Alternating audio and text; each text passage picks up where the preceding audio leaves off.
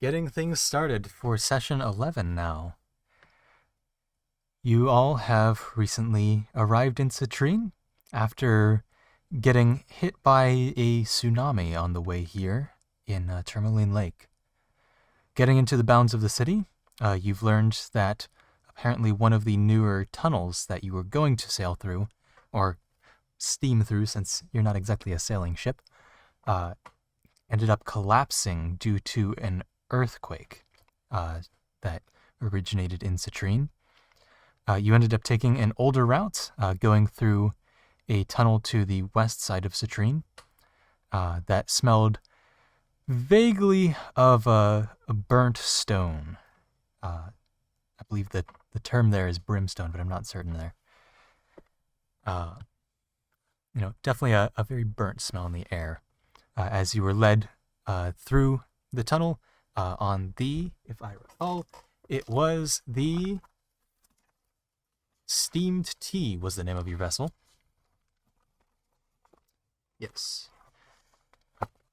As you exited the tunnel, which took a while to go through, as you were trailing a ship that was guiding you through the tunnel, you exited the tunnel, leaving that ship behind, and getting your first view of the ginormous Platinum Palace of Citrine, this multi-mile wide single building built at the highest level of the enormous, I believe, 42-mile wide gem city centered around Citrine Mountain.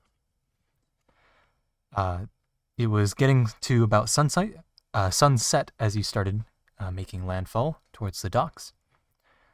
And that is where we leave, or where we left off. You can see, if we go over to the map now, you've got your pink player token there, or your party token. You can see to the north of you, along this very steep embankment, there is an area that seems to lack the sort of vegetation that sort of surrounds this sort of valley that this lake sits in. And so it's just bare stone there. And towards the top of it, you hear a lot of what sounds to be rumbling or construction work. You're not entirely sure from this sort of vantage point. But as you look up and take a second to sort of take in the city around you, or the sort of city up on the shelf above you, towards the top of that, you do hear and then see and then hear, because that's how speeds work, a giant fireball at the top of this sort of valley, or like carved out section of the mountain there, go off as a trickle of water begins to flow once more down this embankment. Presumably, this is probably from some sort of mage who is using fireballs to clear out the rubble here. Another thing you can also see, traveling into the city here, is what's left of the setting sun hitting a giant landslide that has covered much of this portion of the city. You can see that on these steps, there are the occasional house poked out, the occasional house just completely torn off base and rolled down the mountain, and a fair bit of destruction in that area. However, that is multiple miles away, although it is quite high up, so you can still barely see it. But you make your landfall here with the rest of the crew. All right.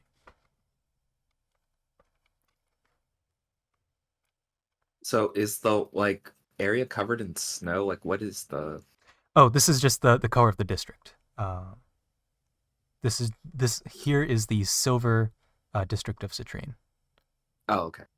So we got the copper district over here, and then the golden district over here, and then the platinum palace is this giant area. Okay.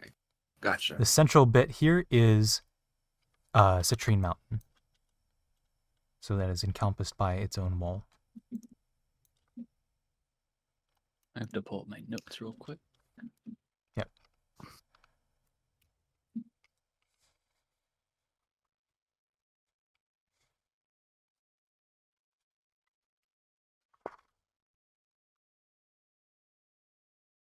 Having started the docking process, Captain Tilo comes down from the captain's deck and greets all of you, getting ready to have you all sent off.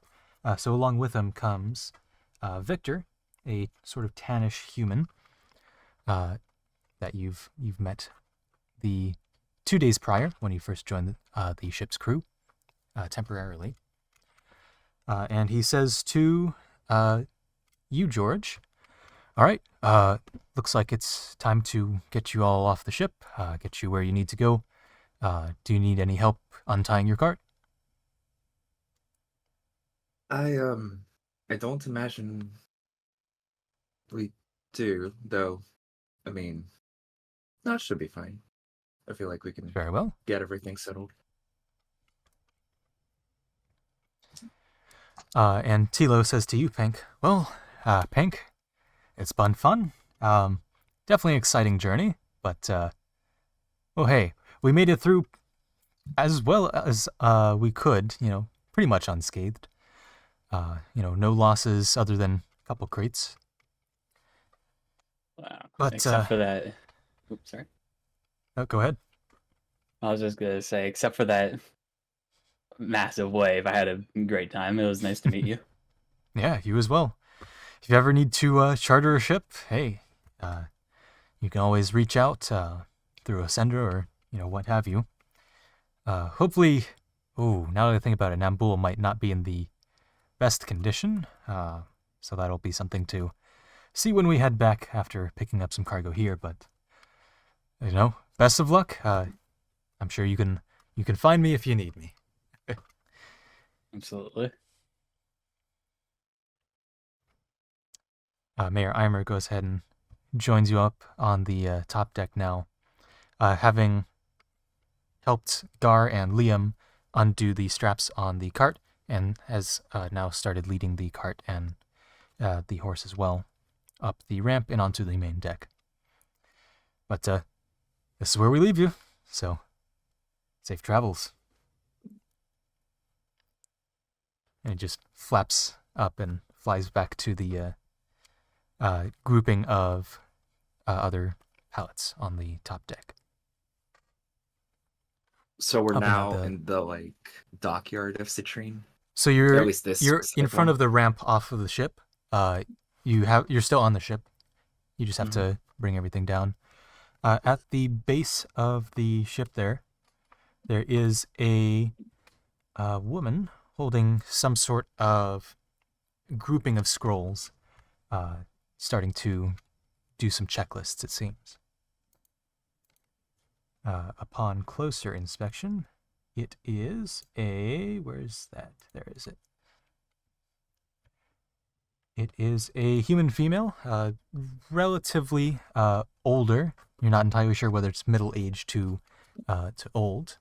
And she has greenish hair, which is a bit unique. But she seems to be marking things down, taking sort of records of, what might have gone on with this ship, as there seems to have been a handful of other ships as well at this dock, or at this sort of port, that maybe haven't fared as well as your ship.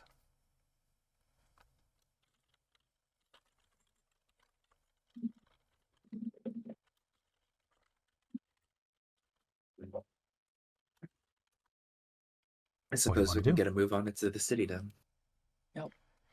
Have we already gotten the cart undone? Yep, Mayor Eimer and the rest helped lead the cart back up to the top of the deck. Okay. Oh, yeah. Are there- yes. Oh, sorry. Are there any frayed ropes on the cart? On the cart itself was well tied down thanks to Gar, so there aren't any frayed ropes on the cart yet. Actually, I will double check, because I do remember Gar did fall onto the canvas. I don't know if it ripped slightly. There is a slight tear, or maybe looseness to part of the canvas that George, in fact, could mend. Well, yes, I would like to walk up and mend it. All right. As you walk up to board onto the cart as well, You go ahead and mend that section of the cloth that had sort of pulled apart a fair bit as it just goes back together. It's pretty seamless. You all get onto the cart and start driving it down the ramp onto the deck. Alright. The woman at the base goes and says to Mayor Eimer, who's piloting the, driving the cart here. So, what cargo do we have here? And he goes ahead and pipes up and says, we have some crop shipments all the way out from the west wing of Edelstein, from Boone Farm. That should be in the manifest you have received from the captain. Yes.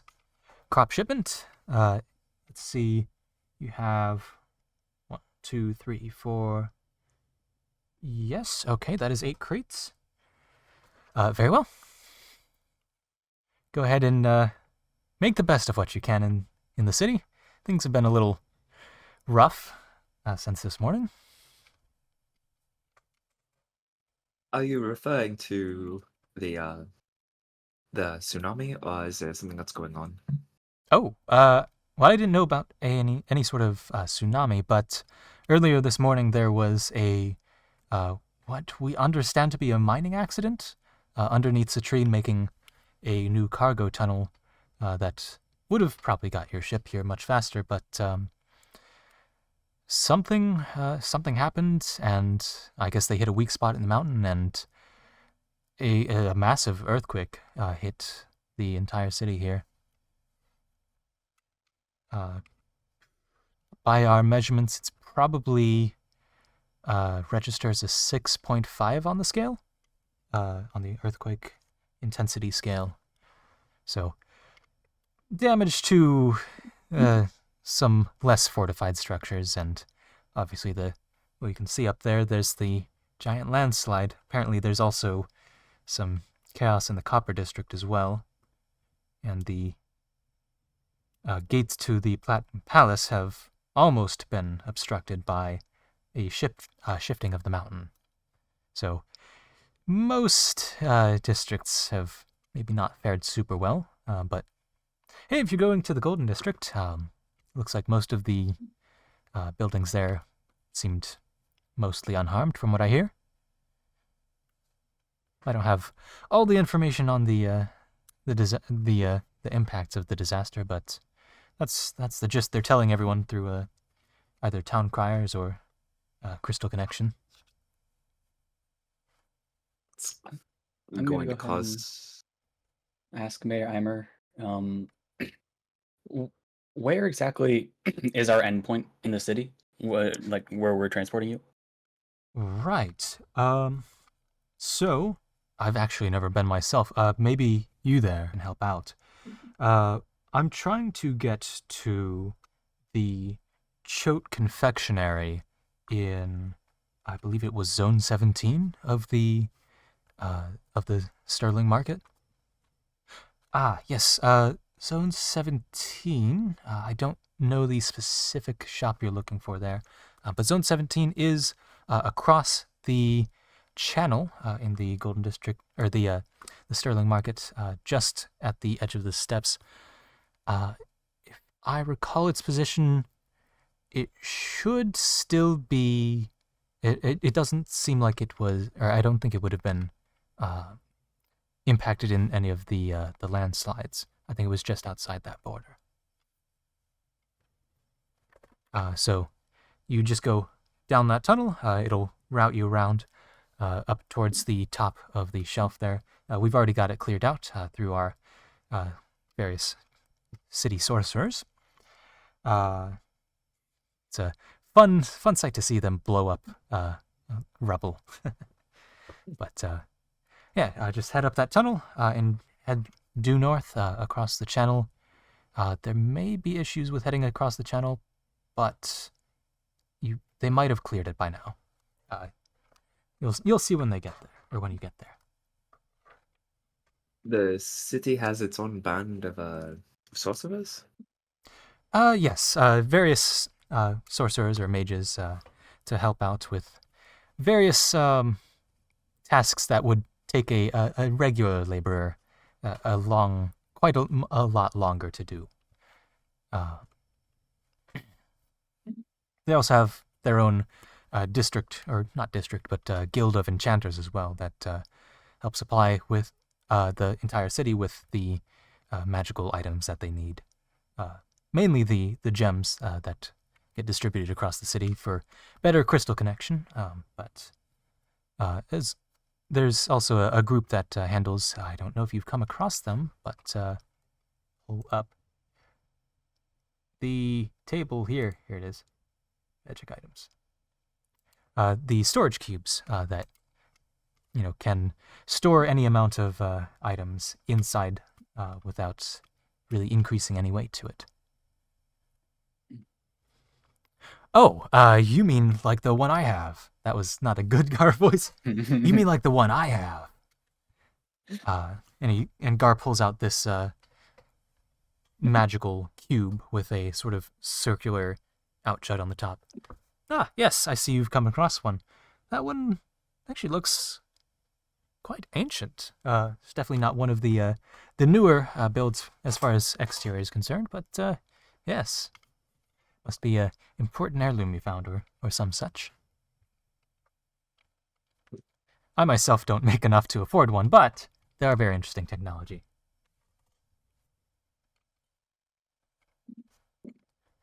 Well, thanks for the direction, says Mayor Armor.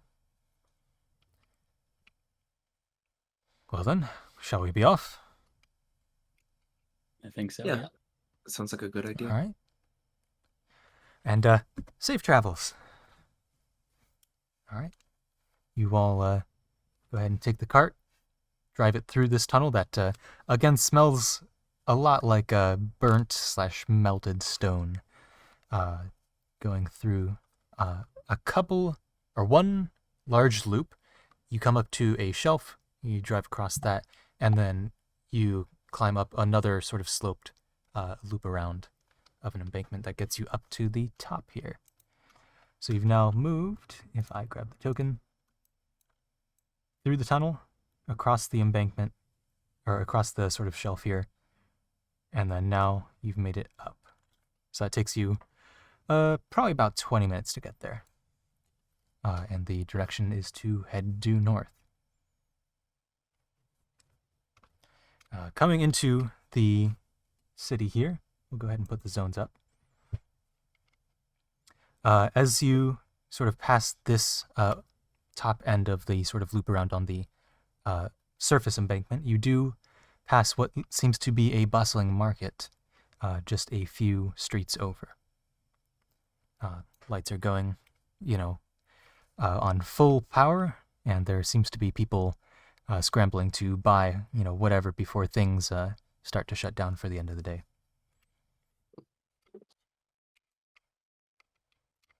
Did the typographical lines get removed to better show the zones? Oh, sure. Elevation. There we go. Cool.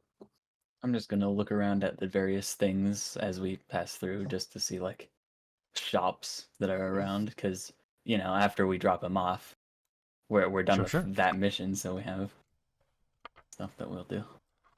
Yeah, so as you can see in this zone here, there is the fairly sizable market, probably about half a mile wide in sort of radius, or not radius, diameter, that's sort of centralized on this area here. There seems to be a handful of various stalls, whether it be food, clothing, or general sort of tools or knickknacks, as well as a handful of what looks to be potion sellers and magic item sellers as well. Going through the streets here, what you begin to take a fair note of, I'm starting to move the land. Going through the area Average here. God thing. Whoops, I accidentally moved the city by a mile. Level 20 But what you start to notice wizard. as you you go through the various streets here is that every building you pass seems to be a sort of 2 by 2 grouping of shops organized into a block, each building being about 2 stories tall, made of similar brownstone bricks to the giant, if I recall, 100-meter wall of Citrine off this way that you can see just over the horizon. Actually, with this distance, you can see that far. So yeah, you can take in the full breadth of the wall from where you are through just the various gaps in the streets. And you just see a absolute plethora of different shop fronts. It seems every building unit has 2 to 4 shops in it. If there's anything specific you want to look out for, you can go ahead. I believe I've read about Citrine a little in the past, but it's overwhelming how seemingly vast it is. It doesn't seem to ever end. I don't personally think I've ever been to a place of this scale before. This is I- fairly impressive.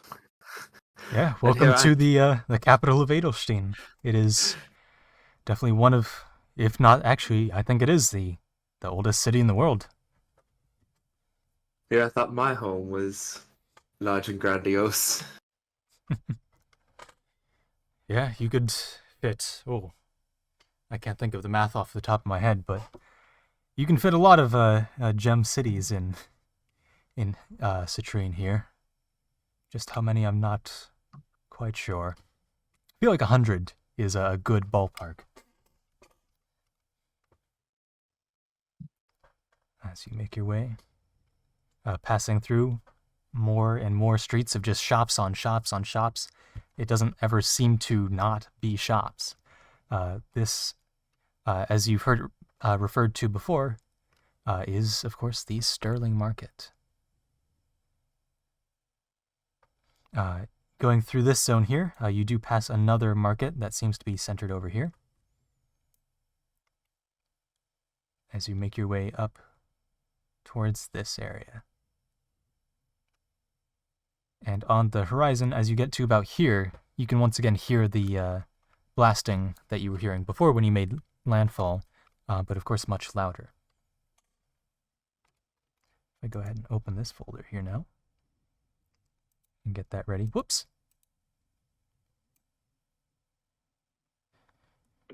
Oh, could we get DM music? Yes, In music. a moment. I think when we get to the destination, we'll get the music on. All right. So eventually you make your way over to the bridge here, which does seem cleared off, although slightly damaged. This is a bridge that seems to only be about 5 carts wide, and it seems to be the only bridge sort of that you can see as you get to this sort of embankment here. You can see a variety of people in golden robes, if I recall the color of citrine. Yeah, a sort of golden or fiery orange sort of mix is sort of the general color palette of citrine city workers. As you get What over kind here, of bridge is this? this is a stone bridge. It is just made of what looks to be, I'd say, probably andesite. It is just a flat bridge on the top with very sort of short guardrails on the side and just a large arc through the center there. It's a very simplistic bridge. No top arc. It's all very flat. Although it is a fairly long bridge for, its width.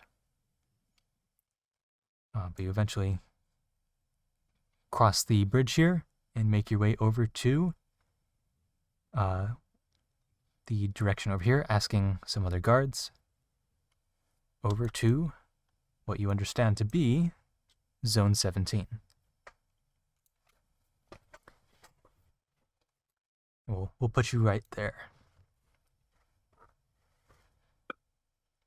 All right. As far as I understand, this is Zone 17 here. Now we just need to look out for the confectionery shop. Um, hmm. Do you have any idea what might be in the zone?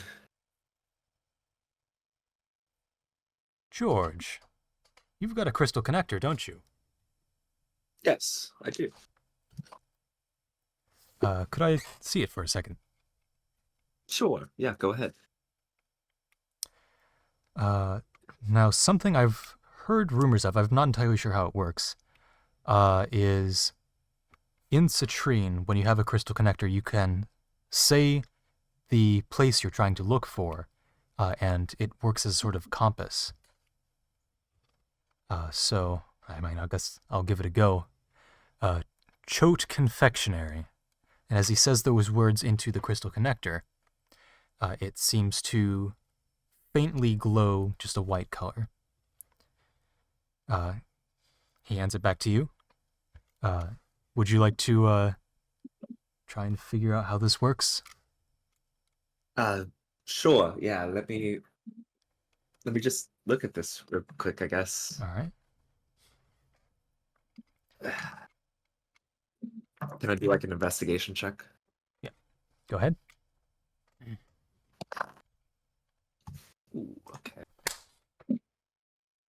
Did you get it? Wild. I did not. Damn. That is a 19. 19. So holding this crystal connector that you've purchased all the way back in Fennec, I do recall. You begin to hold it out in different directions, and if I go ahead and switch over to player view for a second to double check the map locations. There we go. So you hold it out in front of you, start waving it, and what you find is that when you wave it in probably about a 5-degree range of you, it seems to light up a much brighter white. And this is off forward and a bit to the right of you. Is there like a direct road on that way? The road goes forward, and then the degree, or like the angle you're looking for, is a little bit off to the right. If I go back to map view here, there we go. So the road goes this way, and it seems to be pointing off in this direction somewhere. Well, we either can try to cut through buildings or follow the road and take a turn. The road it is. All right. You start moving off this way. Cutting through buildings seems pretty fun. And what you notice also going through Citrine here is a handful of railway networks. Just iron rails that are positioned into the ground here, and occasionally as you come across them, there will be a large sort of cart-like mechanism driving along them, carrying various passengers. These are covered carts made of what seems to be either some sort of amorphous white metal, most likely iron or steel. You're not entirely certain. Or perhaps this is sterling silver, given that it's the Sterling District, but you haven't quite come to inspect them. And I will put these back up here. But eventually, you get to the location that you're going. Whoops, I actually put you a little bit farther. Over to Choate Confections. In this sort of shop front here, on this side of the street, there are two entrances. One on the left appears to be some sort of hat shop with various hats in the windows, but on the door there's a sign that looks like it was painted and tacked on very quickly. And on the right there is a sort of lit up window front or storefront that has various faux baked goods in the window. and a sign above it that says Choke Confections. And in that sign, there is an embedded, as with all of the shops, there's an embedded citrine crystal. I'm going to double check if I put a citrine crystal in here. No, I did not. We can fix that though. But this seems to be where you're going. Say my armor. Yep. Would there be time for us to stop by the shop next door once we get everything sorted in the confectionery? I don't see why not. Once we park the cart, well, after a little over a week's journey, your contract will be up. You have all successfully brought me to Citrine. This here is my destination. Wasn't part of our contract to also make sure you know, make it to accepting the position? I mean, if you would like to, you're more than welcome to stay around and check it out. That's another thing I do need to Crystal to connect for, but I'll do it with the Crystal connector owned by the lovely folks who run this place. As he starts to get out of the cart here and just knock on the door, and then try the doorknob, and it seems to open. Do the rest of you want to follow? I'll follow. I'll also follow. All right. I'll go ahead and stay back with the cart, says Liam. Sort of just taking in the various sights of the city, also never having been here before. And Gar seems to be just writing in his journal, very sort of zoned into it. Whether or not he's working on a spell or whatnot, you're not entirely sure. But the rest of you go ahead and head into the shop and see.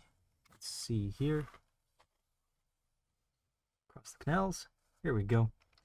You see an old woman at the counter here. Sort of a shorter human woman with wispy white hairs on the side, sort of thinning at the top, and a pair of sort of thin glasses towards the sort of edge of her nose. Hello. Welcome to the Choke Confectionery. My name's Jean. How can I help you?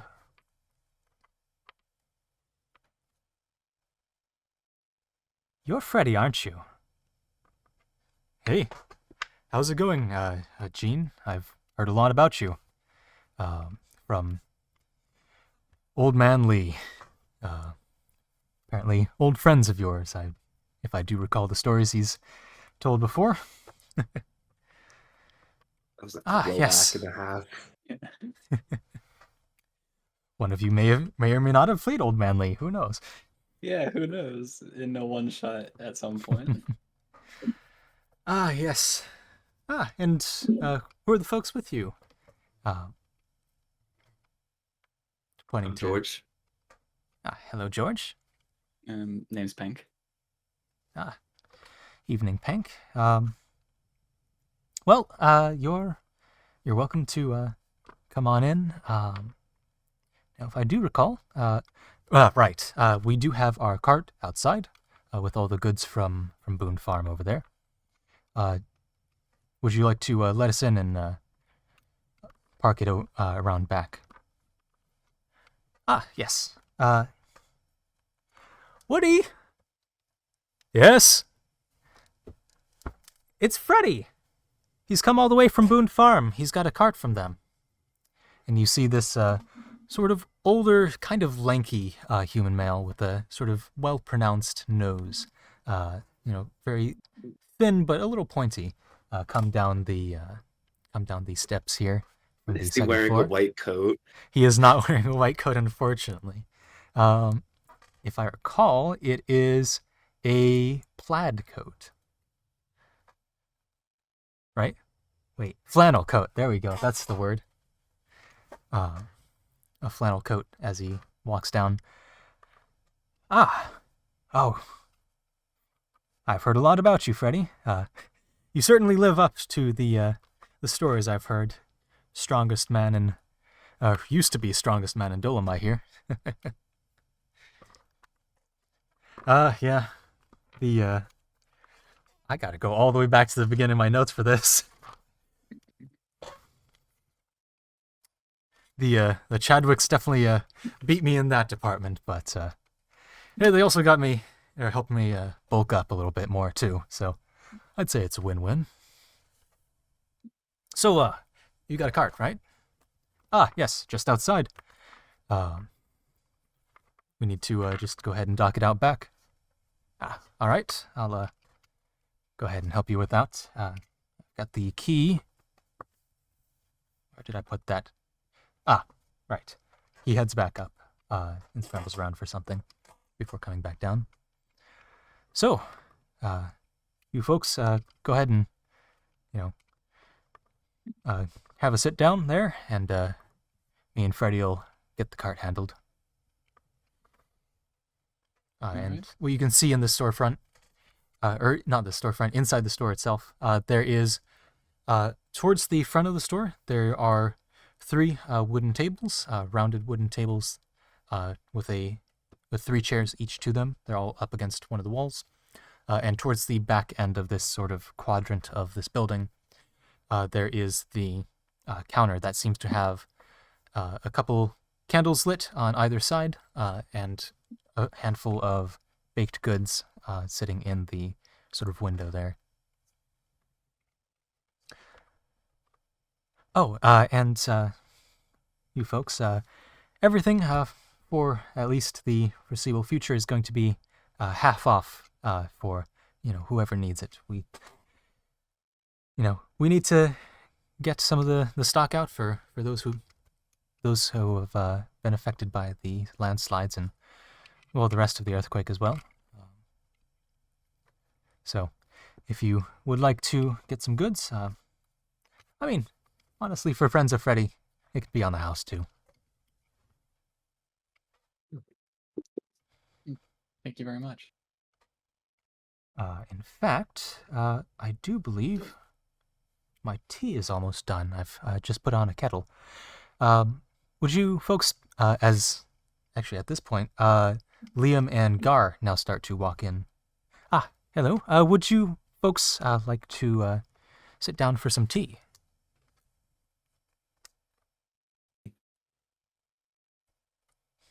Sure. I'll take some tea. Sure. And you folks, are you also with Freddy? Yeah. He's just out parking the cart. I'm not entirely sure where we are in the city, but hey, I'm always down for tea. All right, I'll go get that done. And she also heads back into the back end of the shop. You're all sort of So- in this storefront alone for the time being. Are the baked goods, are they just like, do we get it, and then like how do we get them? Are they like behind a counter or something? Or Yeah, do they're behind the counter, so you'd have to ask for them. But there are cakes, there are cookies, there are various loaves of bread, various what look to be pies as well, and some sort of jelly-looking confections that you're not entirely sure what they are. you had me at bread? Of the breads there is a sort of darker brown bread, there's a lighter brown bread, and there's a sort of in-between of those 2 colors that seems to have crushed up nuts sprinkled on top. The one with the lighter brown color seems to be half a loaf is left of that. I think I'm gonna ask for one of the slice of the nut bread. All right. So eventually, Jean comes out of the back end of the shop here with a kettle, and then, in the other hand, carrying a handful just of sort of pints for the tea. Sets them on the counter. So, who would like what? Could you repeat the bread because I disconnected? Ah, so there's a lighter brown loaf of bread that seems to be half sold. So the other half is still sitting in the window there. There's a darker brown loaf, and then there's a sort of in between color of those two, with crushed up nuts. These look to be walnuts on the top. I think I'll take some of the darker brown loaf. Darker brown loaf. All right. She goes ahead and pulls the 2 loaves out for you two. And Gar goes ahead and gets a sweet roll as well. And Liam decides to pass on the food, not wanting to take off his mask, presumably. All right. She takes the 2 loaves out. She cuts off probably about a 3/4 inch slice out of each of the loaf for each of you, and hands Gar the sweet roll. And who all would like tea? I'll I'll take take some tea. please. You too. And how about you, Turtle Man? What might your name be? Ah, it's Gar. Nice to meet you. I guess.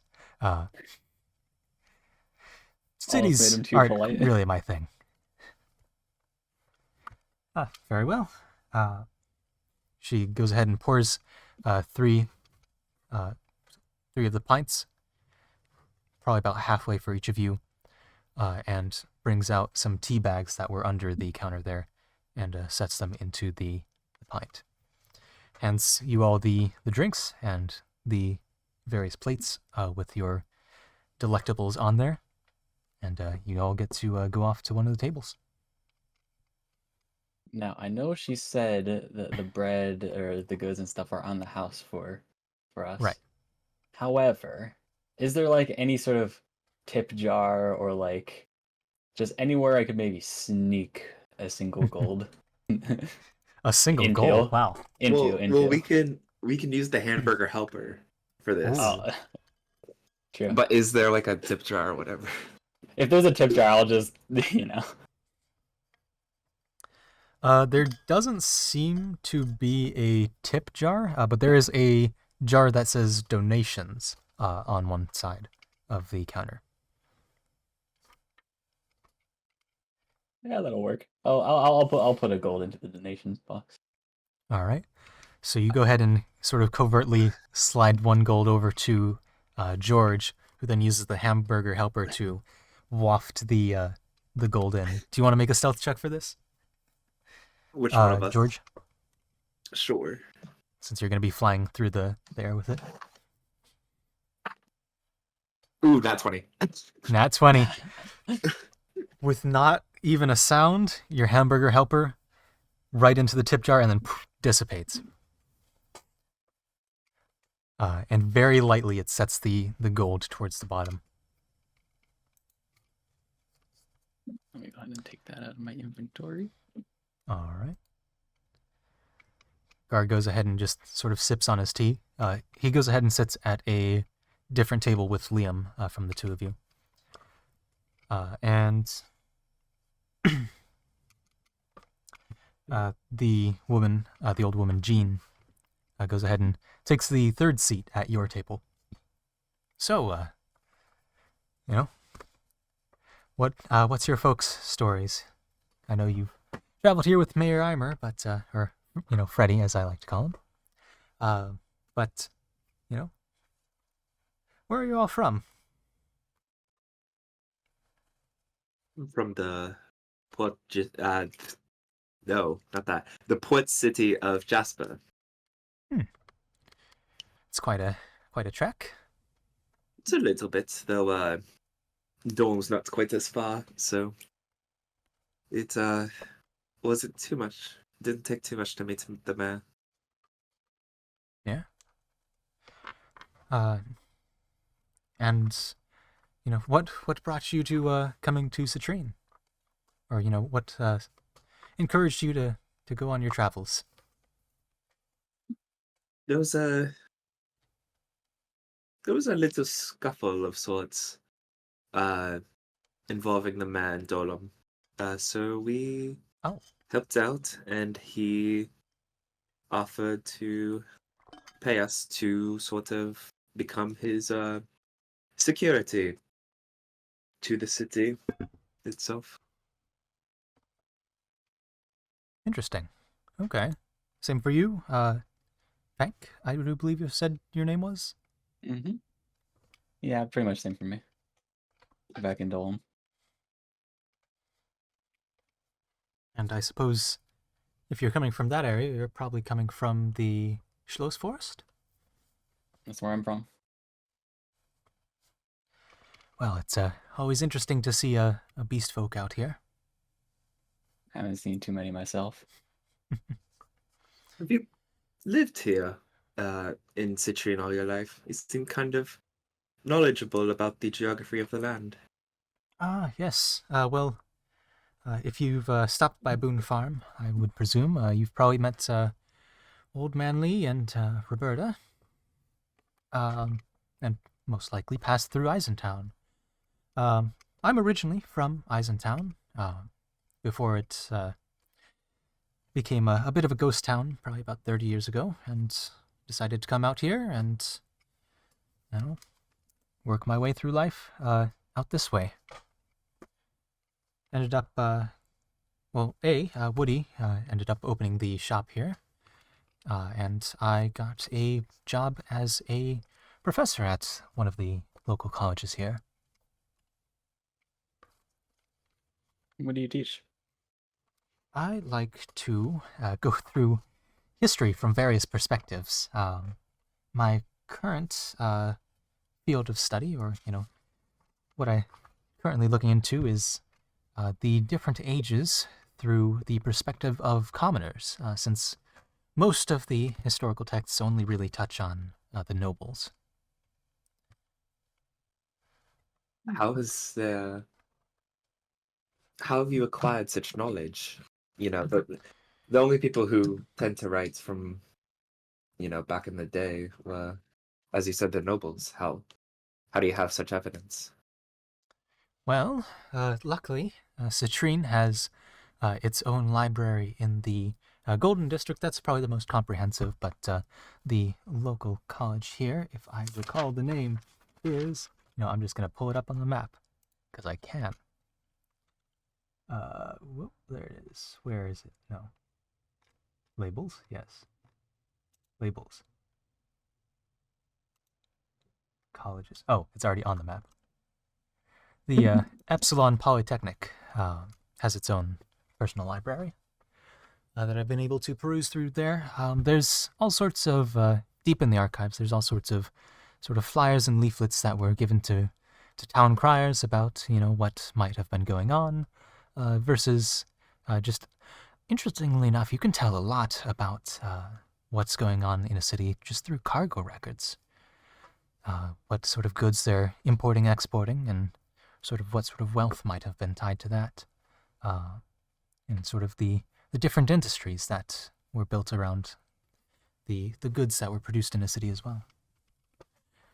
It's a bit boring for some of my students, but I mean, hey, they're paying for the class anyway. Are you suggesting that?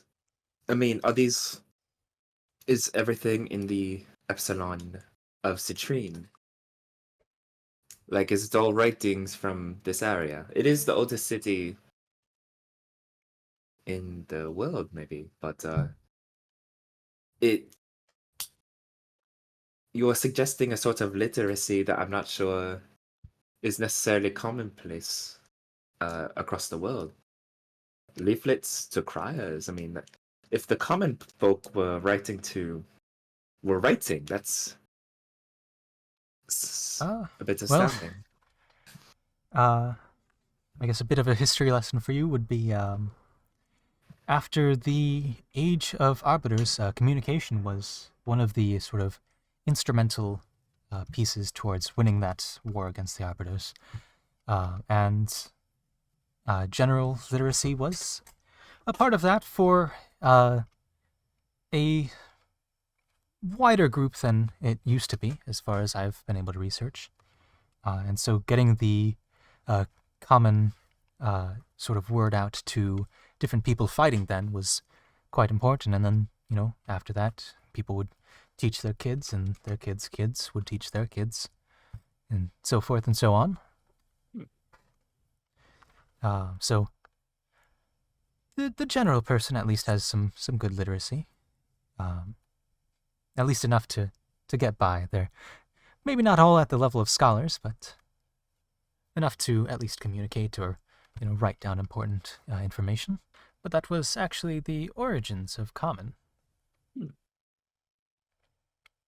Is there are you familiar with how long we've been able to use gem connectors as communication devices? Well, this is another dive into history here. So the very beginning of the crystalline era, the way we mark our years, actually started with the ability to have the gem system to communicate through. So that dates back, all the way to 16,180 years ago, with the first gem city being Citrine and other gem cities to follow. The Citrine's the only one that stayed as Citrine through the years, but other names have shuffled around. But the ability to communicate really sort of launched us into a new age, so to speak. And there's not been such a impactful technological jump since then, or as impactful technological jump. So that's kind of why we still have the year marked as it is. Some of it also just has to do with the fact that Citrine's kind of the biggest governing body in the world, but that's maybe a tangent for another time. At this point, Mayor Eimer and Woody come back in. Ah, so we're having tea. I'd be interested in, looks like you're using pints. Oh, yes. And Jean goes ahead and gets up and pours out another couple glasses of tea, or pints of tea. And Mayor and Eimer and Woody go ahead and sit at the third table there.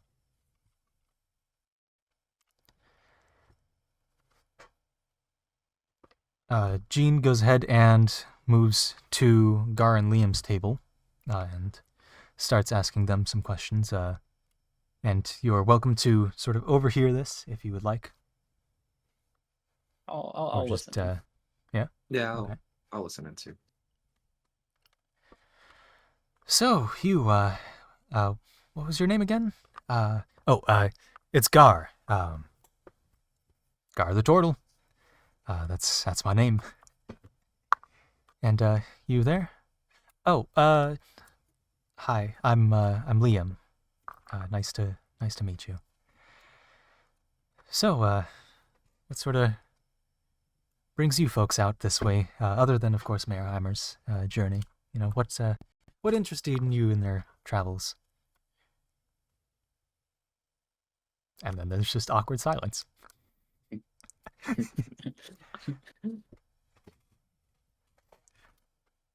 Broken by Liam, says, I just felt like getting away from the city I'm from and going on on my own journey.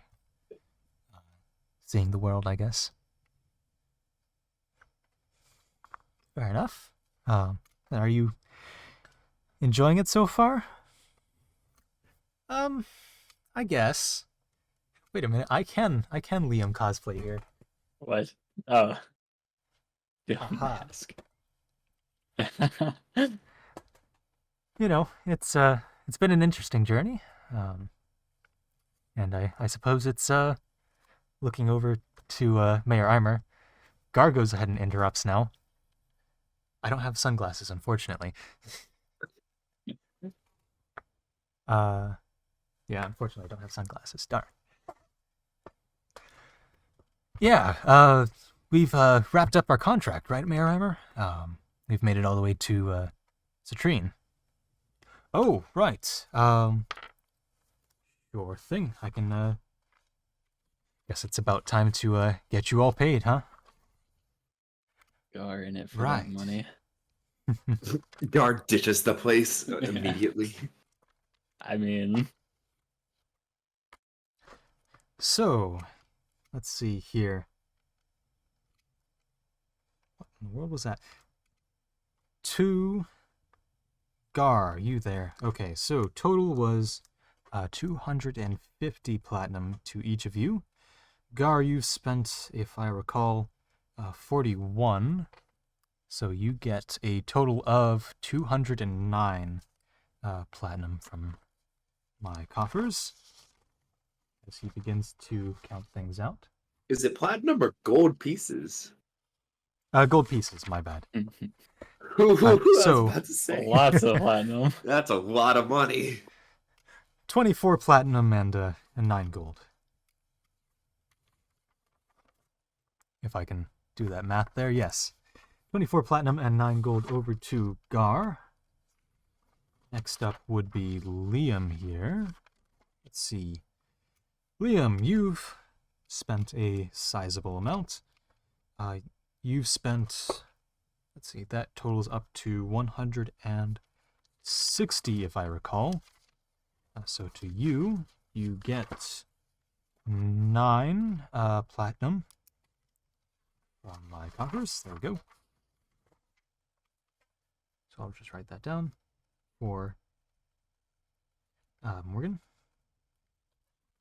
Next up would be, I know someone else also spent something. I spent, I think, most of mine. I spent Yeah. like half of mine, I think.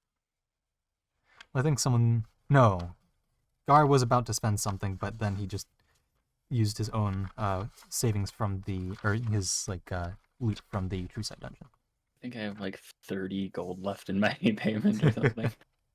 Pink, you spent a total of 200 platinum, or 200 gold. So to you, that's 5 platinum. All right. Spent 200 platinum. You're now in forever life In debt, debt. to where I were. It's a good thing you So- won't live very long. Yeah. 5 platinum to you. Don't spend it all in one place. Thank you. And to George, you spent a total of 130 gold. So to you, that is 12 platinum. Just because you said that, I'm going to spend it all in one place. I mean, hey, there's certainly plenty of places where you can blow out your coffers if you need be. Is it time to go gambling? Is there places to gamble in Citrine? That's a good question. You'd probably be knowledgeable on that, Woody. What are you talking about? I clearly don't know that there's a place in the Copper District called the let's see if I recall, it was the Pearl Necklace in the Copper District. You definitely can't make some big winnings there, and I definitely, won't ever be back there looking at Jean ever again. I mean, ever in the first place. Yes. And they both sort of chuckle at each other. Okay, so there is a casino. Good to know. Hank has never gone gambling in his life. George hasn't either, but he can also make money in a different way.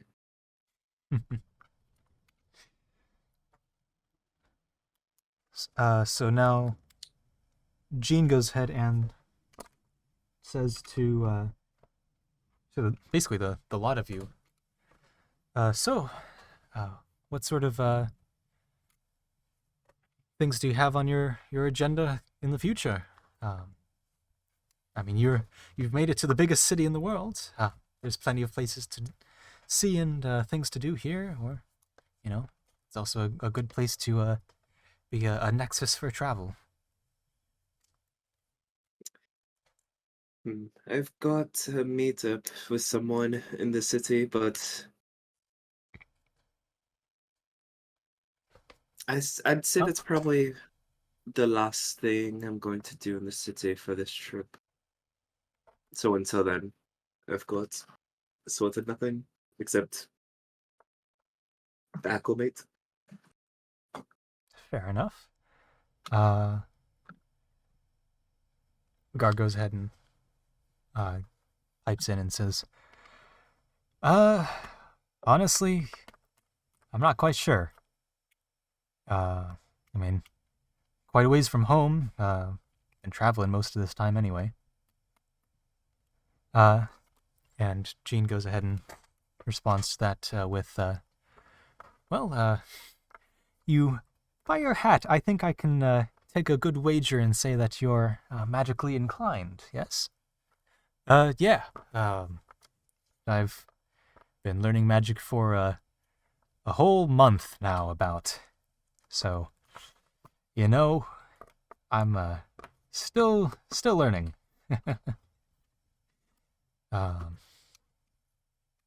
I've considered checking out one of the colleges, I guess, but I don't know. Being stuck in a city isn't quite my style. Well, I would agree with not spending time in a college, especially in Citrine there. As someone who works there, I will 100% agree that they are very much overpriced. But if you want something that's not quite in the hustle and bustle of the city, it's probably worth your time to visit Aleph Mountain, just outside the northern end of Citrine. That journey there through the mountain is quite a informative one for learning the fundamentals of magic. And well, there is a barrier of entry of 50 gold to take the journey. As long as you have someone who's graduated from a college in Citrine, they can basically be your, they can vouch for your journey and sort of be a bit of a mentor, and the journey can be free for you, if you're interested in that.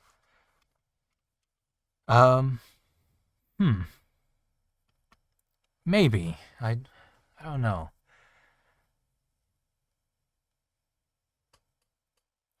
Well, if you're ever interested, I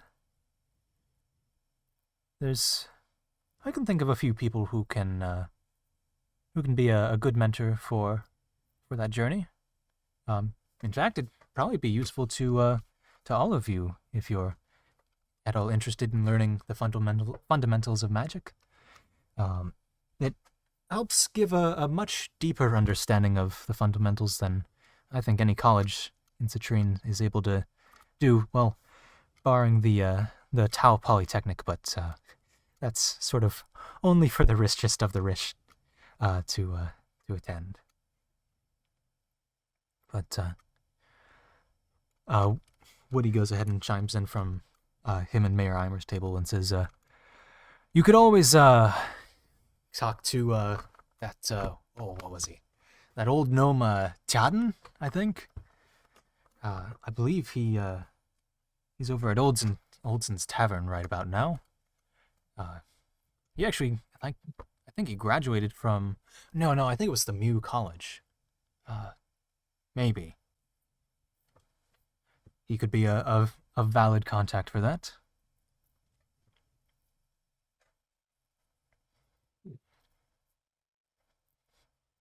What about you, what about you, Pink? Says Mayor Eimer. If I'm being honest, I haven't really thought that far yet. I don't quite know what I'm gonna do. Maybe I'll go back to just wandering, adventuring around, going from place to place. Been doing it for a while, so. Yeah. Don't know.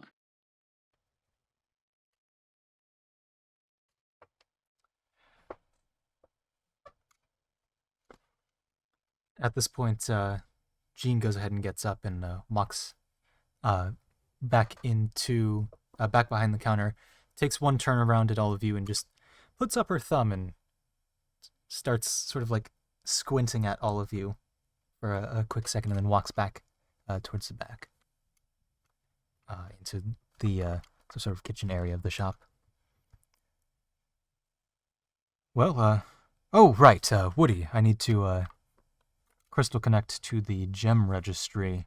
Would you mind if I use your connector? Oh, sure. I actually do have it on me this time. Here you go. He pulls out a golden crystal connector. Hands it over to Mayor Eimer. Here we go.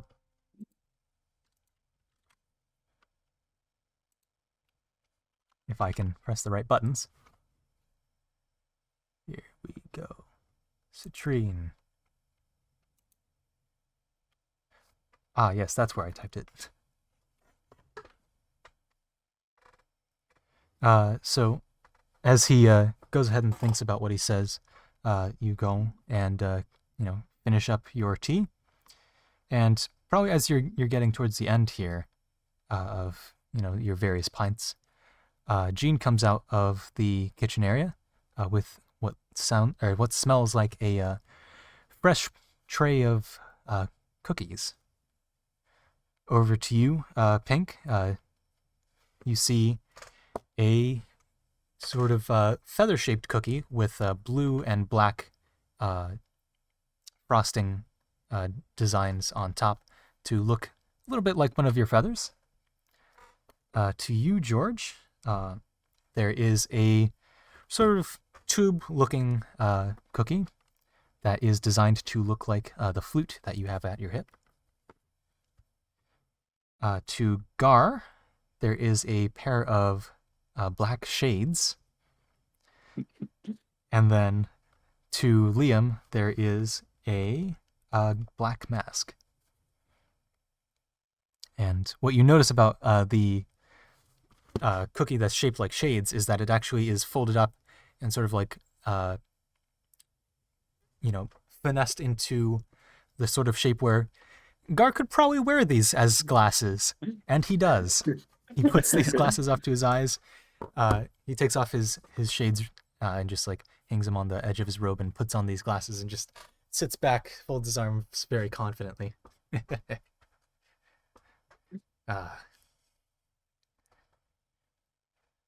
You all look very great through these glasses, I must say.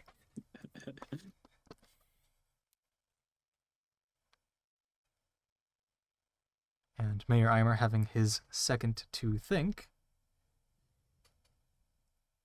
All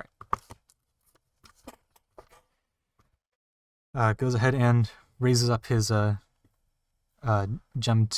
or raises up the crystal connector to his mouth and says, all right, I'm going to go ahead and send this message real quick. Gives it a bit of a squeeze, which is plenty. He's got plenty of strength just in the tips of his fingers to squeeze the crystal connector. And says, greetings, Gem Registry. This is Mayor Frederick Eimer of Dolam. I've arrived despite recent events.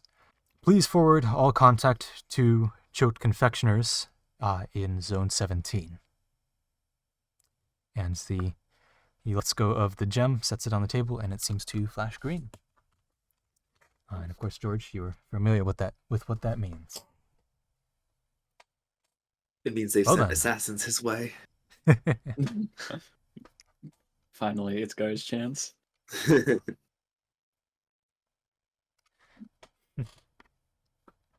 Gar goes ahead and takes off his shades and starts dipping them in the tea and just eating the shade biscuits. I'll also start eating my feather biscuit. Yeah. Yeah, I'll eat the flute cookie.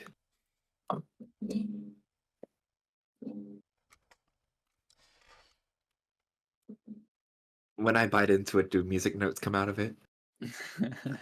That's a good question. What are her spells? She would have that spell. So as you go ahead and bite into it, Jean goes ahead and casts forth a little spell towards your way as you start to hear a little bit of, oh snap, I wasn't sharing the music when we got here, but hey, I can totally do that now. Let's go ahead and share screen. You hear just a little bit of music come out of your flute, Cookie. Ha, says Woody. It's a classic traveling song.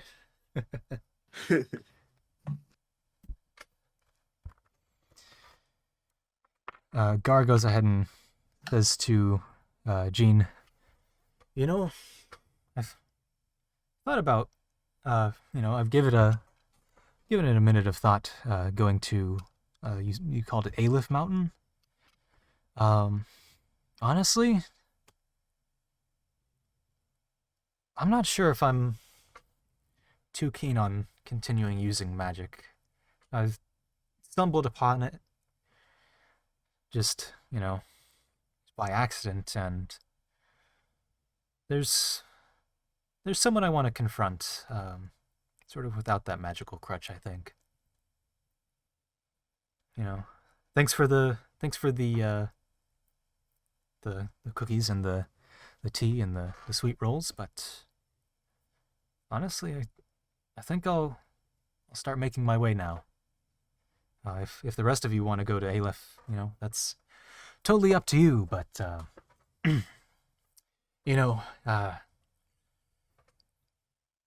I think this is where my journey with y'all is wrapped up. I think I want to, get out of the city and head my own way for now. Reasonable Yeah. enough. Mhm. Goes ahead and gets up, cracks his fingers, and begins to walk out of the Choke Confectionaries. Goes ahead and just opens the door, and as he does, a shorter individual walks in. A shorter, old-looking man who just barely bumps into Gar. Oh, sorry about that.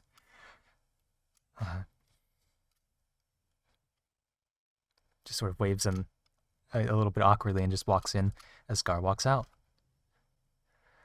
He seems to be carrying a sack at his side here, and out of the sack, hello, Jean. Chadden, back from your journey, I see. We were actually just talking about you.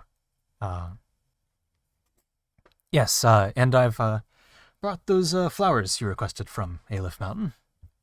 If I recall, we agreed upon 1 gold for the rarer species.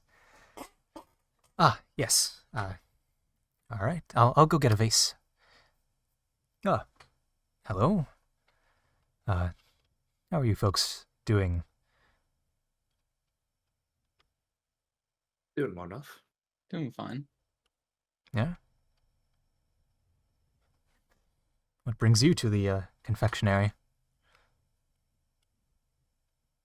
We were sort of on a mission to escort Mayor Eimer here. So we were. Suppose he's the regal-looking individual? Yeah, yes. Hello. At this point, Jean goes ahead and brings out a vase full of water. Here you go. Reaching all the way up to hand the flowers over to her. She goes ahead and puts them in the vase and goes ahead and transfers a gold over to Tjaden here. Would you care for some tea while you're in? Yeah, sure, why not? It's been a bit of a journey, and looks like my abode's been covered in dirt, so I'll need somewhere to stay. Probably go to Oldson's.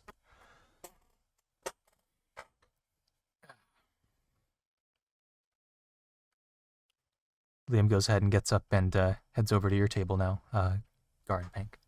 So it's now just the 3 of you at your table. So, uh, what now?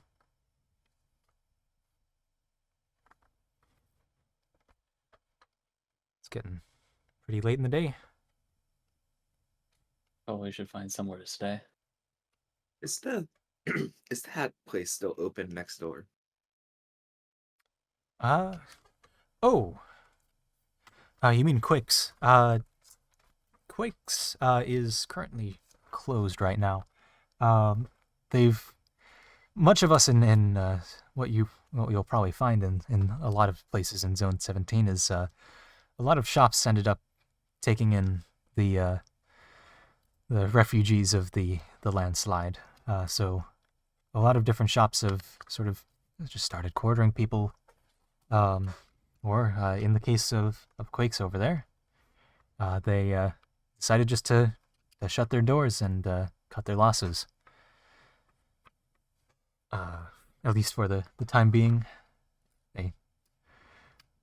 I mean, I suppose it's reasonable enough just to close up, because it is just just him over there, and he just has the one place to sleep. Otherwise, people would just be sleeping on the floor.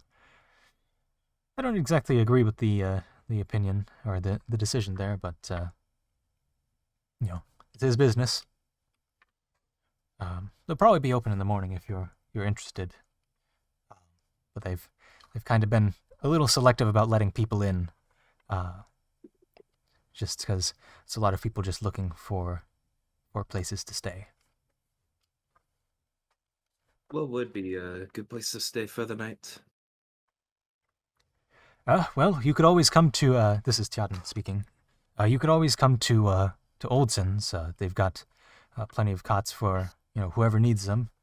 The night stay is, if I recall, just a silver, but they've cut it down back to 5 copper for a night in recent times. There should be enough room for the 3 of you, 4 of you, depending on who goes where. Ah, yes. I'll be staying here with the in the Choate confectionery with Jean and Woody. Ah, fair enough. I do know they do have a couple spare beds. But yeah, you are welcome to come on by Oldson's. They've got good drinks, good food. Well, good as you can get right about now. And plenty of space to stay. All right. Sounds So good to me. I guess that's lodging taken care of. Yeah. I'm down to make our way now if you guys are. Where is this Oldson's? Oldson's? Oh, it's just to the south of here. Probably about 3 blocks south, 1 block to the west. So not too far. All right, yeah. I'm good to make our way there now. Then Fair let's enough. be off.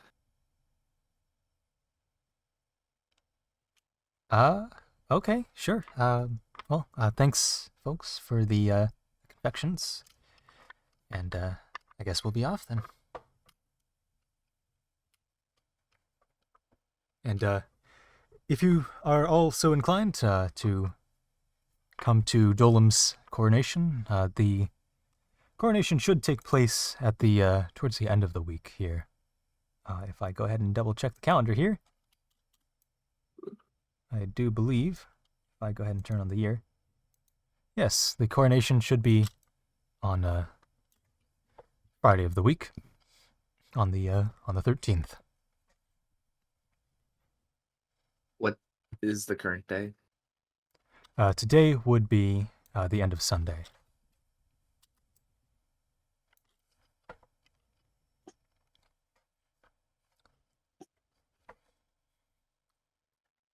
All right. Well, happy trails, and I'll see you if I see you. All right. And before we leave, I'm going to I'm gonna go over and offer a handshake to Mayor Armor. I'll do the Raises out same. his hand. Raises out his other hand. I'm gonna give him as firm of a handshake as I can. Roll me a strength check. Both of you. All right. Gonna lose my arm, but whatever. That +0 strength really coming in clutch. Unless I roll a nat 20. Unless I roll that 20. Yo. I need to message Did you Morgan both get and nat be 20s? like, yeah. Dang. Okay. Yeah. You all give him a very commendable handshake. Liam goes ahead and does the same with a nat 1. Wow. Just sort of like gets his arm just kind of flopped about. Well, it's been a journey. Feel free to stop in by Dolm as well if you don't end up turning by the coronation. Should be held in the Golden District, although I don't know if they will have it in the same place. My guess is, if it hasn't been covered up by the landslides, it's probably going to be in the Terrace of Ages.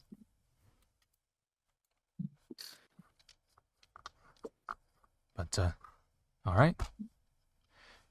You all head out into the street, following this, sort of shorter man here, Tiaden. He's probably a whole, maybe like 4 feet at best. 4 feet on a good day with his hat. All right, yeah, it's just this way. And actually, yeah. As you're walking by, both of you seem to, at the same time, stumble over a crack in the ground here. Go ahead and make me just a quick dexterity saving throw. I'm gonna use one of my new d20s to see how Ooh. cursed they are. And you said it's a dex saving? Or Mhm. dex check? Yes. What dex. was the roll? Saving throw. Saving throw, okay, yeah. 12. If I can do math, that'll be a 23. 23. Oh, yeah, you're both fine. Pink, definitely so. You get a little bit of a stumble as I go ahead and mute here for something for one of the other players. Mm. And I'll go ahead and go for Liam's stumble as well. Now he gets a natural 14. He's good. So, Gar, as you're walking away from the tavern here, you know, your journey with them has come to an end. And some questions just sort of come across your mind. You know, how did you, come across your sword anyway? You know, how'd you why'd you decide to follow it? You know, you don't really know. You just think back to the random hole you found in the ground near Fennec. And you don't really know much more about the sword or anything that came with it from that. You just know it's guided your journey thus far, but it's just another tool to your own means, I suppose, or I guess you suppose. And another weirder question comes across your mind. You know, not entirely sure why you're thinking it, but you end up thinking it anyway. And that question is, do you wish to be spared from erasure? It's a strange question. I'm not sure why you thought of that, but it doesn't sound like a good thing, so, probably don't want to be erased. And you just continue walking on your way. And you go ahead and turn a corner, and you seem to trip over a stone on the ground and sort of trip over and lose your balance just a little bit. But you're on your feet, and you head back east on your way. All right. So you make your way over to, following this older folk or older individual, you make your way over to Oldson's Tavern.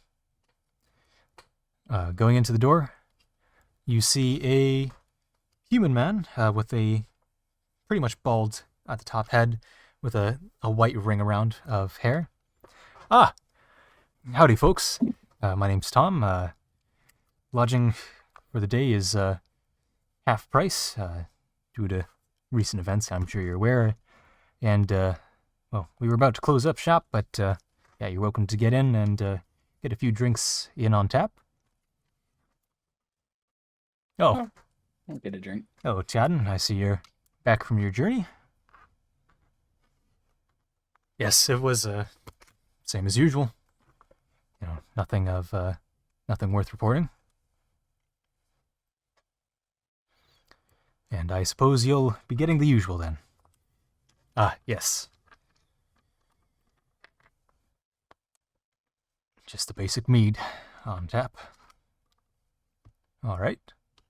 How can I help you all, folks? I'll take a pint. All right, we've got mead. a same mead. Because we all also have a sweet mead. He's going for the more widely produced bitter mead, but I'll take the it's up to sweet you. one. Sweet mead. All right. Today's price is going to be 1 copper for that. What about you there, the Aarakocra? I'll also take a pint of the sweet mead. All right, sweet mead. That'll also be a copper piece. And what are your folks' names? I'm George. George. Shank. Nice to meet you. And Pink, you as well. And you in the back there, looking all shy. Hi, I'm Liam. It just kind of doesn't say much more than that.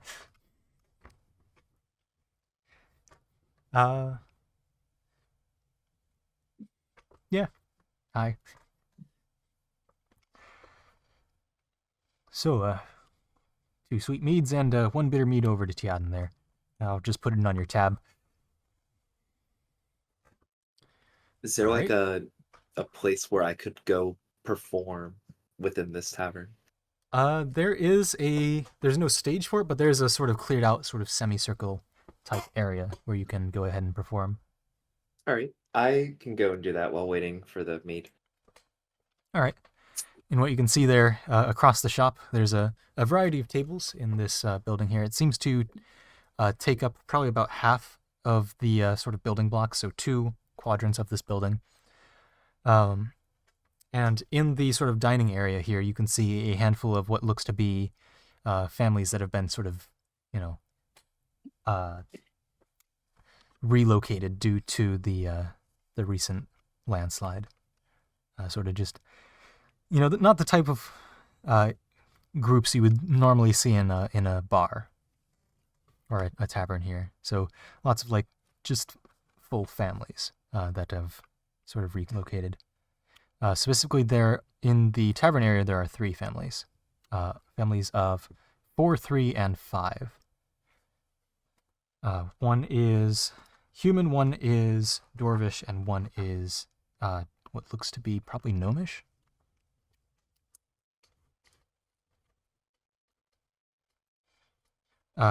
The older looking barmaid goes ahead and brings you your drinks from over at the tavern counter, unless you want to sit at the counter. I wouldn't be sitting at the counter now. All right. I would be sitting closer to where George would be performing if there are any spots around that area. There certainly are. So the older barmaid here goes ahead and hands you a drink, Pink. Goes ahead and brings the bitter mead over to Tiaden, who just goes ahead and sits at the bar. And then over to George, she sets a pint next to you, or no, this would be a bottle next to you, or like a flagon, I guess. What is the word for those small bottles? Trying to think. I don't know. It's a small bottle. And Thank you, sets that dear. on the table next to you. Ah, thank you. And this is a skinnier, older human woman with silver hair that sort of goes to about a bob at shoulder length. What are the decorations like within this tavern? In this tavern specifically, these would be at Oldson's. They seem to be various sort of woodworking crafts and sculptures, either carved in placards or sculptures that are sort of mounted on their own sort of. They've got a placard, then there's a base that comes out. If you're looking specifically for a fish on the wall, there is one of the carvings of a fish, or like sort of inset into a placard. There's a carving of a fish if you want a minor illusion of that. I would like to minor illusion that. Ha. And then start performing. All right. You go ahead and make start performing. Go ahead and give me your performance check there. 22. 22. All right. So you're performing just as good as you usually do. There's a couple points that could be more perfect in your eyes, but to the rest of the people in this tavern here, you're doing a wonderful job. And you can see that some of the sort of children that are maybe looking a little bit more, who were looking a little bit down, sort of take joy in your music.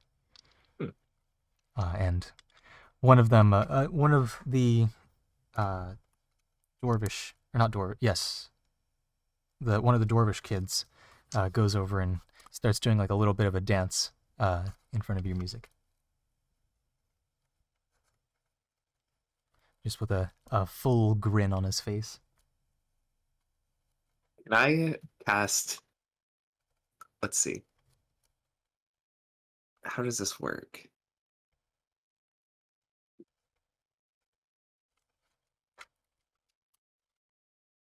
Okay, never mind. Fair enough. Ha. Ha. Ethereal ha out of the air. Due to your minor illusion.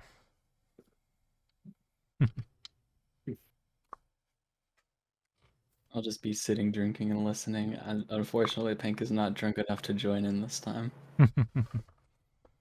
He's not busting it down like the salmon festival. No. Oh no, I mean with my pan flute. Ah, I see. Pink is not going to join in with that. All right. So you have a decent bottle of sweet mead, and George, occasionally you go ahead and get a sip between,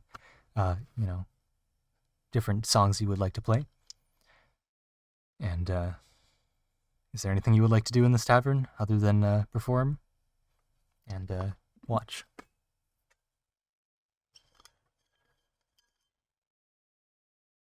I don't think there's much that Pink would be doing. Is Liam just kind of there quietly? Liam's just watching from a corner as per usual. What's the lighting like in this tavern? Lighting here is fairly normal for a tavern. There are sort of torch sconces across the sort of edges of the wall that sort of light the area, as well as not quite a grandiose chandelier, but a bit of a chandelier in the, or like a basic chandelier sort of centered over the tavern area.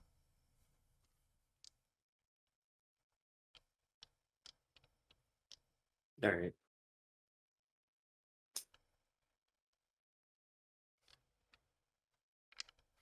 Huh. And with that, do we want to call it a night for that specific day? Yeah, I think Yeah. Yeah. All right. So as you go ahead and finish up in the tavern area, you go ahead and talk to Tom here at the counter, and you go ahead and get. It is 5 copper pieces for a room today. It's not 5 copper pieces for a cot. It's one big room that sort of everyone stays in. I'll go ahead and pay you a silver. Just keep the change. Oh, sure. Much appreciated. We'll go ahead and donate the extra to those in need.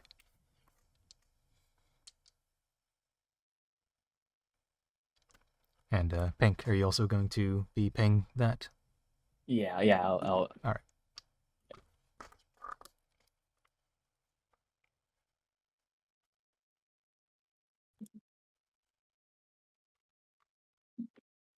All right. When I get over to my cot, can I use prestidigitation to cool it off a little bit? Ooh, okay. Yeah, so coming up to the top floor up the stairs, you can see that the barmaid, who's at this point stopped serving, and as the shop starts to close up, she's sort of organizing different blankets on different cots for everyone. And as she leaves the blanket on your cot and goes over to the next one to put the blanket there, you go ahead and cast prestidigitation, and a sort of wave of coolness exudes from your cot. Ah, that's a curious trick you've got there. Oh yeah, it's a nice thing when you're traveling around without a consistent bed. A bed to Well, call your own. hopefully we can make it the best for you. Oh, this is perfect. Thank you. Ah, no worries. And you can see the gnomish family of 5 has come up towards the top of the stairs here and has started heading towards their cots as well. If Up you on need, this... Yeah, go ahead. if you need, I can grab the lighting once everyone is. Or once you're finished, you don't have to worry about it. Oh, sure. Thank you. And what you can see on the sort of top floor here in this room is there is a central sort of like two-sided fireplace, sort of centered between the... since this shop here is like a two-quadrant shop, in the center area there's a fireplace that sort of heats up the room, keeps warmth in the room, and provides sort of the main light for this area. And then there are a couple rugs on each sort of center of each quadrant. And then just cots lined up all along the edges of the room. Wait, so if I were to put the fire out, would it just make the room freezing? At this time of year, probably not. You're probably towards the middle of spring. Okay. Actually, if I look at the map that I'm sharing here, spring equinox is at the end of the week. Mhm.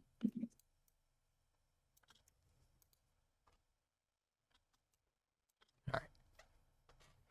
So you go ahead and tuck in for the day. And that is your I evening. Prestidigitation the fire once everyone's settled in. All right. So the human family comes up and the dwarvish family comes up as well. And so if I can do math, the 15 of you in this area here, go ahead and tuck in for the night. And at that point, we will officially start sort of downtime activities. Citrine is yours to sort of explore, and it is up to you how long you want to take downtime. We're no longer officially in any missions. Wow. Indeed. Damn. Well, I feel like I want to buy a hat. That's for You want to sure buy a something I hat? want to do. All right. And then like I feel like could make a little bit of money if I just went toward uh the casino and just played in front. All right. So you want to do hat shop and casino. What are you looking for Pink? I was also thinking about the casino. uh, but before that, I don't know. Because you see, the thing about Pank is he doesn't really care about money. So if he loses it, he doesn't care. Have we long rested at this point? Yes, Right. this would be a long rest. Perfect. Long rest. I finally have spell slots back, which I forgot I used like all of them in healing last time. Casino, and I'll honestly probably take a look around the marketplaces. The marketplaces? Yeah. All right. I'm trying to think if there's anything I like need.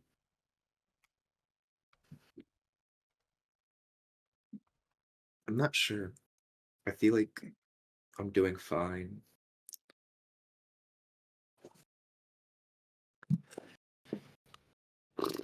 Unfortunately, I do remember that the area above the mountains is protected airspace, so I can't go flying up there. Damn. Yeah, I So was going to specifically, say. over this area here is protected airspace. Over Citrine Mountain. But over the city and everything is fine.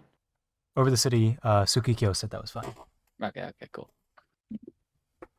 And I specifically have a note in my notes right here saying that the area above the mountains is protected airspace.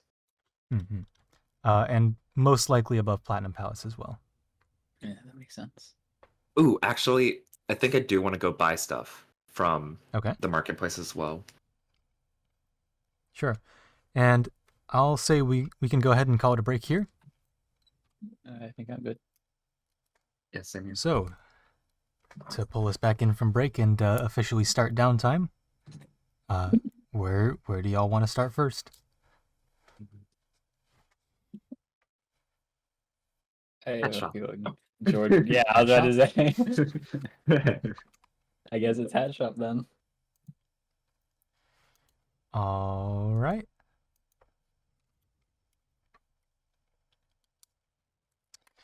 So, heading back over towards the Choate Confectionery, you see Quake's Hattery, just to the left of the Choate Confectionery door.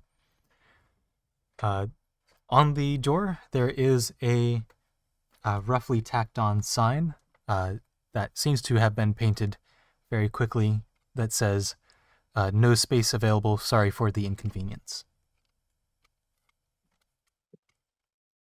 And this is just very quickly painted on, seemingly with white paint, and then tacked onto the door.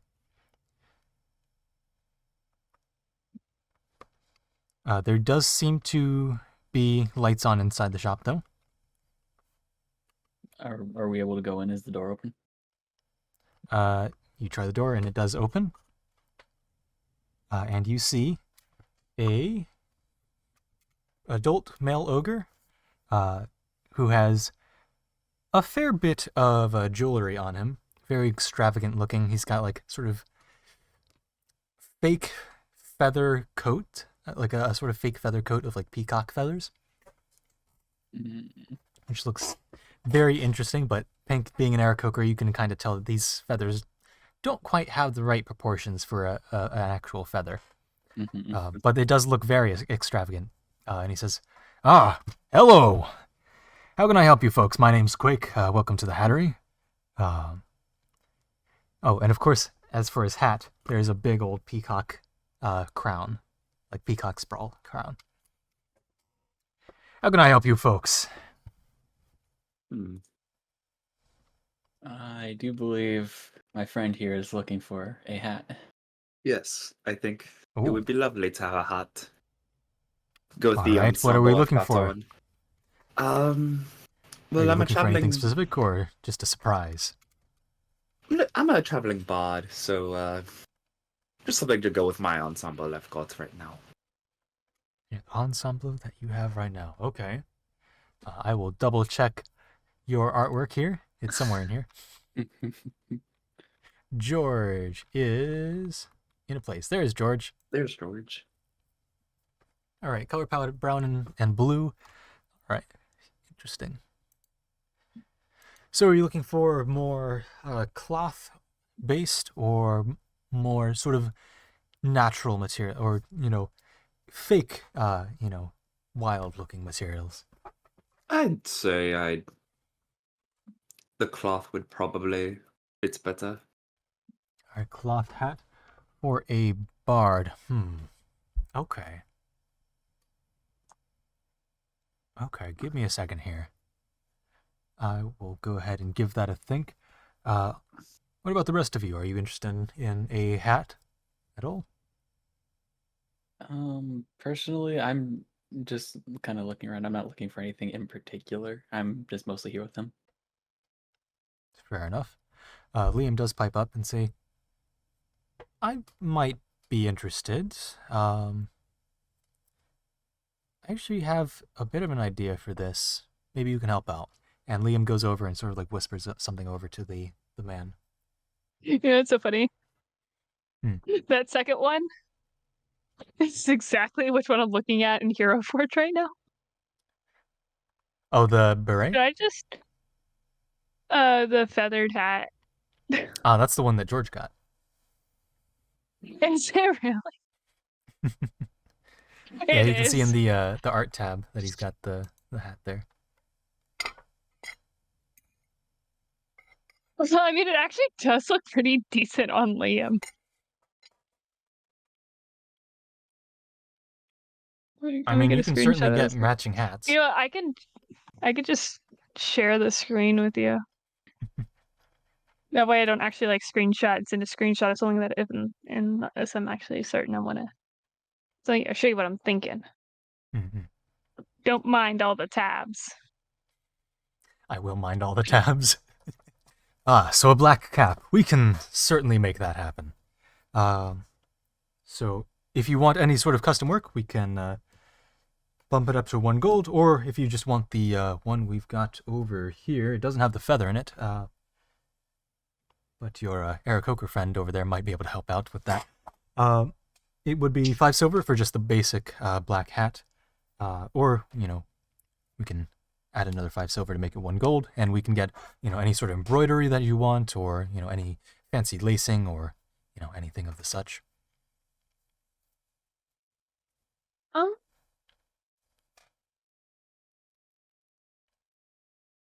I don't think I need any customness to it at all. And actually,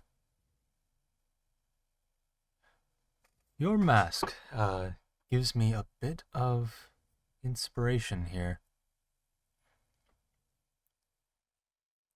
I would have to collaborate with, perhaps the No. owner of Shimmering Enchanters, but it might be possible to make it so that when you tip your cap, it'll raise and lower it'll raise and lower a magic mask. If that makes sense. So you tip your cap, and it would form a magic mask.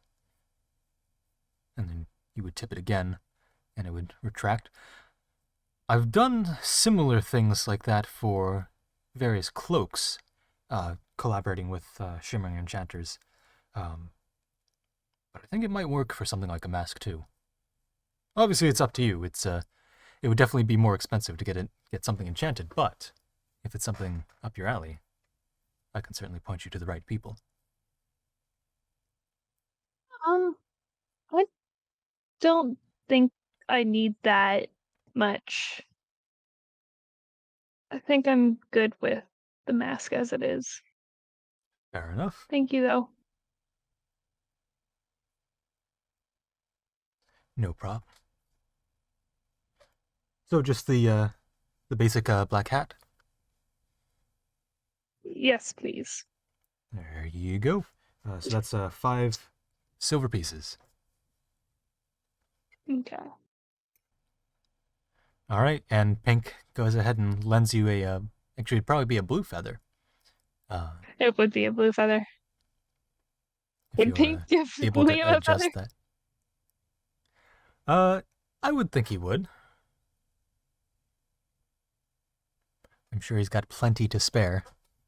Now for the bard here. All right. Now, what I've got here is... I don't know the actual name of this hat, now that I think about it.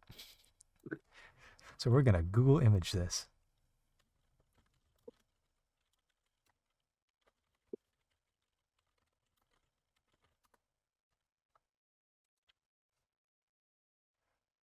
We've got one of these hats that might fit your fancy. And of course, I can quickly dye that into whatever color you choose. That is the most popular around bards. We can, of course, instead of doing cloth, well, you asked for cloth, but we do have a leather version as well. We can also do with or without feather, if you're not so interested in that. Or, well, we can go for something much more extravagant. So is that like the front is high and then the back is, or the brim of the front is high and then it sort Front of... is low, back is high.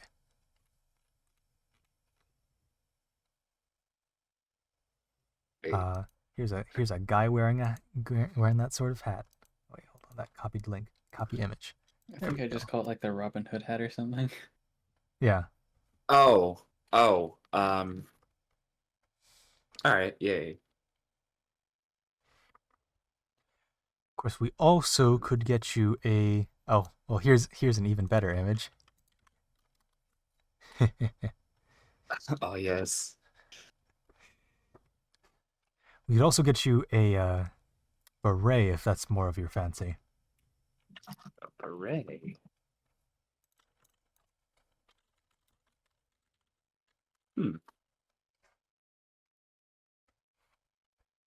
It's more common for bards in Oridon, but it is a traditional bardish hat. So we could do something like one of these. And he just pulls out this sort of knit beret off of one of the shelves.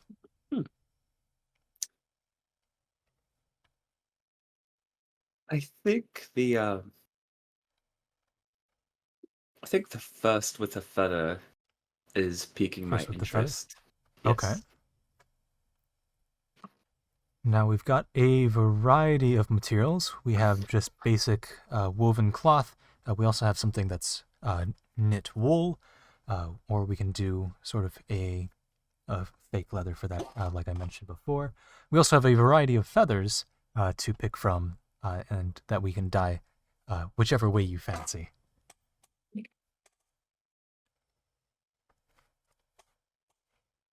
Hmm. I'll leave it to you, actually. I think All right. you're the hat maker.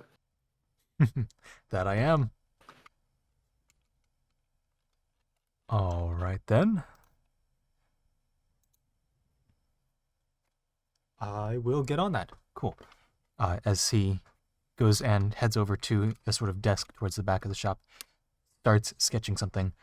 And as he's sort of actively sketching, looking back and forth,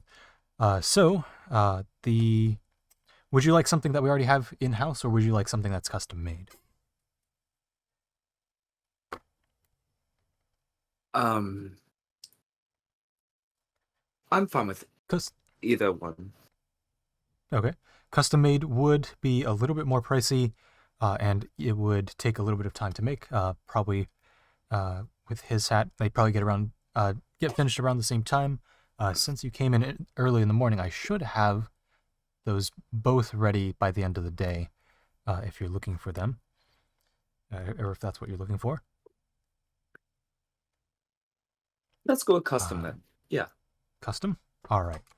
So the custom hats will run you, current price is, we'll throw it a gold, a single gold for a custom hat, since these aren't of the most extravagant variety. We can, of course, go a full scale of extravagance, depending on what you want.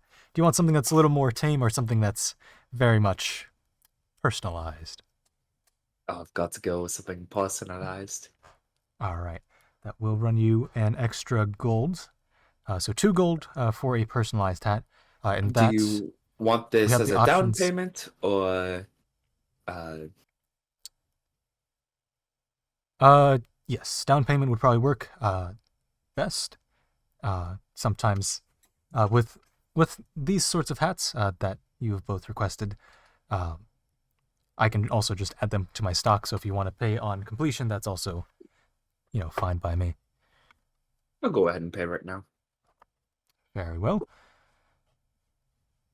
Thank you for that. And so for the custom hat, we have the ability to do a sort of lacing on the edge of the cap, as well as any sort of embroidery that would take a little extra time, but it should still be finished at the same time. If you have any sort of image that you have in mind, we can do one of those. We can also do a sort of cross-hatching across the brim, so that we can, so that you can, maybe do, whatever you want with that, such as sticking extra feathers as you go along your journey, or, maybe if you're into playing cards, as I know a lot of bards tend to be, you can put your own playing card in your hat and sort of flaunt it that way, flaunt your various victories, so to speak. Perfect. Yeah. Does sound quite nice. I think that last part, the customizable brim. Customizable brim with the cross hatching. Yes. All right, will do. So 2 gold pieces, and you'll get a cross-hatched brim. Any embroidery you want, or just do you want to keep it plain? Like I think perhaps a signature or anything.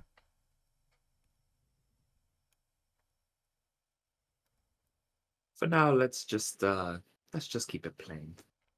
Keep it plain. Understood. And can I get a name for that? George. George, will do. All right. Well, come by the shop anytime tomorrow. They should be done by then. And, happy travels. Perfect. Well, thank you.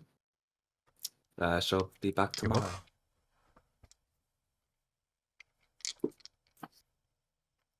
All right.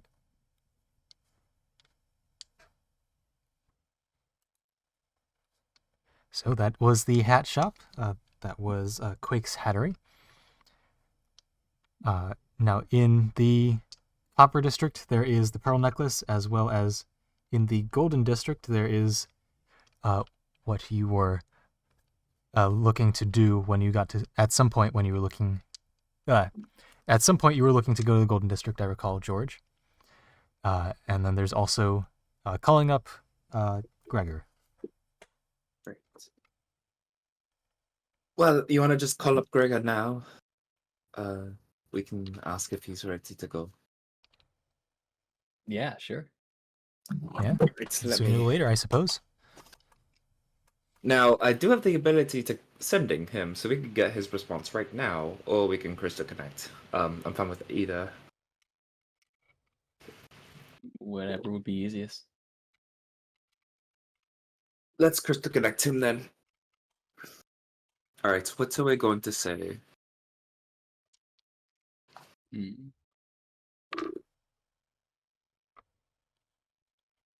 Not limited by words. What are the limits on Crystal Connector? There's like word limit or something. 25 words. 25 words. And it has to be within a gem city.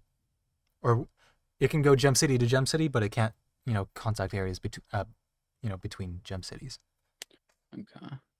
Or like outside of gem cities.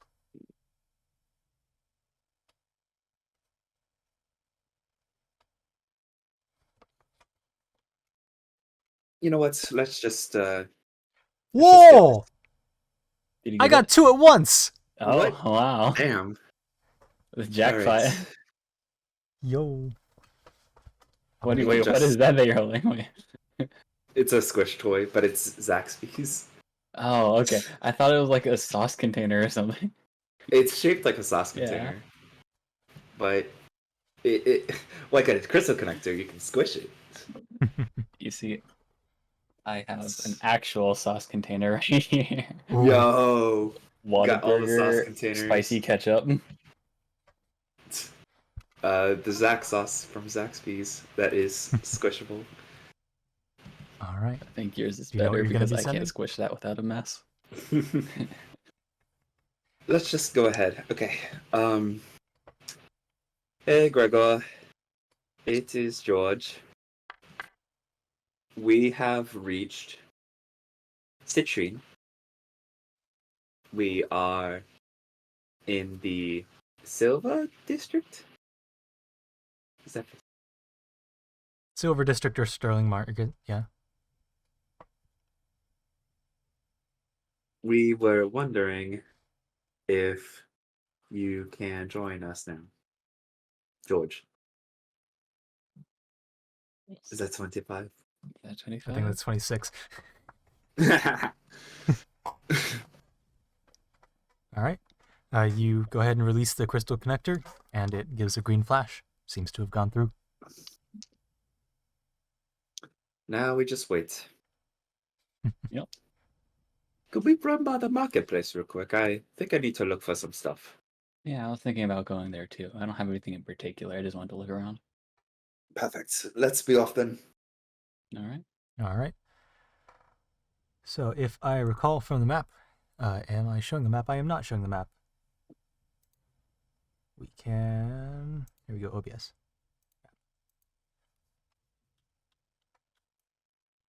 The central market for this zone here is just north of the choke confections. So it's probably about this area here.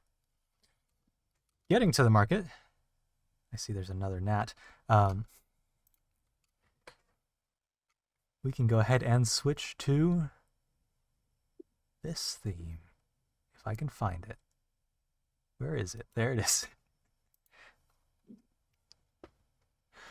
You come across the bustling market of Zone 17. There is a handful, just a wide range of various booths set up across this mountain of pretty much all varieties of what you could be looking to see. What are you interested in? You know, we've got the typical food, clothing, potions, magic items, weapons in one corner that you see.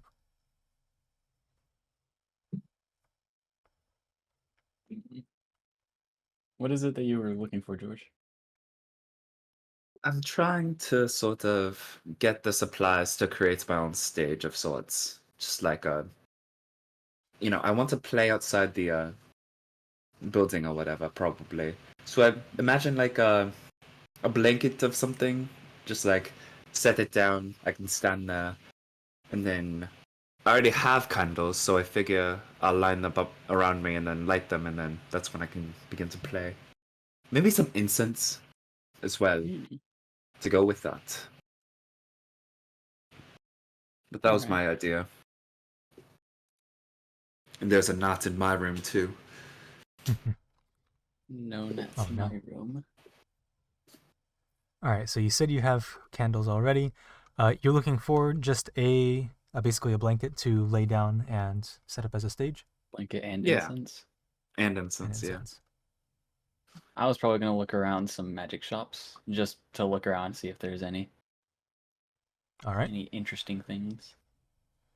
So for George, for the blanket, that would probably run you about 1 gold piece for a decent blanket, or probably about 7 silver for just a very plain, thin sheet. I'll go with a decent one. I could use it later. All right, 1 gold piece, and then you've got a blanket. Oh wait, no, never mind. 5 silver, my bad.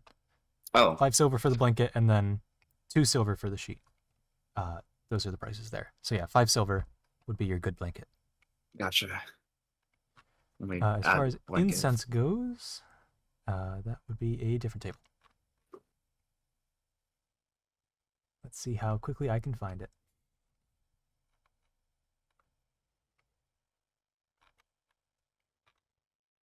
It's somewhere around here. Containers.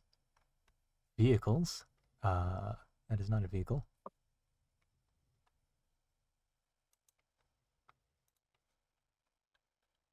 we will do this. Hmm. You know, I might have an idea for a magic item that I actually might be looking for now. All right. It depends on how much incense you're looking for. Wait, what? You cut George, out for the your last incense. bit. No. It depends on how much incense you're looking for.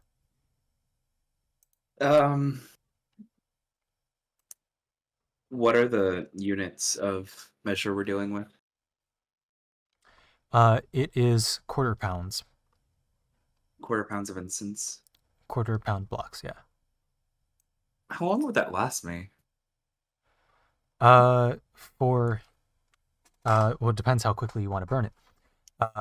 If you're just burning, like, if you're sort of like soaking a stick in the incense, and you're just, burning the one, that will probably last you a very fair amount of time.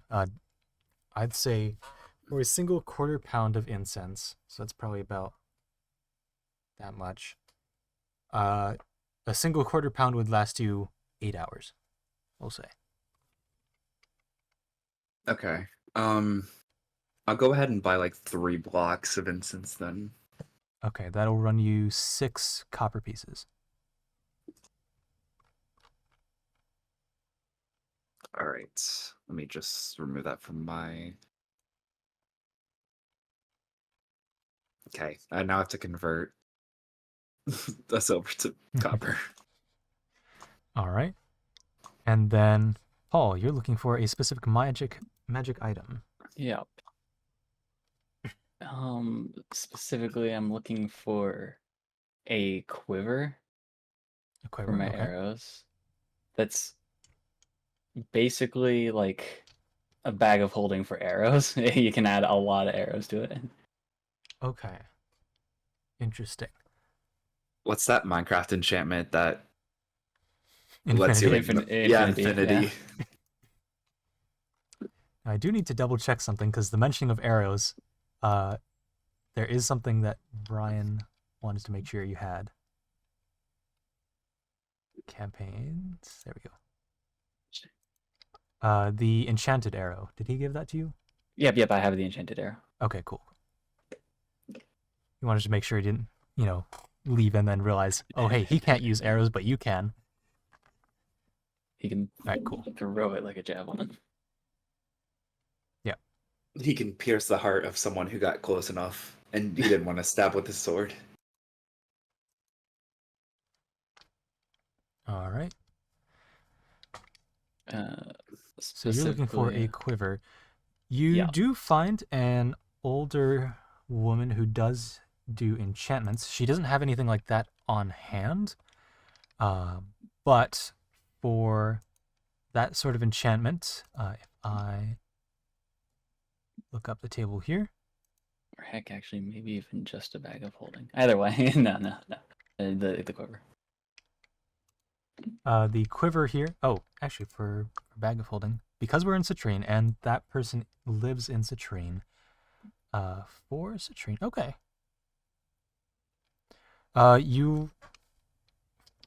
For that enchantment to make that custom, that'd probably run you 750 gold pieces to enchant, and it would take a matter of time. Let's see, that amount of time would be 2 weeks. I don't have that money. Alternatively, this woman does point you towards a shop in Zone 17 that sells the storage cubes, and that in Citrine they run 500 gold pieces for 1 cube. All right. I will gladly thank her for the information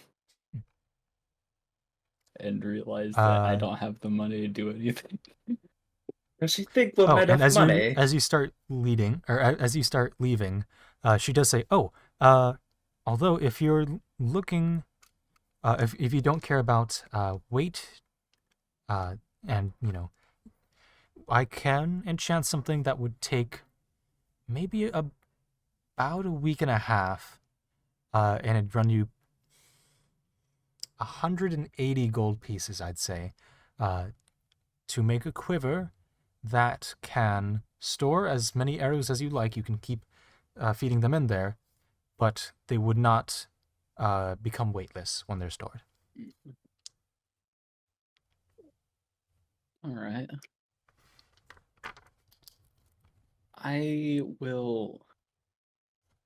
I definitely think I will come back, though I don't believe I will do that right now. All right. Well, But thank you very much. where'd that go? Yes. You can always find me at the at Shimmering Enchanters, over towards the southern end of Zone 17.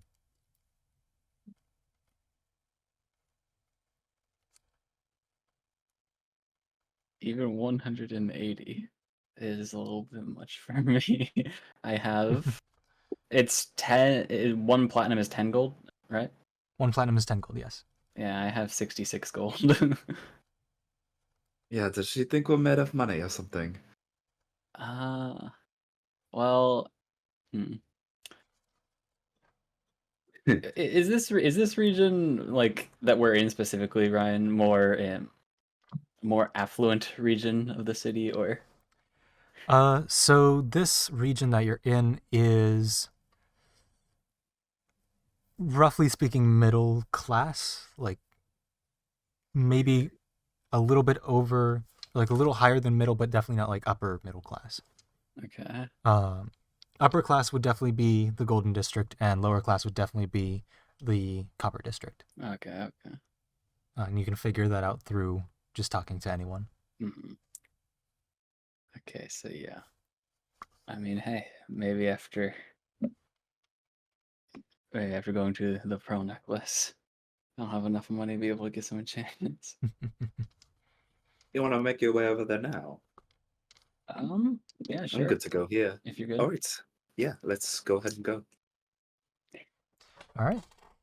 Time to I'll go gamble. along with you, but I don't really feel like gambling per se. But I'll make sure. I'll help watch people's hands, make sure they're not doing anything shady.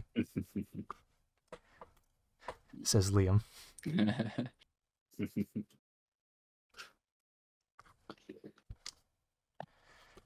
All right. So, you all, is that all you want to purchase in this market?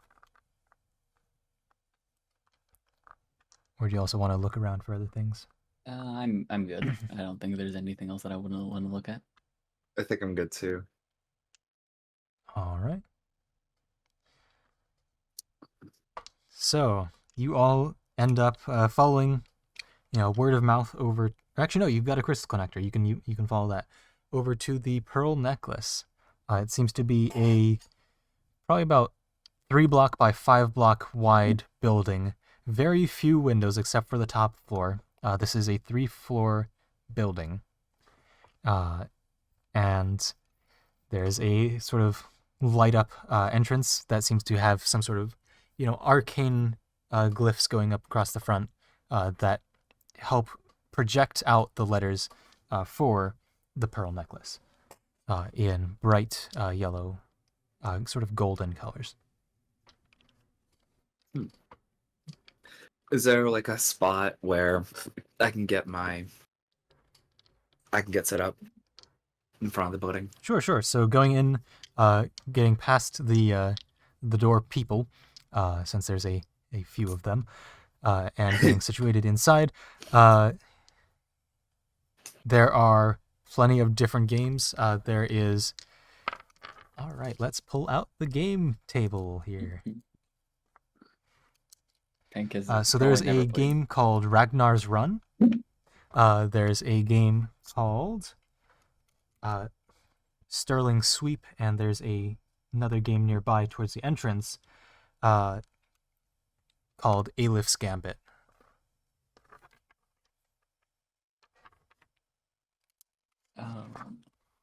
What was the first one again?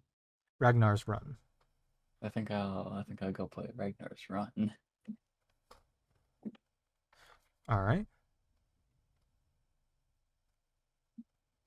So coming to this table, I'm just writing some down real quick.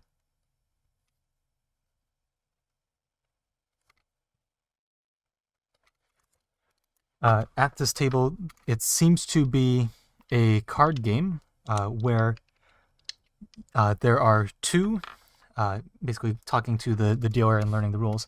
There are two cards in the deck, and there's the dealer and then 5 other players. There's 2 cards in the deck that will get dealt out randomly to each person, or 2 cards in the deck. The deck gets randomly dealt out to each person, and then you need to sort of lie your way into getting people to pick that card out of your deck, and whoever ends up getting both of the Ragnars ends up losing. And that continues until there's one person left. Okay. I will get... I'm actually breaking out a full dice set today instead of just D20s. Ooh, Oh, man. Oh shit. this is getting intense. We're getting serious now. Yeah. Breaking out 2 dice sets. Oh. My God. Well, I have my full set right here in case I need it. So. And then, of course, the way they sort of double check that everyone is being honest is that the dealer is able to tell which card is the Ragnar. They don't explain how they're able to tell, but they just say they're able to tell who has the Ragnars.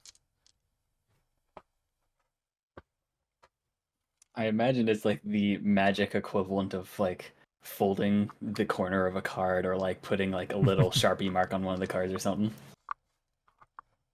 Perhaps. You can make an intelligence check if you would like. Sure. This plus Or- this. You know what? Since you're saying it's our magical, go ahead and give it Arcana. All right, instead. cool. That changes nothing. This plus 0 is going to do numbers for me. Oh man. That's going to be a 19. Hey. So, with your specific ability, Pank, you're able to detect from the deck that hasn't been dealt out yet very almost imperceptible points of magical energy. Okay. There seems to presumably there's 2 of them in this deck here. Mhm. I imagine my perception of it is not fine grained enough to actually tell which card is the marked one. Not currently, since they're... Hey, I got it. Since they're Yeah. all in the same deck. Okay.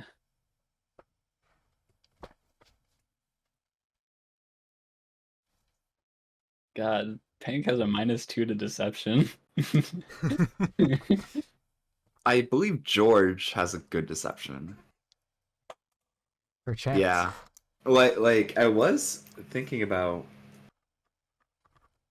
just doing music, but honestly, like this might be the perfect time for George to bust out some tricky bard stuff. I mean, honestly, a casino might be the best place to do it. Yeah. All right. So the dealer begins to start dealing out the cards to each person. So each person of the 5 people situated here, each gets 5 cards. As you've been explained, somewhere in this 25 card set are 2 Ragnars. You go ahead and look at your deck here, and you do see that you have 1 Ragnar. Mm. The rest seem to be just other regular playing cards. Okay, so the Ragnars themselves are like different cards. Effectively, they're like the jokers. In the Okay, deck. okay. This specific deck has just been parsed for having 25 cards, and then the jokers have been drawn out to be Ragnars instead. Okay, and the goal is to have the 2 Ragnars by the end of it? The goal is to not get 2 Ragnars at any point. Oh, It's to okay if you not have 2 one, Ragnars. Okay, okay. But if you end up with 2 Ragnars, you're instantly out. You're out. Okay, okay, okay. I get it. Then all the cards are taken back and then redealt out. Hmm.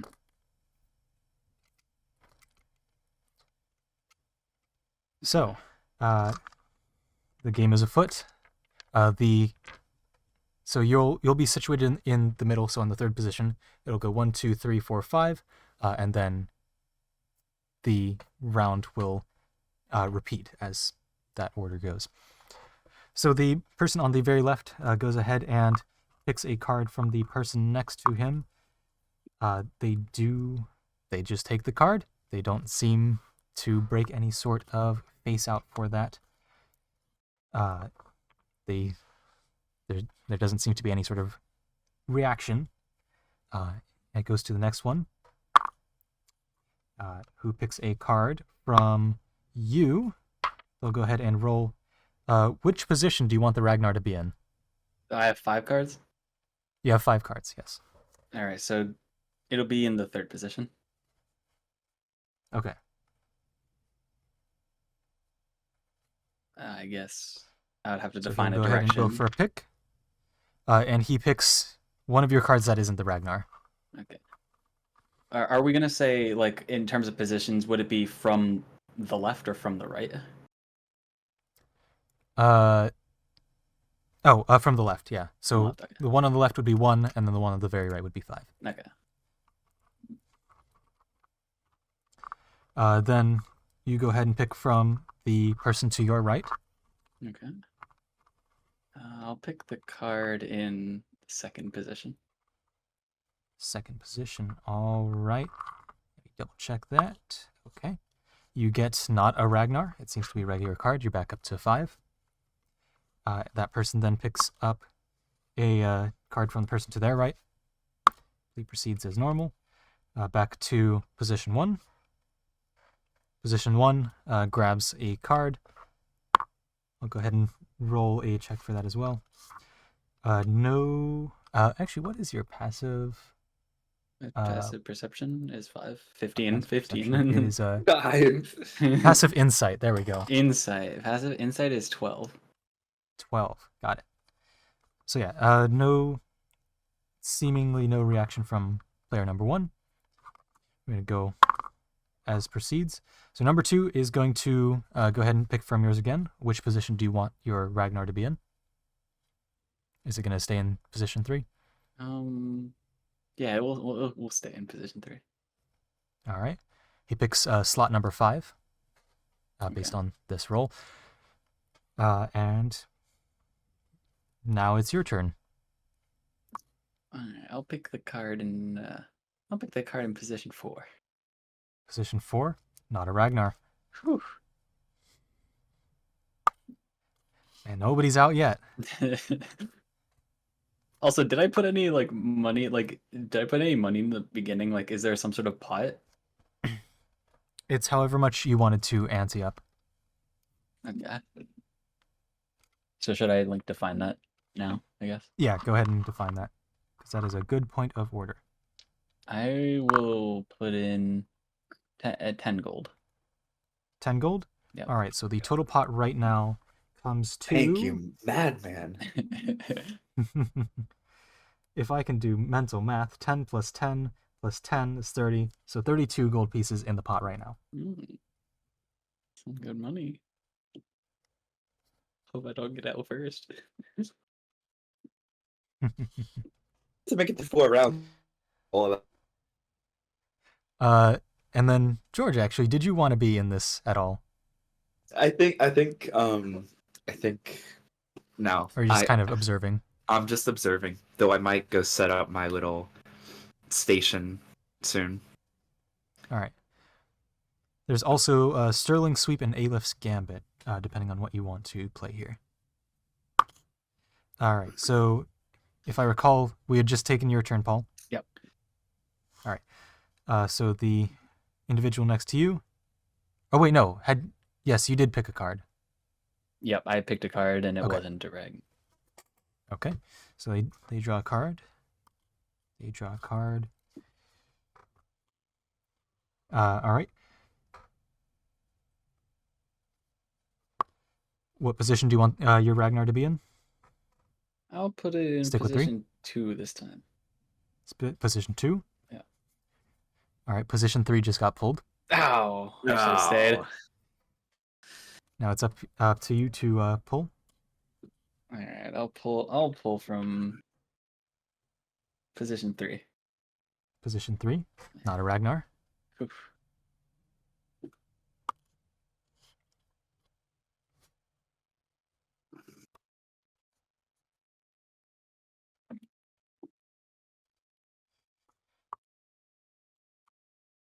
All right, what position do you want to be in? Let's keep 2. We'll keep 2. I've Keep learned I 2? should keep it in Okay. 2. All right, keep it in a position, not just move it. All right. No Ragnar is pulled. Position 5 gets pulled. Okay, And nobody's out yet. man.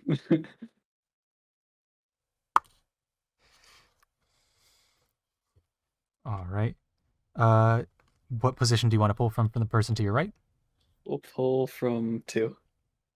From 2? All right, not a Ragnar. This game feels like statistically it could go on for a very long time. Good. The I'm first starting round to is see always that. the longest, but then Yeah. every round gets shorter Yeah. and shorter. Yeah. And then the last round's a 50-50, I feel like. Or almost a 50-50. Yeah, so for the last round, you could either be dealt both Ragnars instantly, or each person could have a Ragnar. Or no one has a Ragnar. Wait. No, each person No. would have a Ragnar, because the Yeah, DR makes sure there's 2 Ragnars Right, dealt out. right. They're not drawing cards at this point. All right. That goes there. What position do you want it to be in? 2. 2? Yep. All right, nothing happens. They pull from Quick position 5 question. again. Quick question. So for this game, the game starts with person 1 pulling from person 2, but Yeah, everyone 2 pulls always from 3, 3 pulls from 4. Right. So that means that person 1 has 4 cards at the beginning. Person 1 has 5 cards at the beginning, pulls 1 from 2, gets 6, and then 5 pulls from 1 at the end of the round, so they're back to 5. And then 5 is at 6. Right. Okay. Gotcha. All right. So go ahead and give those 2 their turn. All right. What position are you in? Still 2? Still 2. We're putting it all Still in 2. 2? They pull from 3. That's the second time I should have put it back on 3. All right. Where do you want to pull from the next person? We'll do 4. Yeah. Unfortunately, you get a Ragnar. No! Oh. I'm out 10 gold. You're out of the game. Person 4 had the Or it traveled around. That could have. Yeah, it could have. Yeah. Of course, I'm the Damn. first one out. There goes 210. Unfortunate. All Well, right, better luck next time. With Peg's run over, I go look around to see if I can step. If you can, what? You're cutting out a lot. Oh, sorry. Can you hear me? Like internet cutout. Like you're lagging. Okay. you Okay, good? how about now? Okay, cool. I'd like to. Yeah, just like watch my camera down there, and then you'll be able to see if you freeze. Right. Okay. I'd like to go look around, see if I can find somewhere that is like good for me to set up and begin playing music or whatever. Sure. As far as music goes, let's see. They do have a stage. Whether or not it's an open stage, you don't know unless you want to do some investigation. Yeah, I could look into it. All right.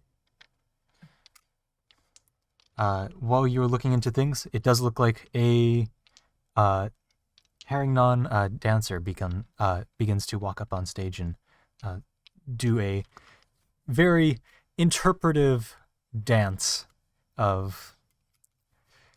I mean, hey, if you want to give me a a wisdom check on how to interpret the interpretive dance. Yeah, let's do that.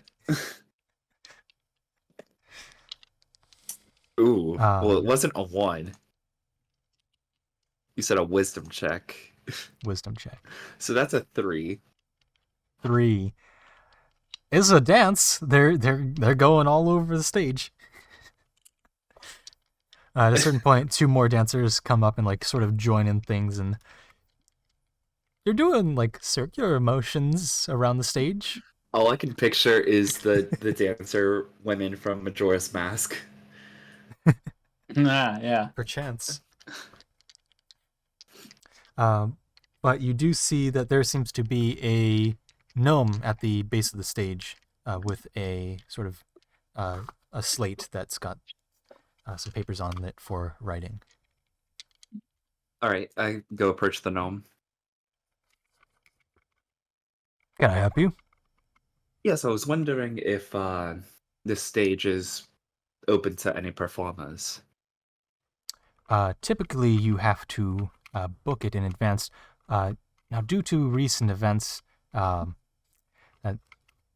booking's been a little light. So, if you do want to come up on stage, it is 10 gold for the performance fee, and then whatever tips you make from the audience go 50% to you, 50% to the house, obviously.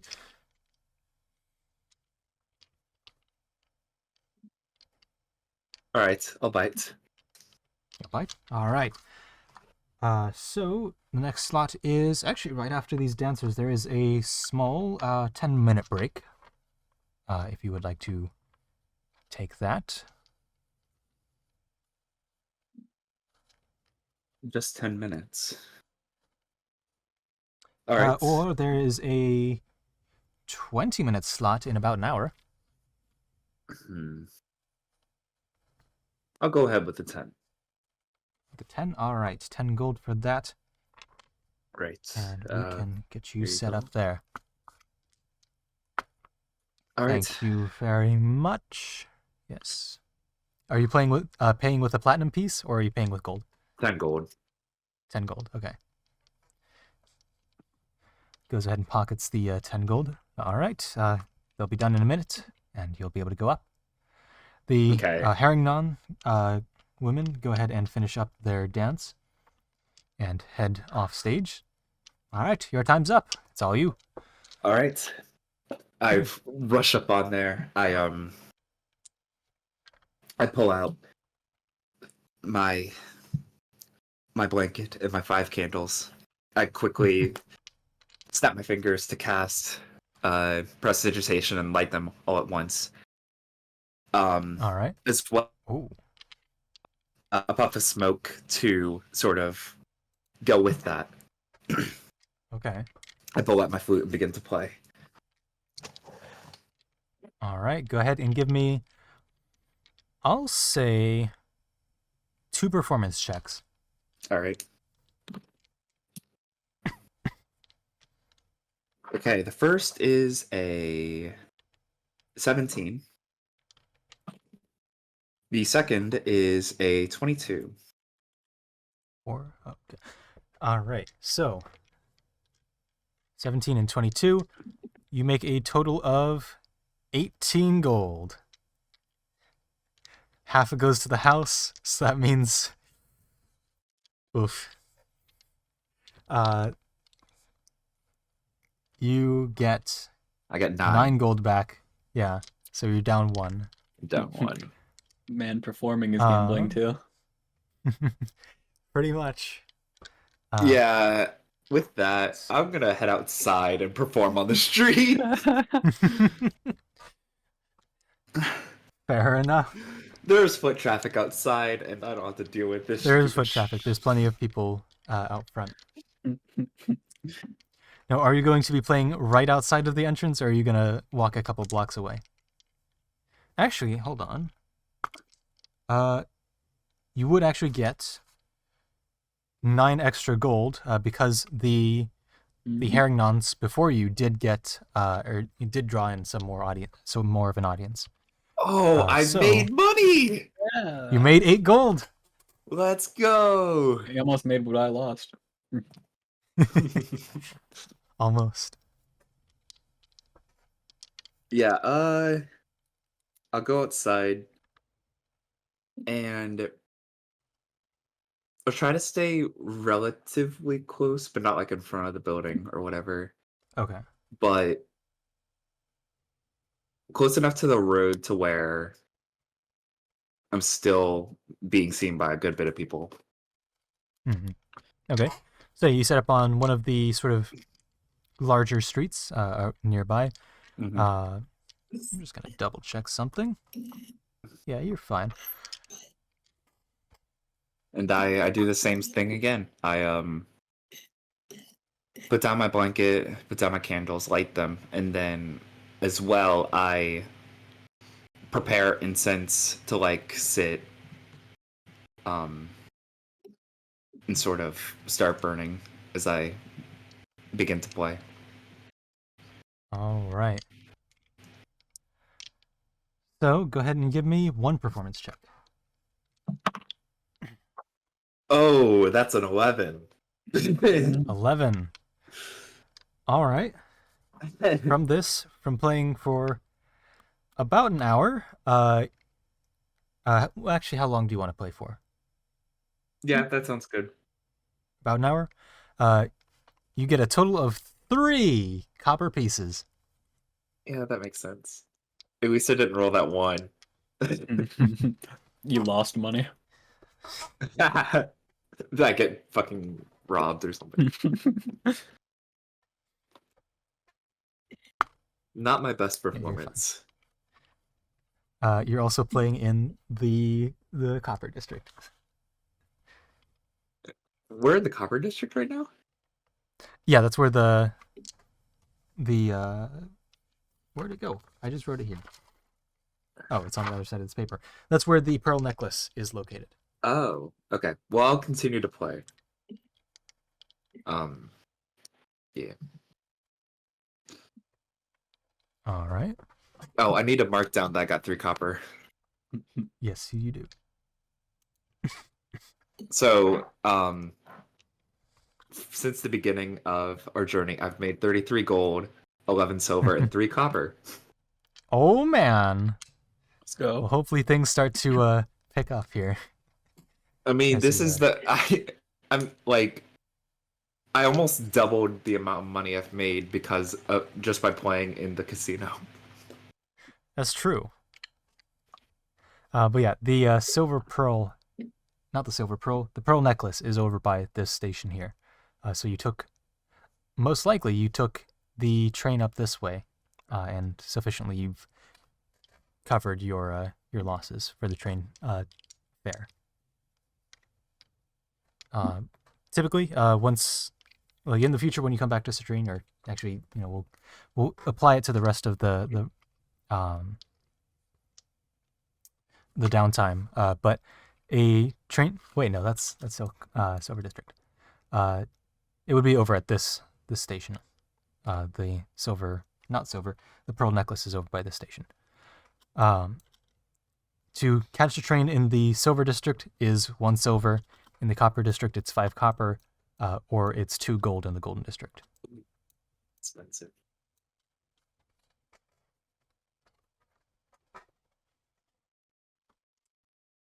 But once you get on one train, you can continue hopping between stations, but you have to pay each time you, like from outside of a station, if you enter, that's when you pay. So it's only like, if you're going from here to, all the way over here, that's going to only cost you 1 silver. But if you get out of the station and then go back in, that's a new silver.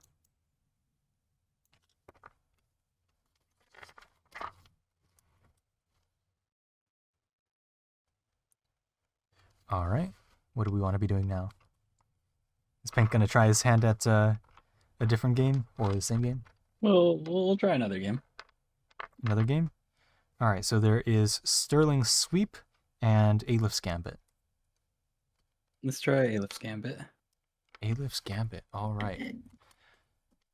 So this is a sort of like building on the sort of game you would see on the streets of there is a bead under a cup, But the thing is, it's you versus the dealer, so keep that in mind.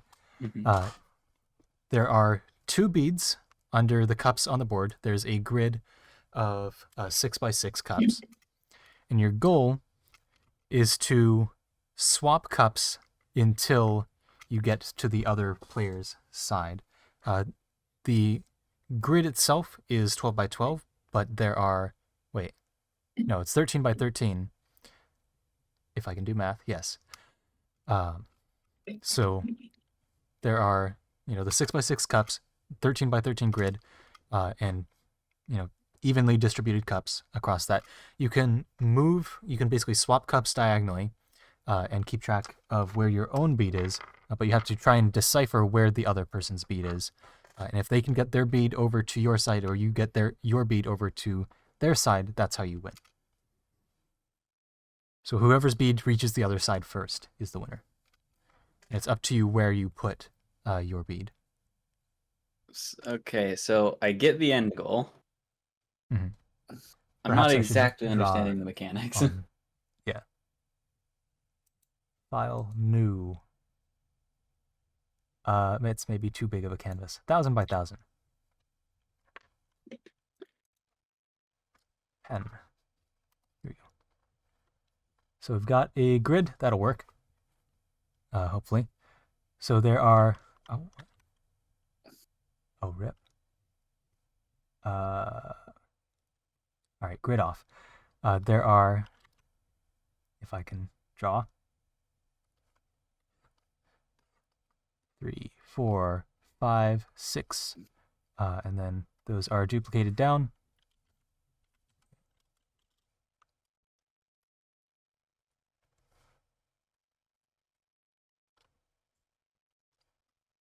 One, 2.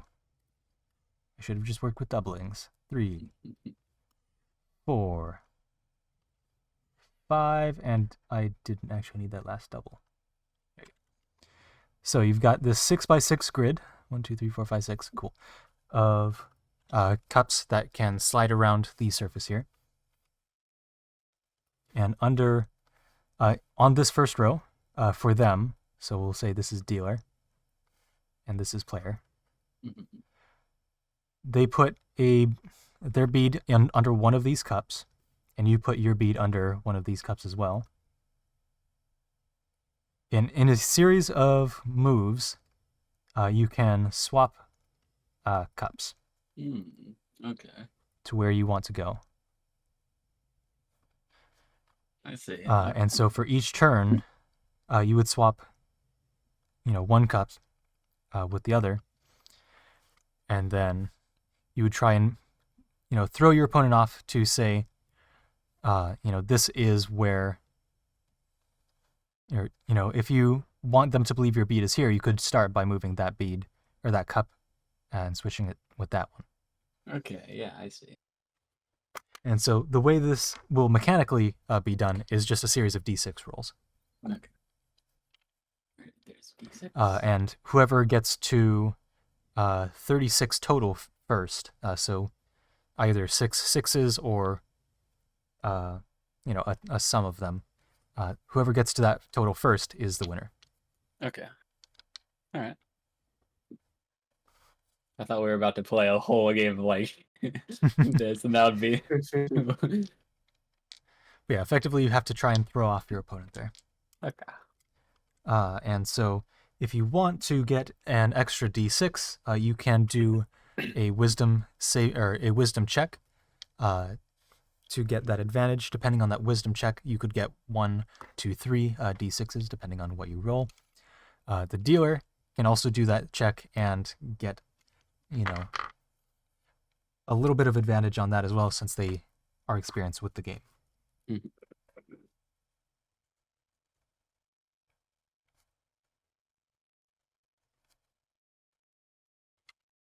And what was the total we're trying to roll the d6s to again?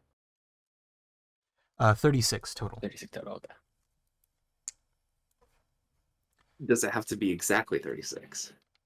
It does not have to be exactly 36. Okay.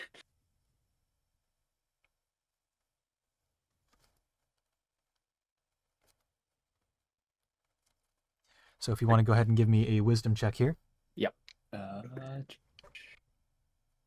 Wisdom.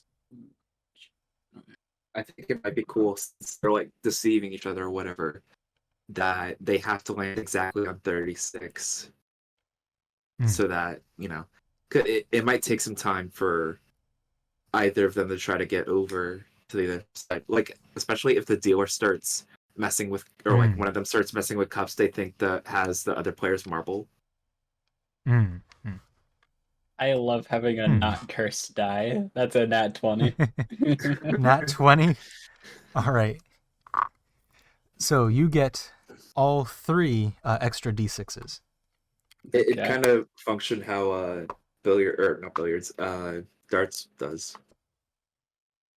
It just goes back down to the whatever it was before or whatever. So if you're at like 35 and you roll a 2, 3, 5, or 6, you just stay at 35. Where's my second Okay. piece? Whatever. I have 1. That's all that matters. I see what you're saying. So you can go ahead and roll your 3d6, and that will be just added to your initial number, and then they'll each, or you and the dealer will each start rolling, one by one.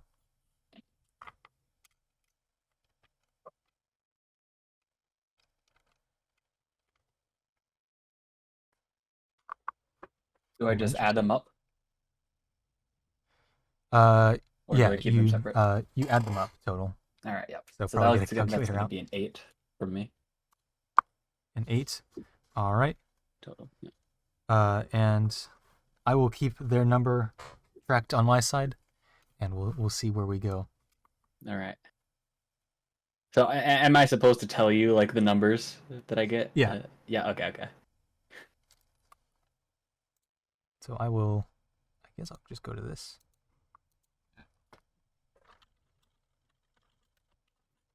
No, I'll just select this region here. Wow. All right. So are you?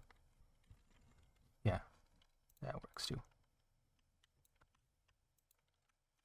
There. So you have 8, and they have 3. Oh, shouldn't have told you that, but No. well. All right, we will start rolling. Go ahead and roll 1d6. It's 2. Okay. Next d6. A 6. 6. All right, another d6. Oh, also, should I have put down my bet again? Oh, right, yes. Uh, So whatever you want to bet, you get 2. It doubles it if you win, or you lose it all if you lose. Yeah. So, I'll probably just put down another nice 10 gold. Recoup what 10 I gold? lost at the very least if I win. So I'm gonna convert 1 platinum into 10 gold. Or I guess I could just put up Or you 1 can platinum. just set down Yeah. 1 platinum, yeah. Yeah, I will just put down 1 platinum. All right. All right. So now we roll again. Yeah, go ahead and roll your d6. And you got the 6 that I just rolled, right? Yes. Yep. Okay. That's gonna be a 1. 1. All right. Next d6. 4.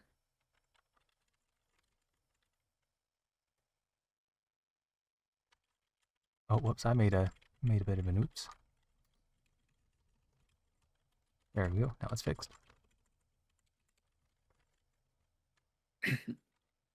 All right. So you've got 8, 5, 6, 1, and 4, if I recall. Okay. Yes. All right. Next roll. That's gonna be a 6. 6. Oh man. You're at 30. Next roll. A 1. A 1. All right. I'm really rolling those Next extremes. roll. Another 1.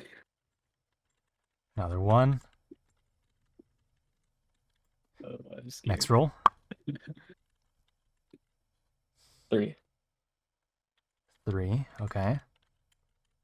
So you need a 1 to win. Okay. Ooh, I've been rolling those extremes. Come on.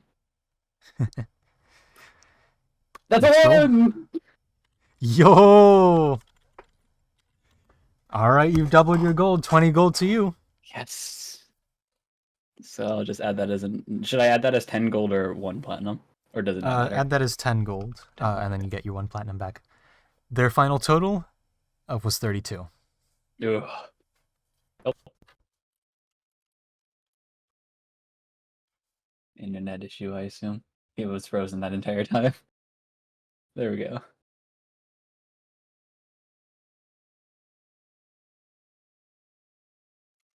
Hello. Hello, I'm back. Were you there for when I won? I'm here now. I won. Hey. It was very close. He had 36, and the dealer had 32. Ooh. Was he on 32 this whole time trying to roll a 4? He was not. Okay. He got a 3, a 2, a 6, a 2, a 3, a 1, a 1, a 6, a 5, and a 3. Okay. Ooh, those 2 1s killed him. Yeah. Yeah. Meanwhile, my ones Unfortunate. perfectly positioned me, apparently. Alright, so I recouped what I lost. So therefore, You're at 0. I'm at a net neutral, so I don't think I'm going to gamble anymore. No, this Net is neutral, when let's go. you go Oh, that's where I harder. go all in. That's when I go all in.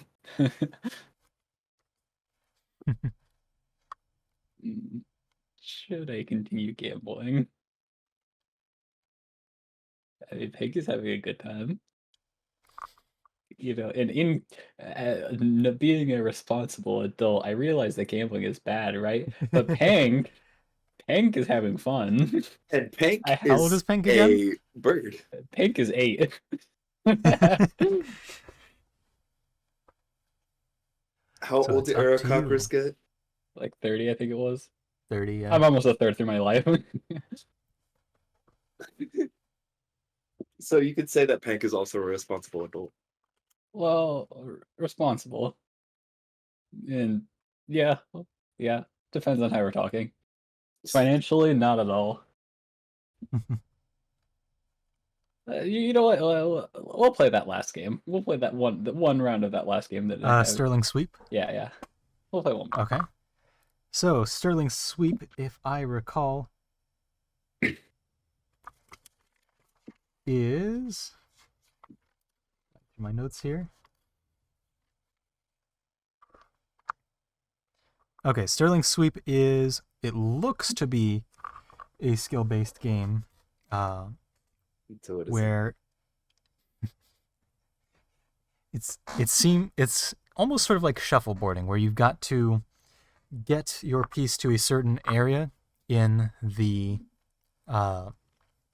sort of rink that they have on the table. Go ahead and give me a perception check. All right. That's going to be Especially because you have 23. good eyes as an Aarakocra. 23? Yep. Yeah, you definitely have good eyes as an Aarakocra and a ranger. What you can notice is that the sort of felt material they have as the floor of this rink is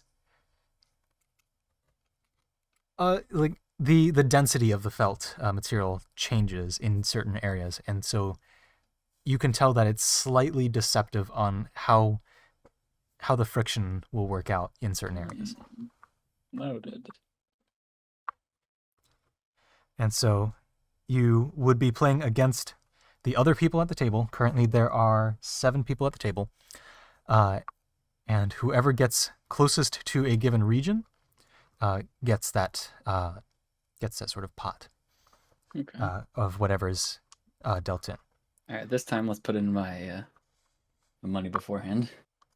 All right. Yep. Yeah. And just to keep it up, we'll put in one more platinum. We'll put in 1 platinum.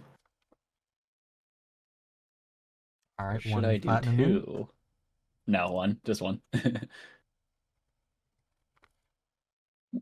Big spender over here. Yeah. All right. So the way we're going to have this work mechanically, let's say, yes. Okay. So we're going to go for a round of dexterity checks. Actually, Ooh, I maybe can sleight of do hand. those. Yes. Sleight of I hand? think sleight of hand would be most appropriate here. Okay. I'm still fine with this.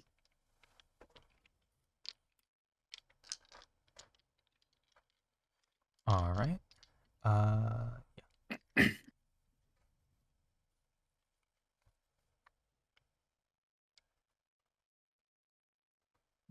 Also, quick question. Has Liam just been following me around, or has he followed... Yeah, Liam's just been watching to make sure nobody's doing anything shady. Right, right.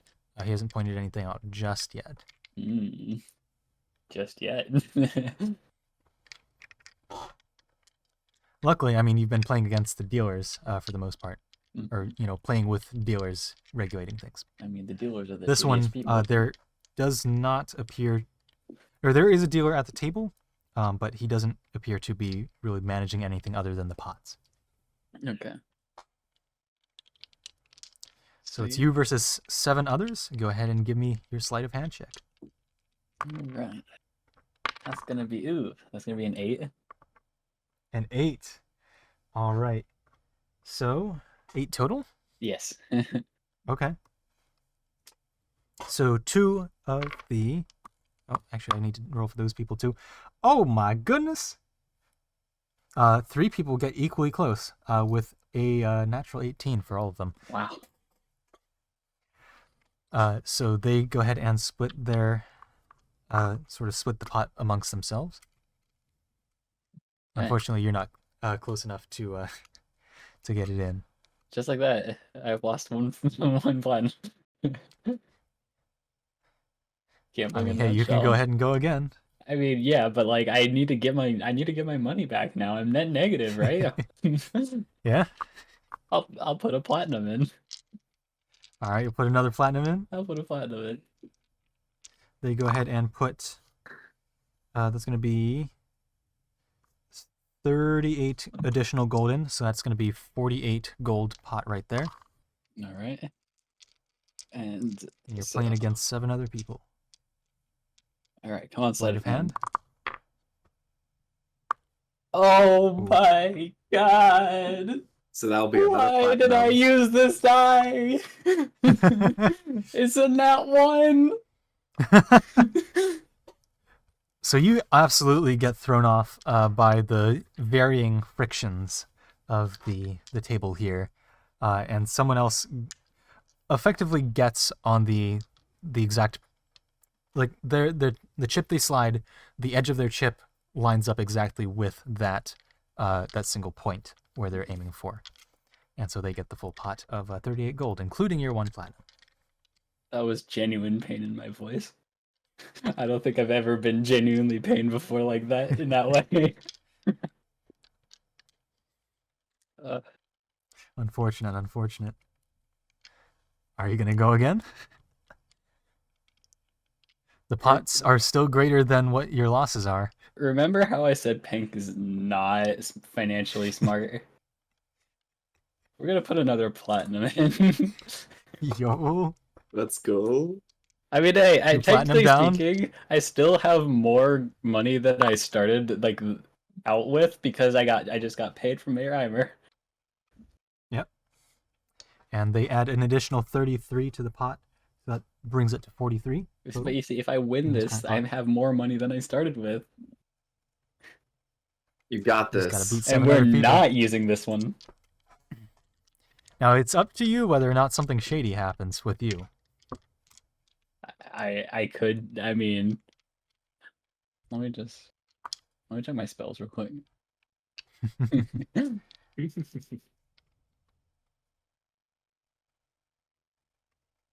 No, I don't have anything anyway. Okay. I'll just roll normally. No shadiness going on. Okay. All right. Don't you dare fail me, please. Please, new red die, please. That's okay. Yeah. I'll take that. That's a 16. I'm gonna take it that they rolled like all nat 20s or something. All right. Just checking there. All right. Highest roll of them, also 16. Oh, You split the pot evenly. Let's So you get go. a total of 21 gold pieces and 5 silver. all right. So can I put one of those back as a platinum, or should I put it all in gold and silver or copper? One of them, 2 of them back as a platinum, honestly, Two of because them. they've bet your money. No, that's true. That's true. All right. So 2 platinum, and what was it silver or copper? You said. So yeah, 2 platinum, 1 gold piece, 5 silver. All right. So, and I think I'm net positive. I'm net positive from the casino by I think 1 gold and 5 silver. Yo, let's go! I'll take that. I'll Big take money. that. So you gotta keep playing. We'll go one more round. Just actually last one this time. Actually last one this time. And he's gonna go all in. No. All right, and at this point, some more people end up leaving the table, so it's just you versus 3 others. Okay. I will put in. You know what? I'm gonna be a little bit daring. Ooh. There's no reason for this. I'm gonna put in 2 platinum. Yo. Okay.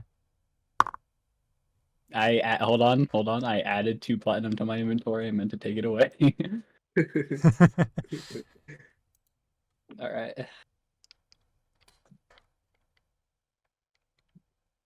Let's get it. All right. Come on, please. No, it's not a nat 1. It's not a nat 1, but it's not good.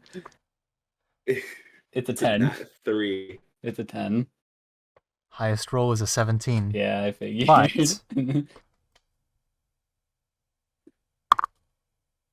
oh no.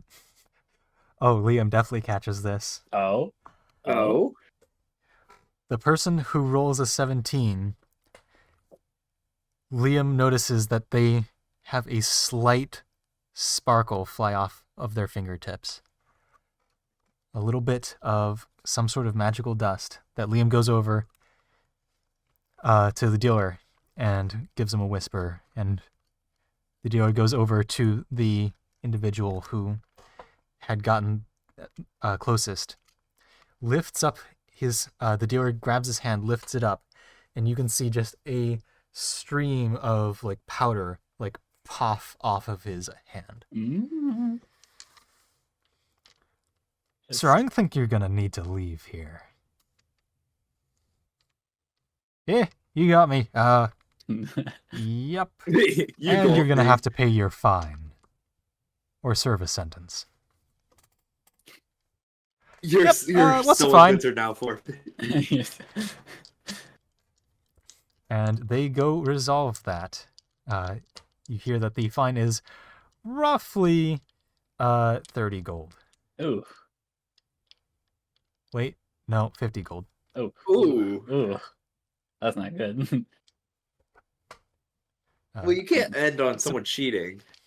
Yeah. So what happens in this all case? right, What so happens? that Is it- whole round is completely null and void. Feel free to take a second go. The pot remains the same. His money is definitely still in the pot and up for grabs.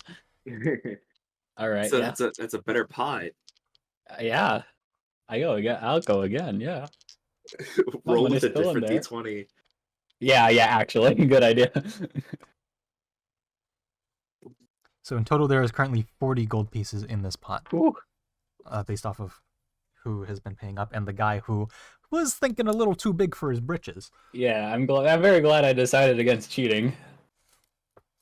Not So now it's because just you versus 2 not people. any moral objection, just because I didn't have any physical ability to. All right. That's one way to keep it straight. Yes! That's gonna be a 21. 21. All right.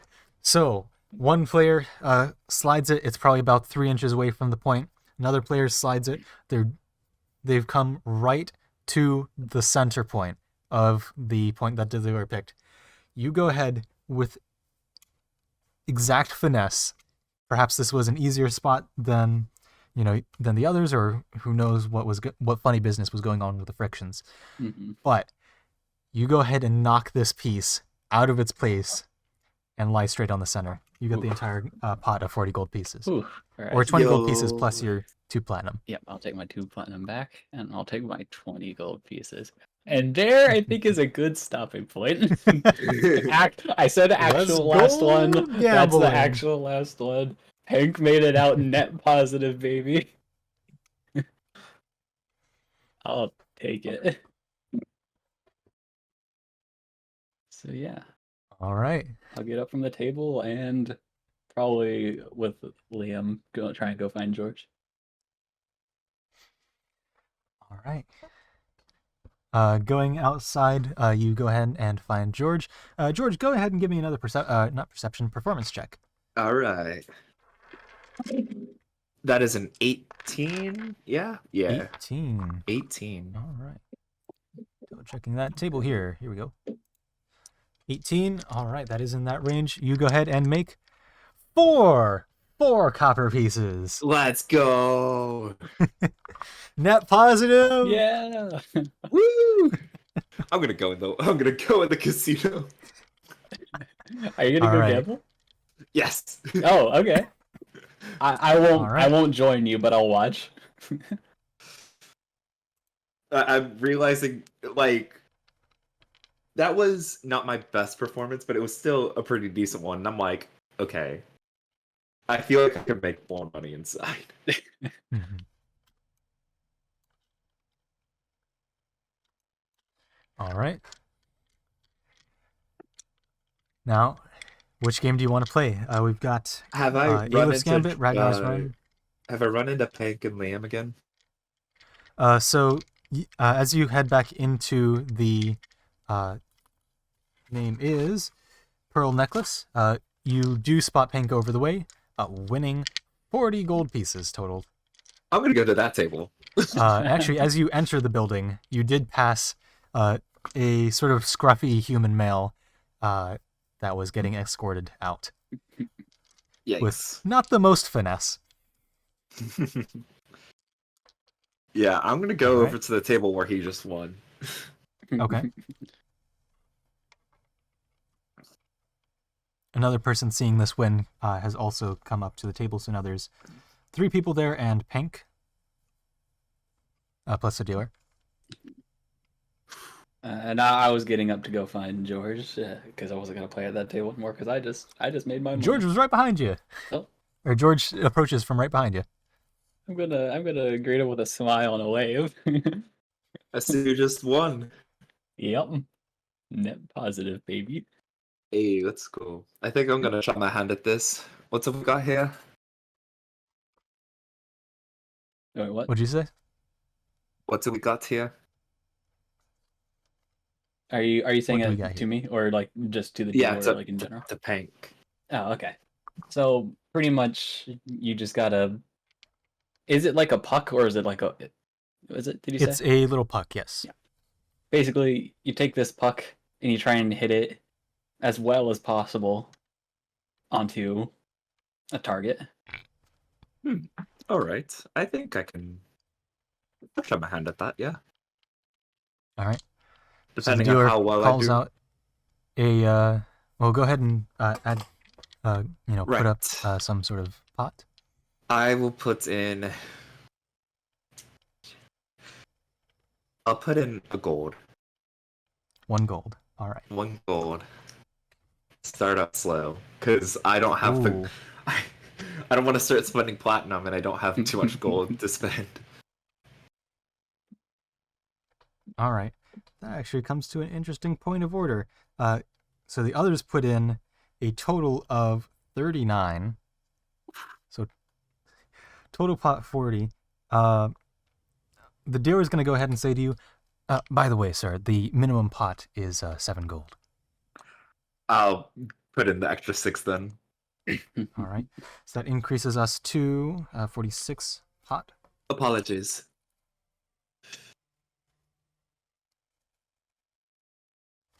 Very well. Well, it's my first time seeing you here, if I recall, so we can go ahead and get started. Everyone, we will be going for this point right on the left here, or here on the left here. Center left. All right. Go ahead and start making your throws.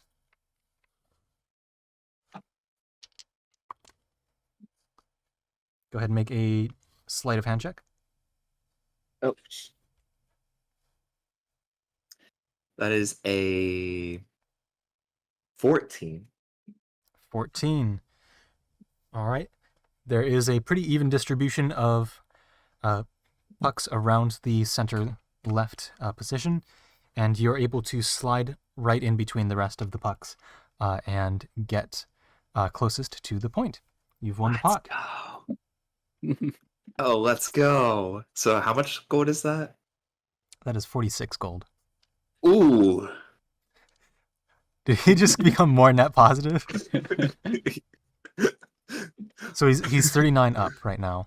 39 up, Hank yeah. is, I think, 20 up? Yeah, I'll try my hand again. I'll put it minimum is still 7, right? Minimum is 7. The guy Right. who put in a total of 20 gold decides to leave the table and 2 more come over and play for the next game. Alright. All right. I'll put down 7. 7. All right.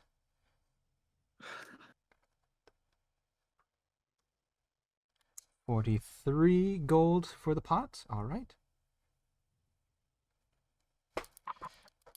All right. Everyone go ahead and make your throws. Ooh, okay, that is an 18. 18. I missed it. Damn it. Your sleight of So- hand was not good enough. Well, someone's sleight of hand was good enough because maximum roll, there was one person who also got an 18. You split the pot. Let's go. You I'll are. take that. So what's half of the pot? So that becomes 21.5 gold pieces. Or 25 gold 21.5. pieces. Or, no, wait. 21 gold pieces, 5 silver. Cool. So I've been Liam says over to you, Pink. I don't know, Pink, you want to join back in there? I was thinking about it. I'll put in. You know what? I'm kind of feeling myself. I'm Yeah, gonna because get back I in there. I have no gap mind at all. I'm gonna put in 25 gold pieces. Oh, snappers. Okay. 25 gold pieces? Oh, this pot is going to be huge. I'm gonna have to break out the calculator. Good luck to you, Pike. Thank you. Pink. Oh, how much did I put in? I didn't say how much I put in. You didn't say what you put on now. I'll put in 20 gold. 20. Oh my god. And George, you said you put in 25? Yeah. We are now So this is going a for pot- each other's money. Of a, respectable 93 gold. Wow. Holy Wow. shit. Okay, I gotta roll well. All right. Go ahead and make your sleight of hand checks. Ooh. Oh boy. Oh boy. Oh no. Okay. Oh boy. I'll wait. I'll wait.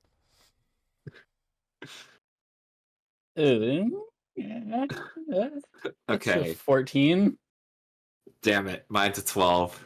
Oh. Top number? 19. Dang. Oh. That's 93 gold pieces out of your grasp into someone else's. This man party- gets his money. He's just like, woo! Let's go! yeah, and then he just leaves. Our party just lost 45 gold pieces. Yeah. Well, Man, we're really mean, putting you our had a paycheck shot. to good use. I'm gonna put in another 10 and go for it again. I mean, yeah. Now Gotta go for it. I'm Come on. still up, but I'm also still up. I don't remember how much I'm up, but I'm up. I'm up by a gold and 5 silver. So I think I'm about up 30 gold still. we're going back to the good old strategy of 1 platinum. All right. Pot of All right. 49. Dealer calls out the position. Go ahead and give your sleight of hand checks. Come on, die. You failed me a lot, but you can get me in this one. It's been a Come good on, night for guy. you. You've been pretty good to me. So. and you're gonna be wait. You got what? Natural 20. I got a nat 20, so 24 in total. I got a 21. All right. One person slides it. What is your sleight of hand, George? Plus 4. +4. So Okay. 24 in total. So one person slides it, gets pretty close to the center. Two people, the next two people slide. One person gets onto the point. The next person pucks that person's point or that person's puck off, and they bounce an roughly equal distance away from the point. Pink goes ahead and slides right up onto the edge of the point, and George, you just spike Pink's puck off to the other side of the board, landing perfectly on the center of that point. Let's go. You just earned 49 gold. Hey, at least my money's going to you. So I mean, hey, it's staying in the Yeah. party. the plat's staying in the party. Yeah. I'm down to continue. I'm now net negative again. Here, actually, what I'll do, I can go to another table. Because like you probably have a higher sleight of hand than I do. Really? If I go to Yeah. it, what's yours? +4. Oh, well, I can still go to the first game. Didn't really have deception rolls, but like, I feel like George would be more suited for that game, anyways. So I'm gonna go to the cart. I'm gonna go to the Ragnar table. Ragnar's was okay. Yes. Cool. So that's against 5 other players, or against 4 other players, and then the dealer keeps track of where the Ragnars are. You each get dealt 5 cards. I will start a new game here. There we go. How much do you want to put in the pot? As he freezes in time, while looking at the clock. Well, do you want to play another round of Aleph Gambit then? Or no, this is Sterling Sweep. I have to recoup. I have to recoup my money. We're doing it. We're putting in. We're doing the good. Hey, it worked once. It's surely gonna work again, right? I don't think there's a fallacy for this. I'm gonna put in 2 platinum. 2 platinum. All right. If I got close once, I have to get close again. He really is frozen. Okay, that equals pot of 54. That's a lot. All right. Sleight of hands. Come on. Give me that. Give me that good, please. I can feel there's just gonna be a nat 1, but we'll see. We'll see. That's gonna be a 16. 16. Highest roll, 18. No! 54 is gone. You're 2 more platinum down the hole. Wow, okay. Interesting dichotomy that the party decides to go gambling to make money rather than like helping people who've, been trapped in a landslide or something. Hey, look, I Yeah.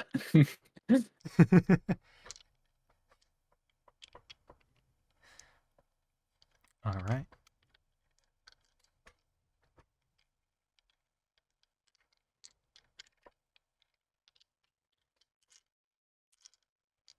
Jason is apparently lost to the Shadow Realm.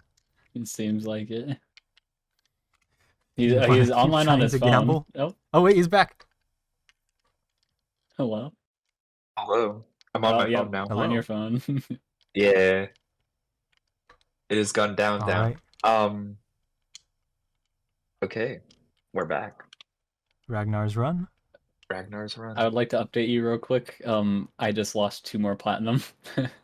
Oh no. So I'm done. Yeah, that's fair. Yeah. What's really weird is that when I lose connection, the music will still play in my ear. Yep. Can you hear us or no? When you're Yeah, I can hear frozen? you.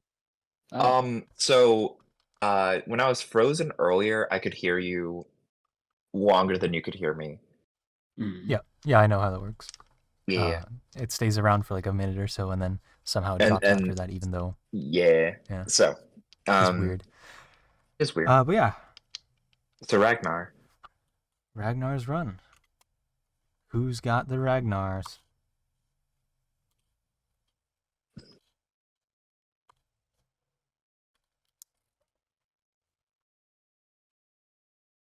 All right, we've got the Ragnars in place.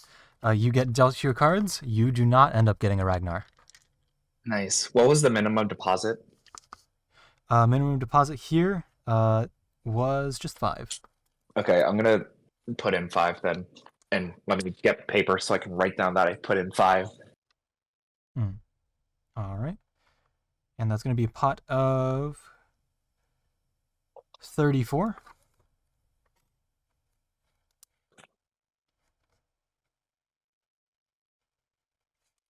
Cool. All right.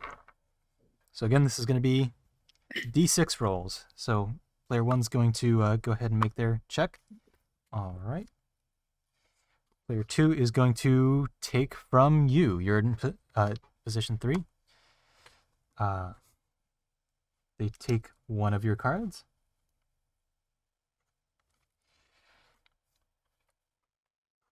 Now, it is your turn to pick from the next person. All right. I take from position 4. Position 4. All right. Not a Ragnar, so you're still Let's Ragnar go. free. Perfect. I would like you to know that I'm Ooh. also rolling for every single one of these. Yeah.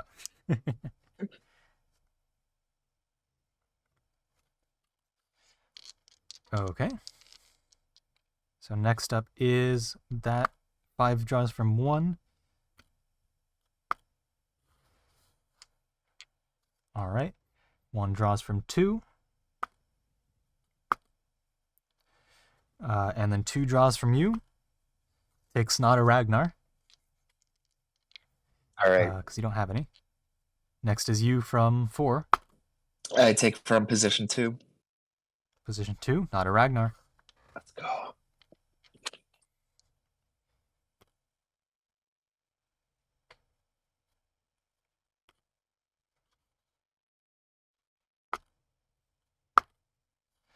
All right. 2 takes from you, not a Ragnar. You take from number 4. All right. I go for the 4th position. 4th position, not a Ragnar. Let's go. And if you want to make a insight check on any of the players, I'll allow you 1 insight check per round to try and detect who has a Ragnar. All right. I'd like to look at player 1 right now. Player 1, all right, insight check. That is a 16. 16. All right, so when player 5 draws from player 1 next, you notice that player 1 gets kind of a little too excited when player 5 draws a card. All right.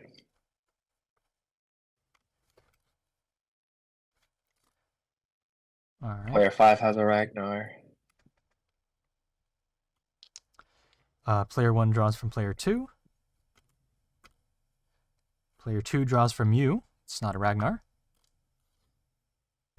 You draw from player 4. I draw the 5th card. The 5th card. All right, not a Ragnar. You can go ahead and take your opportunity now to insight check one of the players. I'd like to insight check player number 4 after he takes number his 4. card. All right. So player 4 takes a card here. The insight was 10 in total. All right, 10 in total. You don't seem to read anything. So no information gains there. Then 5 takes from 1. 1 takes from 2. 2 takes from you. It's not a Ragnar. And then you take from player 4. Shit. I'll just take this, whatever it is. I take the first card. First card, not a Ragnar. Or here's your opportunity to choose someone to insight check when they draw. I'll insight 4 again. Insight 4 when they draw. All right. Ooh, that is a nat 20. Nat 20. That is 4 All right. nat 20s this one session. Wow. They also got a nat 20 on their roll here, so I'm gonna say it's matched. So they look relieved. They have the slightest bit of being relieved when they draw their card. All right. So presumably not a Ragnar. 4 draws from 5, or 5 draws from 3, or 5 draws from 1. 1 draws from 2. 2 draws from you, not a Ragnar. You draw from 4. I take the 5th card. 5th card, not a Ragnar. 4 takes from. Here's your opportunity to insight check. Are you insight checking 4 again? Let me insight check number 2. Number 2 next time they draw. All right. And it was an 18. All right, they got a 5 on their check there. So 2 draws from you. And 2 seems to be relieved that you don't have a Ragnar. Yeah, maybe I shouldn't have done 2. And as they draw anyway, they already look fairly calm. Gotcha. Okay. I draw from the 3rd position of 4. 3rd position, not a Ragnar. I'm gonna go ahead and 4 insight draws. check 1. Insight check 1. All right. 4 draws from 5. So 14. 5 draws from 1. And then you said 14. 1 draws from 2. They also rolled a 14. And they seem also calm. 2 draws from you, not a Ragnar. You draw from 4 now. Where's the second Ragnar? I draw from the 5th position. From the 5th position. All right. Not a Ragnar. That pause was scary. 4 draws from 5. Wait, who do you want to insight check? I'll insight check 5, and I rolled a 12. 5. Okay. Okay. They rolled that. You don't seem to glean any information off of 5. So 5 from 1, 1 from 2, 2 from you, not a Ragnar, 3. So that's you from 4. Which position are you drawing from? I'll draw from the 4th position. 4th position, not a Ragnar. All right. Okay. 4 draws from 5. I'd like to insight check 4, and my roll was a 13.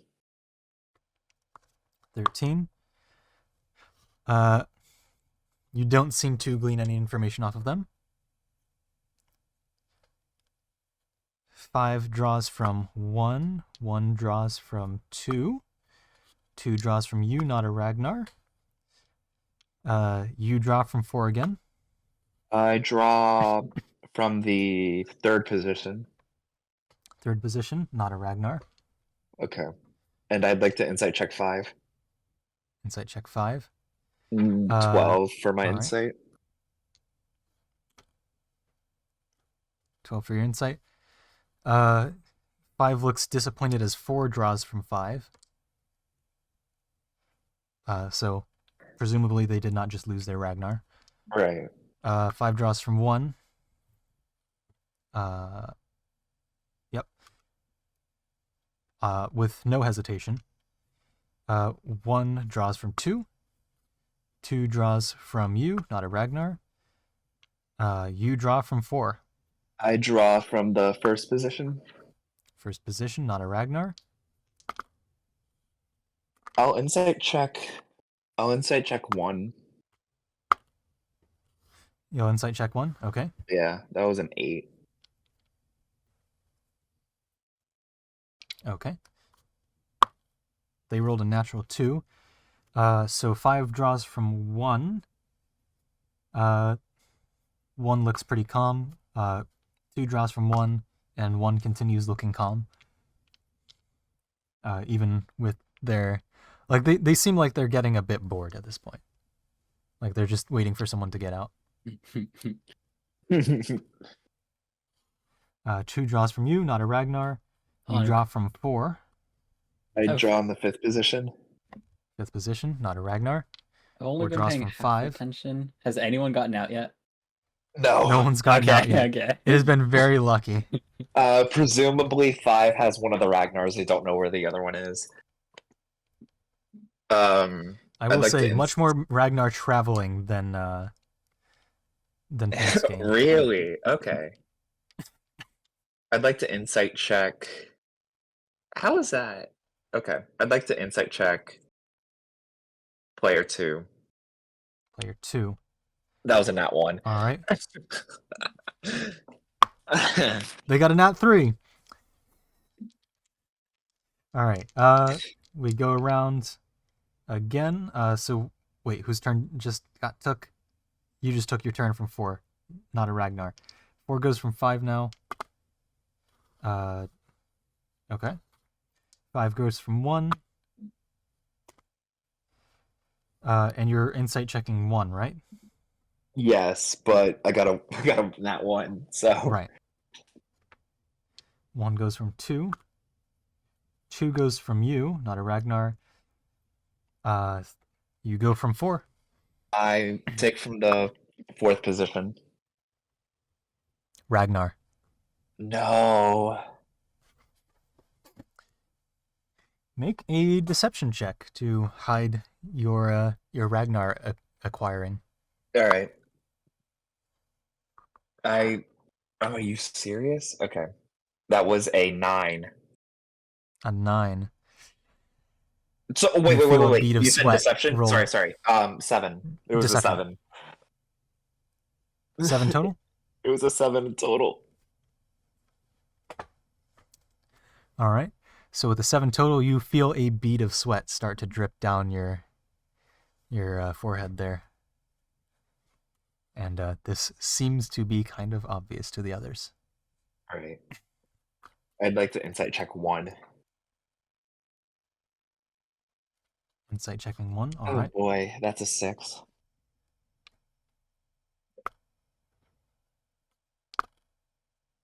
Okay. Interesting.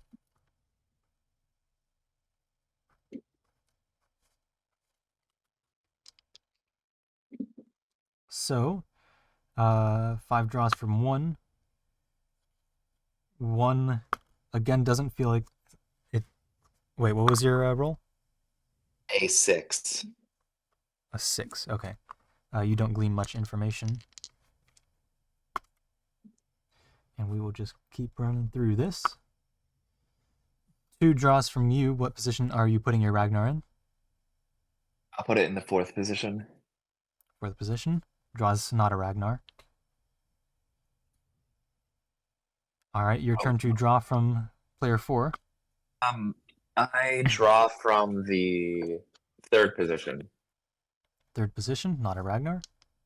All right. And I would like from to 5. insight check 4. Yep. 4 is so when you pull from 4, go ahead and roll your insight check. Got a 16. 16. All right, they rolled higher. No information gleaned. 4 from 5. 5 from 1. 1 from 2. 2 from you. What position do you want to put it in? I'll put it in position 3. Position 3. Draws not a Ragnar. You draw from 4. What position do you want to draw from? I draw from the 4th position. 4th position, not a Ragnar. 4 from 5. 5 from 6. Or 5 from 1. 1 from 2. 2 from you.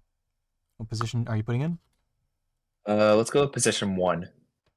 Position 1. Draws not a Ragnar. Draws from position 2. Go ahead and draw from player 4. All right, I'll draw from the 2nd position. Ragnar. No! Oh, man. Oh. And with that, I It was step away sitting, from the table. like until you got that Ragnar, it was sitting in player 4's hand and player 5's hand for like most of that game. It traveled all the way from player. It started at player 1 and or player 2 and 5. 5 gave it to 4. 2 gave it to 1. 1 gave it to 5. And then for a while, 4 and 5 had both Ragnars and were very closely drawing from each other. Oh. Man. And then the turn you pulled it from 4. So the turn you took away 4's Ragnar, 4 pulled a Ragnar from 5. You're joking. No. Hey, I got one of the flies though. All right, well I'm 5 down from that table, and I'm going to get up and leave. Yeah, that's Good 'Cause decision. that was a lot of time for me to get out in the first round. man. That was all the first round. Yep. So yeah, that That one table is was not efficient for a transaction of money.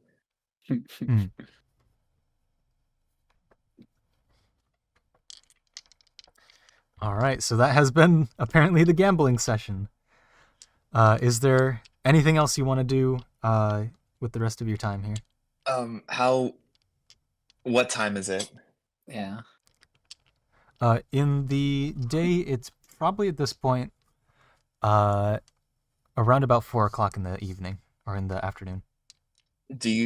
Would the hat be ready by the time we got back to the Silver District and back to our little area? It would be, they said come back in tomorrow's morning. Oh, tomorrow. Never mind then. Yeah. So, in your downtime, what else would you like to do?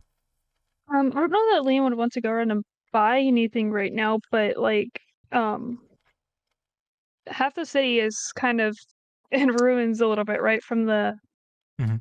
big earthquake that happened, that Yeah. big major thing that, I mean, if it's something that's at all possible to do, I think Liam would want to try to see if he could help out with cleanup and Sure. just doing things in general to help out. Okay. So for the sort of rest of the downtime, you want to spend your days helping out over at, well, closest nearby is the landslide, or this area here is still getting cleared out as well. The canal being blocked. Just you're not a wild magic sorcerer. You don't have access to fireball. But what you can see is that the people clearing out the canal here are a group of town sorcerers, or not town sorcerers, city sorcerers. Part of a guild you were told about, where Citrine has, sorcerers, enchanters, wizards, and the like, to sort of help out with the sort of jobs that the average worker wouldn't be able to do without, an extended period of time. And so in this channel, as you've passed it, or as you came across it at this bridge here, you saw there were sorcerers standing in this channel here, basically just going ham with fireball, blasting out material, and getting more of a trickle of water coming through this area. It's definitely a sizable, stretch of land, but that's what they were doing there. Otherwise, you can go to the landslide up top and help, search and recovery operations there. I think he would ask around to see where he was needed most. So wherever he would be sent to, like wherever just needs the most hands-on people at the time, would probably be where he went. All right, so heading up to one of these sort of search and rescue sites towards the top end here, you end up meeting up with a guard and the or a town guard, or a city, I guess, a city guard named Finn, and the sort of crew of volunteers that, he's been helping lead through the search. And we'll zoom in up here. This is being recorded, right? Yes. Okay. I just wanted to make sure I didn't need to be taking notes. Mm-hmm. Yeah, no, this will be probably appended to the end of the session recording. And what you can see here is that they're going towards a one of the shop buildings that has been shifted probably about 20 feet to the side, slightly buried about 3/4 of the way. So they've got just the tip of the sort of building exposed here underneath this sort of landslide. And so one of the members of this volunteer group goes ahead and uses a fireball to blast open the sort of corner of this this building, or this sort of roof that you're walking up to, opening the way. What would you like to do?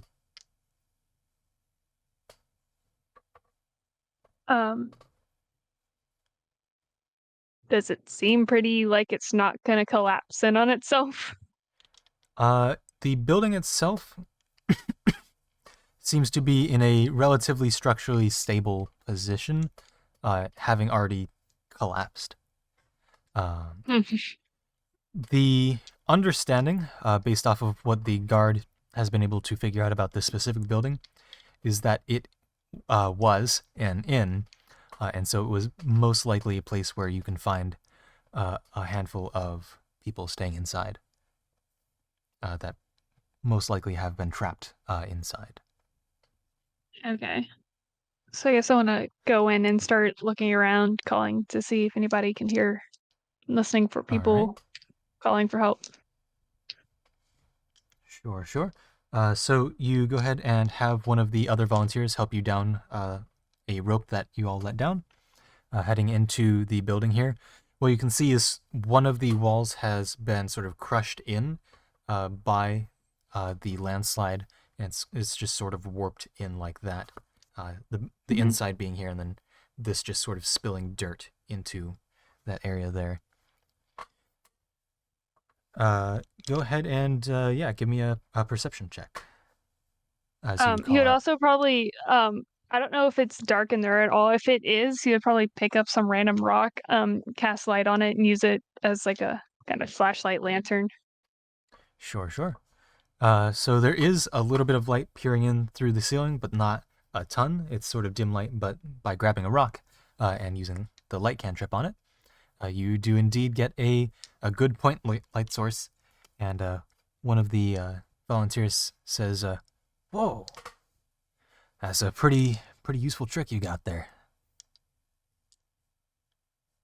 All right, and you then call out, "Hello, is anyone there?" Or however you want to call out.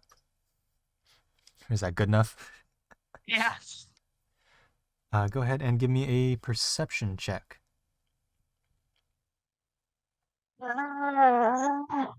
It's gonna be an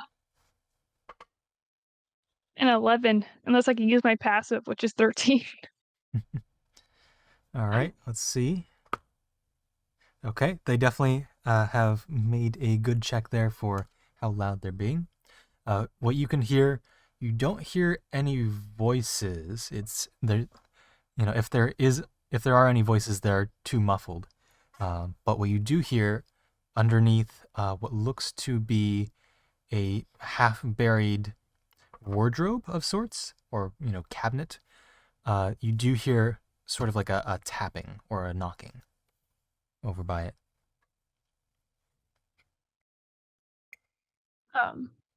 Like inside of it or underneath it? So the cabinet itself has sort of been knocked over onto the ground, and sort of like is half angled, and then most half covered in dirt. So you see like the back panel of the wardrobe or the cabinet itself, but you don't. The rest of it is buried. Okay. And the knocking's coming from like underneath it? It sounds to be knocking on the cabinet, yeah. Okay, I guess I'll walk over to it and ask, like, is somebody in or underneath that? Like, is somebody there? Does somebody need help? You hear a very muffled voice say something to the lines of, "Help! I could use some water."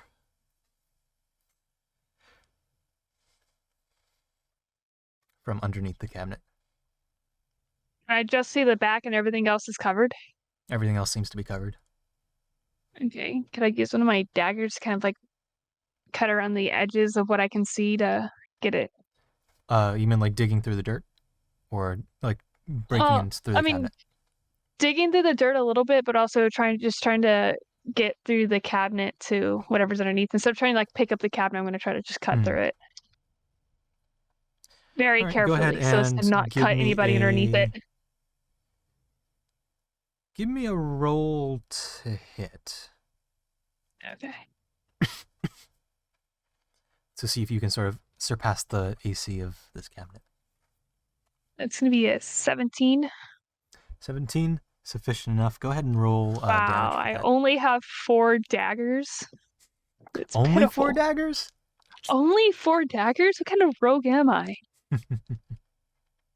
Okay, and for the dagger, it's a 1d4 plus 3, so it's gonna be 5. 5. You start to make some Yes. headway through the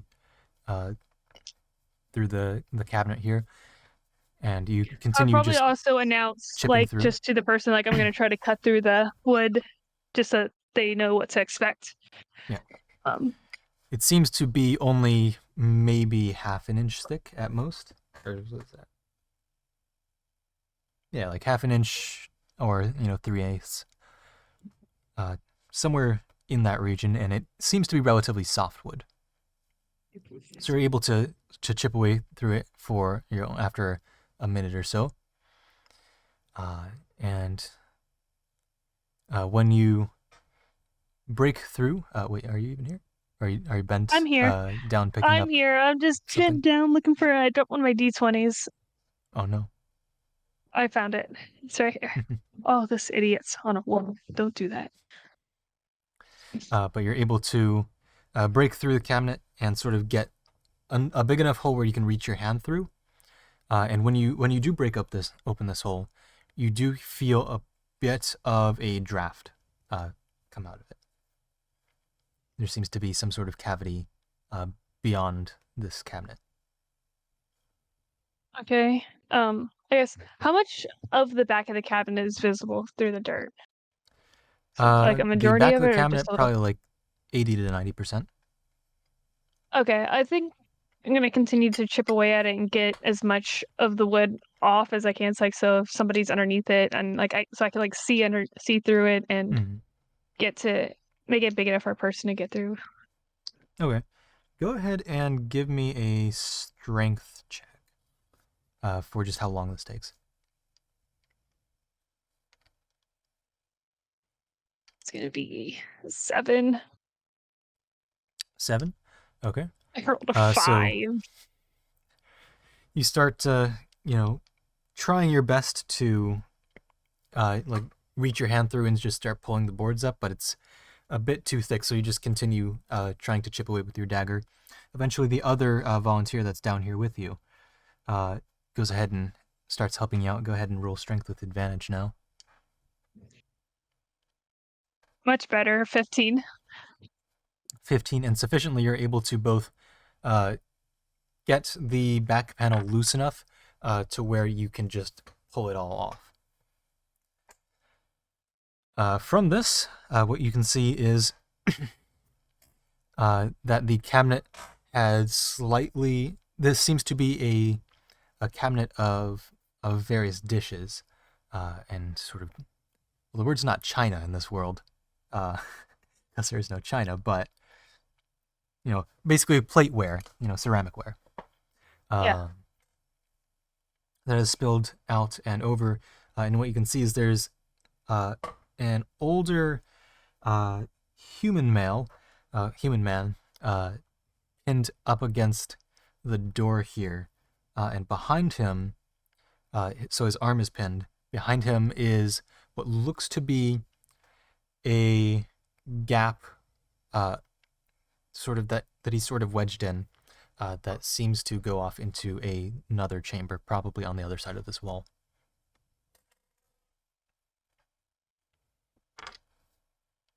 Hello. Hey, do you have any water on you? Yeah, I'll pass him my water skin. I don't exactly have arms free at the moment. Could you just pour it a little bit? Yeah. Yeah, here. So I'll help him drink some water from the water skin. Thank you. The name's Kay. I tried my best to wriggle my way out into this chamber, hoping that there was a way out, but this cabinet ended up opening up and falling on me and hitting me here. In the room off that way, there is the room seems like it didn't collapse all the way, so there's a handful of us still stuck in there.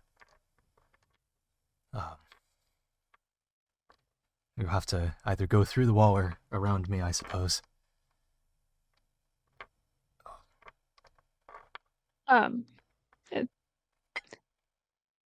How is he pinned exactly? Like, is it the edge of the cabinet holding him So down, or? so we've got, I don't know, I'll use my DS as an example. So you've got the sort of cabinet here, and then you've got the door that has swung open, and all the sort of ceramicware has fallen onto him. He's sitting here with like a handful of bowls and plates on his chest, and his shoulder and arm are pinned sort of underneath the door here. Okay.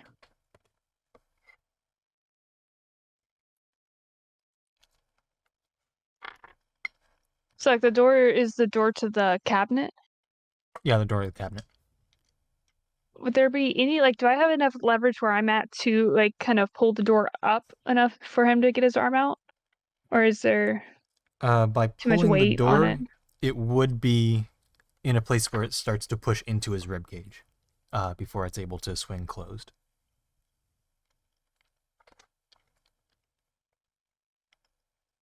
And if I got onto the other side of him, could I pull him out from underneath without doing more damage?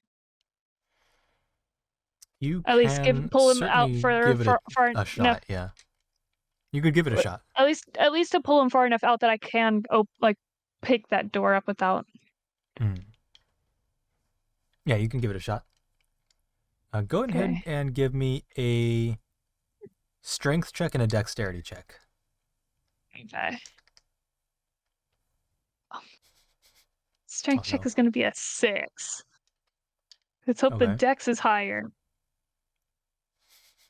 2. I'm done with these dice. I'm not rolling these dice anymore. That dex check is also going to suck, but not as much because it's Okay. going to be a 5. It's strength of 6 and dex was 5. I'm using a different dice. Yeah, unfortunately, in the position he's at, there's no way you're currently able to get him unpinned.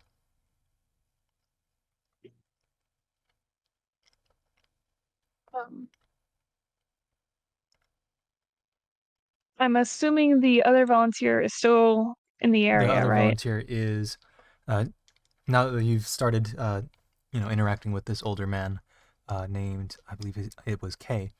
Yeah. He's gone off and tried. The other volunteer has gone off and tried inspecting some other things. Okay. Just various cracks and crevices, trying to get into, seeing if he can get past anything else. Okay. I do want to say quick before I forget. Liam probably would have introduced himself when Kay introduced himself. I just forgot to say anything. Nice to meet you, Liam.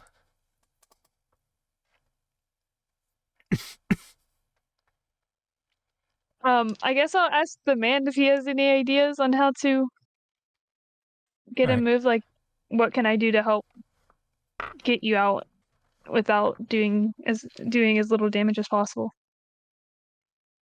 Yeah. Okay. So yeah. This would be. Because he also has a bit of an idea of where exactly pressure is being applied and what needs to be moved. So he comes over and helps you. After giving it an investigation check himself, with a that's decent.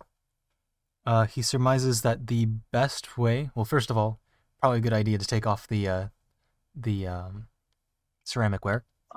Yeah. And then probably the next step would be, I think once we get all of the weight out of this cabinet, we can probably take some of the shelves out too. After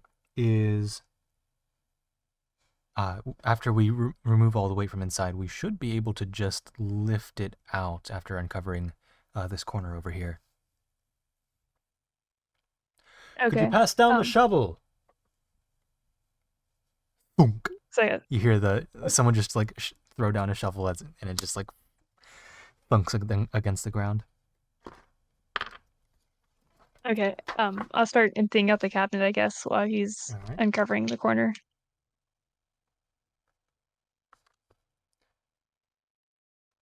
Okay, so you sufficiently move all of the ceramic ware and other things in the cabinet out and just onto the ground next to it. All right, let's see if we can get this a good lift here. As he tosses the shovel aside. Go ahead and give me a strength check with advantage.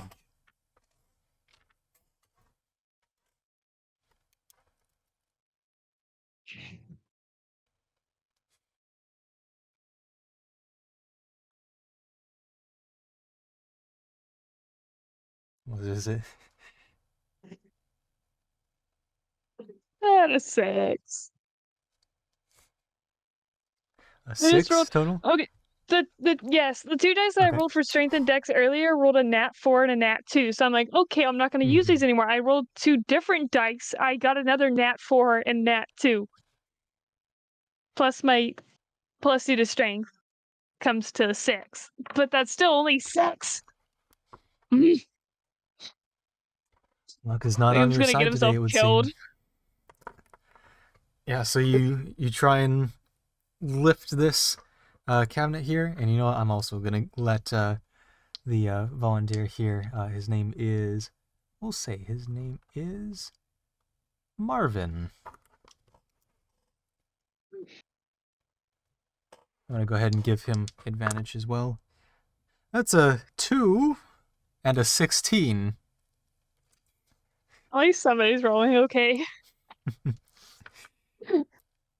And so with the two of you sort of helping each other out, trying to get this out, you're able to slowly sort of finesse this cabinet back and forth until you can raise it enough where Kay is able to start. Actually, Kay says, "Oh, I think I can feel my arm again."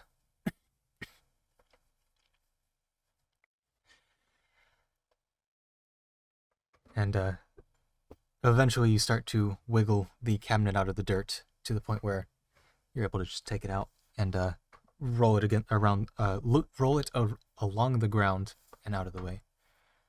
Okay. And it looks like Kay's left arm is free from being pinned under the cabinet, but his right arm is still sort of blocked by dirt. It's just dirt on his right arm? It just seems to be his right arm is buried in dirt, yeah. Okay. Well, dirt mixed let's with start- some bricks, but yeah. Yeah. I'll start work on uncovering that All right. and just doing a general check on how he's doing, potentially using cure wounds to Yeah, he help with could probably anything. definitely use a cure wounds.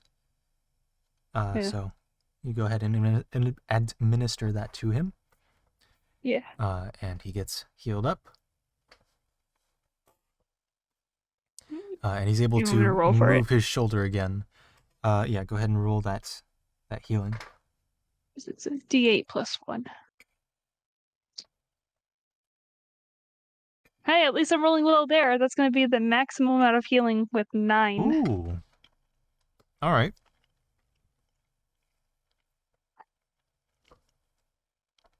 So not only does he get sort of motion and range back in his shoulder, his left shoulder, the sort of emaciated form that you had been looking at seems to regain some vitality. Oh, I feel much better. Thank you very much, Liam. Now it's just my arm. At the very least, I feel like I can still wiggle my fingers on the other side. It does seem to be open air over there. Okay. Can I dig out with just my hands, or would I need something you more? could dig out with just your hands. Would it be faster to use something else? Probably faster to use the shovel, yeah. Okay. You can call up for another shovel Could if I you want. use? I was gonna say, could I use the shovel though without hurting the guy? Yeah. Okay. You can just then sort I'll of use... dig around his arm and then get the finer detail with by hand. Okay, then I'll do that. All right. You go ahead and dig out his arm from the wall, and at a certain point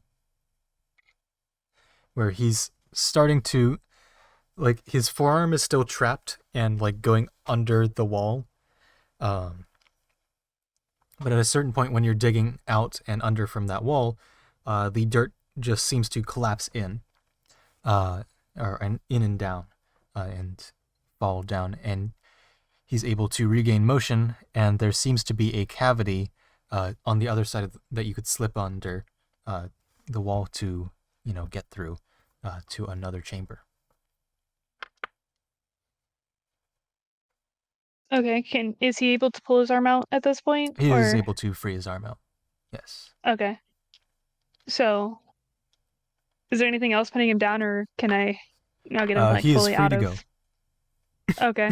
So I'd probably make sure he's not in like dire need of medical assistance. That like Yeah, no, your cure wounds definitely helped him with the major amounts. Yeah, and I'm sure there's plenty of like medical people in general just around helping with the efforts. So I'm just like making sure he doesn't need anything like immediate, and then probably handing him off to somebody to escort him there, so I can keep going deeper. Oh wow. Okay. The average commoner apparently has 4 hit points. Wait, that's less than a cat. Cat. No, cat has 2. Okay, Just- never mind. I was gonna say, it's just canon that cats are more like.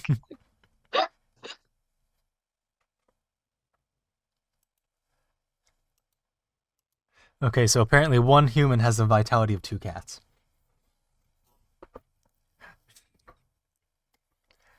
Alright. But yeah, he's able to sort of get out from under there and make his way over to the rope that's dropped down. And Morvin goes ahead and assists tying him up and getting him hoisted up out of the hole. Okay. What you do here... I guess. Yeah. Yeah, keep going. What you do here, as the sort of dirt collapses and Kay gets free, is sort of like a gasp from inside in the other chamber as you hear, wait, that's light.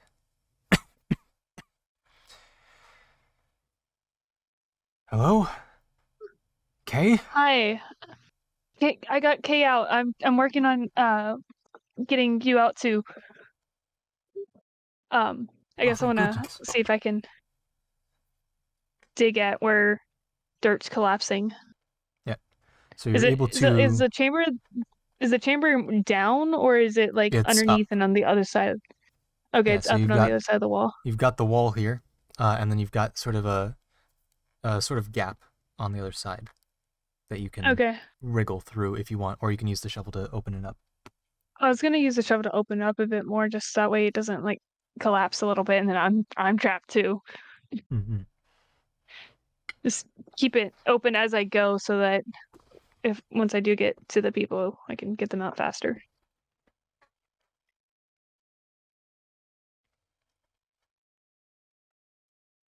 All right, so sufficiently you're able to very the dude what the dirt is very loose itself, since it was very freshly set here, and you're able to sort of clear it out, or I guess with a shovel, clear out left and right into the sides, or up into the sides, and open sort of a comfortable human-sized passage.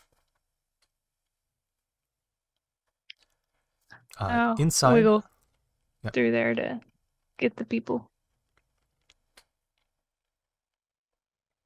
You climb in to this room holding your, glowing light cantrip, what looks to be just like a broken chunk of a brick, holding that up in there and illuminating the area. You see there is a younger looking, probably about middle-aged, you're not really sure with elves, but an elvish man, as well as this elvish man has most of his body buried. He's got like a shoulder and a head free. And then there's also a couple of children also in this room who seem to be conked out. Either they're asleep or worse. You're not entirely sure at this moment.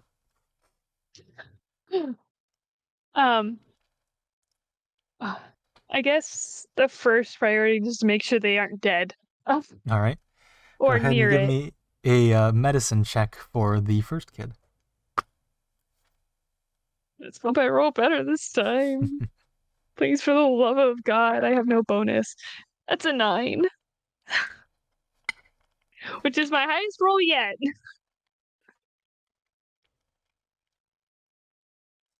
Well, with the 9, going over to the first kid and just like putting your hand on his cheek, and like you don't feel any sort of pulse, but his body is warm at the very least. You may just not, like maybe he just has a slow heart rate right now, or you're just not able to feel the pulse. You're like you don't really know where to look. Going over to the second kid, go ahead and give me another medicine check. Haha, nat 20, yay. Nat 20? Yes. All right. So you go ahead and just put your hand on the cheek of this little girl, like give it a bit of a pat, and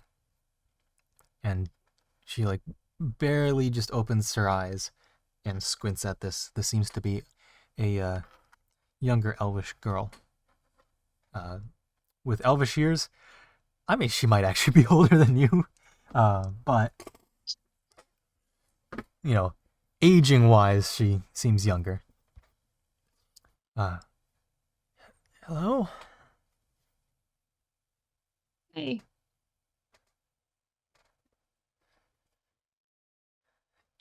Are you hurt anywhere? Do you know that you need any kind of... I mean, I can't move anything. Do you have any candy at all? Something Do sweet? I have any candy on me? I don't think I You do do. have a cookie shaped like a mask. I do have a cookie! I could give her half the cookie. And some water, if Go there's ahead any and water split left in the water skin. the cookie. Yeah, you still have probably about 2/3 of your water skin left. Yeah. So you snap the cookie in half and give her half a mask. Yeah. I feel like at this point I probably would explain because is the guy that's buried awake? Yes, he is he awake. awesome? Okay, I probably would explain to him at this point of just I'm gonna check on the kids first to make sure that they're okay and maybe get them out, and then I can work on digging you up. As long as he's okay with that. That's perfectly fine. Definitely check in on the kids first. I know my daughter was as you can see, my daughter's awake. I don't know who the other kid is though, but I think he's family to Kay there. Kay was the only one who was not pinned by the rubble here. The rest of us are kind of a bit buried, as you can see. Yeah. Was the boy awake at any point, or has he been out this whole time? He was awake earlier today, I think. What even is the time?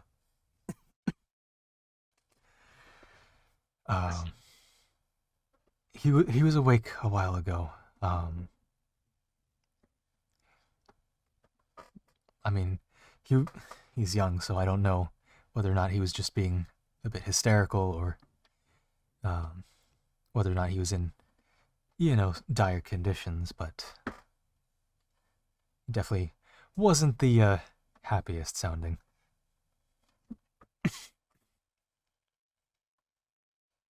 Can't tell if the cops are in character or out of character. Both.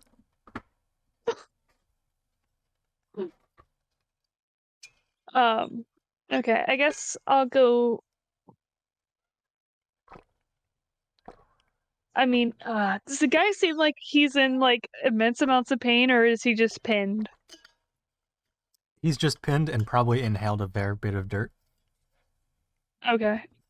I guess I'll work on the kids first and get them out if I can. All right.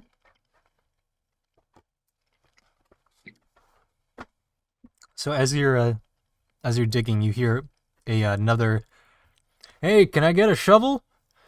Thunk. As Marvin here goes ahead and gets another shovel and helps you dig in here as well. Okay.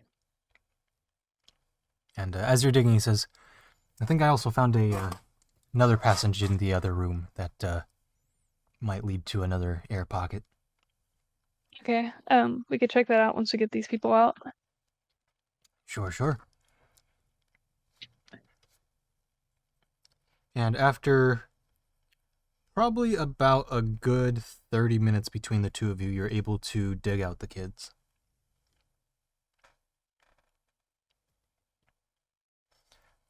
The younger boy still doesn't seem like he's woken up. Okay. Is he still he at least was warm earlier when I touched him. I think I'm gonna go ahead and let me see how many. Still really low levels of paladins, so I don't have as much as I could. Ooh,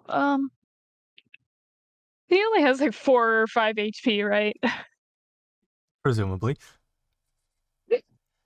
I guess I'll lay on hands him for like 5. 5. Yeah. See if that helps. All right. So as you lay on hands him,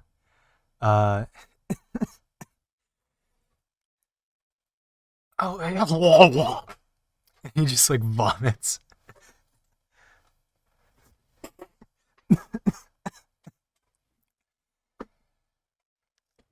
Hey.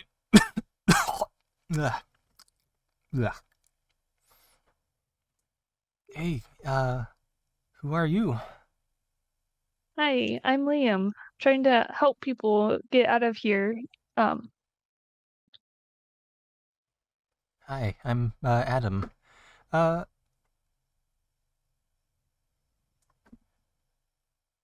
you lighting up with the room with that rock? Yeah. It's a cool rock, isn't it? Yeah. It is a cool rock. The rock itself isn't magical. It's just it's a little spell that I put on it. Whoa. That's cool.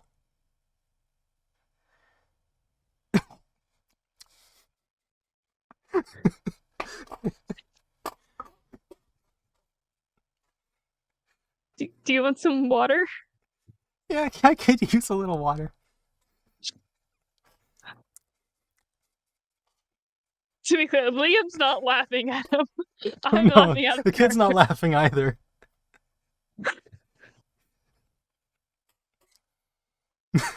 The kid some water. I don't even know what's so funny. I Just the fact that he keeps spitting up a little vomit for every sentence. I'm just comforting him as well as he can.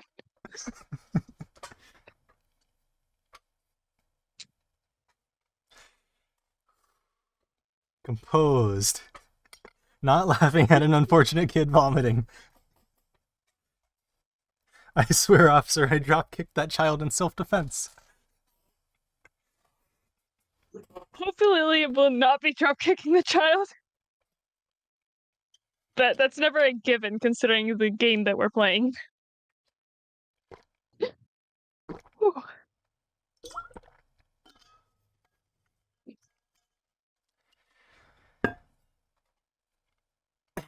So, where's Gramps? Is Kay your grandpa? Yeah. He's I just got him out. Are you able to move? Are you feeling hurt in any place? Yeah, I think whatever you... I was about to make him vomit up a little bit again. But I gotta remain composure. After I woke up, I feel much better after the vomit. That's good. Do you think you could move? You could crawl and make your way out of the little hole that we have? It's a bit tight. Could you help lift me? Yeah. Alright, go ahead and make a strength check. God, please.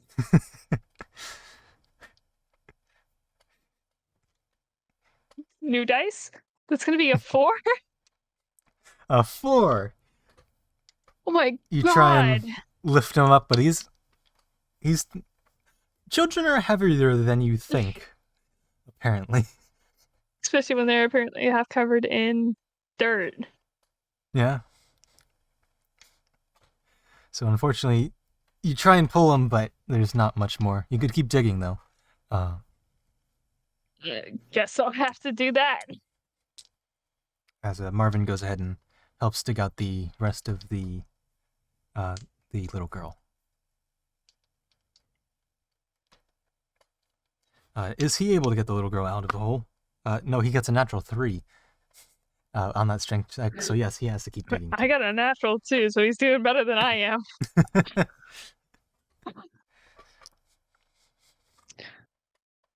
But eventually, you do dig out enough of a space for the younger boy and younger girl to climb their way out of the holes. And then you go ahead and move on to the elvish man. Okay.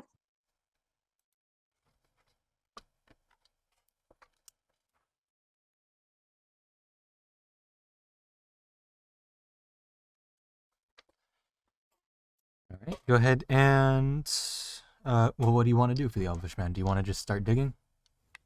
Yeah,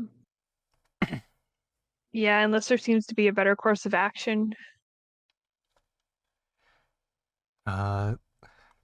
Marvin gives his input here and says, yeah, probably digging would be the best course of action. It seems to be, Okay. Sir, the name's Noah. What can I do for you in my state? Do you feel like you're standing upright, or do you feel like you're laying down? Probably a mix between the two. I'm not entirely certain. There's force everywhere. Turns out dirt's a bit heavy. But I don't feel like it's a lot of force everywhere, so I'm probably mostly laying down. What was the guy volunteer? His name? Marvin. Okay. So I guess I'll ask Marvin, like, do you think we should both be working on this, or do you want to work on this? I can go check out the other passage, just save some time in case there are some people who need immediate help. Yeah, I think I can handle this on my own. I think either way, this one's just going to take some time.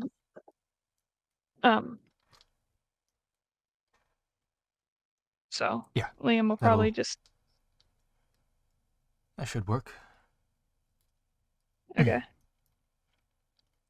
And the spot I found was underneath what looks to be an overturned table. Okay. I gave it a bit of a tap on the exposed bit, and it does sound hollow underneath. Okay, I'll go check that out. All right, heading back into that sort of main entrance room that you were at. Yeah. Honestly, searching around. Would there be any way to get another full water skin, just as I find people who haven't had water in a bit? They do have water skins up top that you can ask for. Okay, so I'll ask somebody to hand me a water skin or two in case I find somebody. A water skin, sure. Get ready to catch. As a water skin goes and flies towards you, go ahead and give me a dexterity check.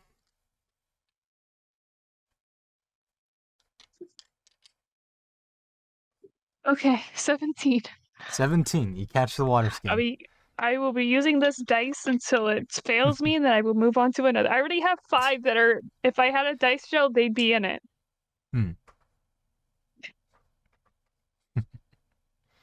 I don't, so they're just sitting in the shame circle over there. All right. So you end up finding this table here that seems to be overturned. Most of the table is underground, but there's a circle of the table that's sort of up against what you presume would have been where the floor of this room is.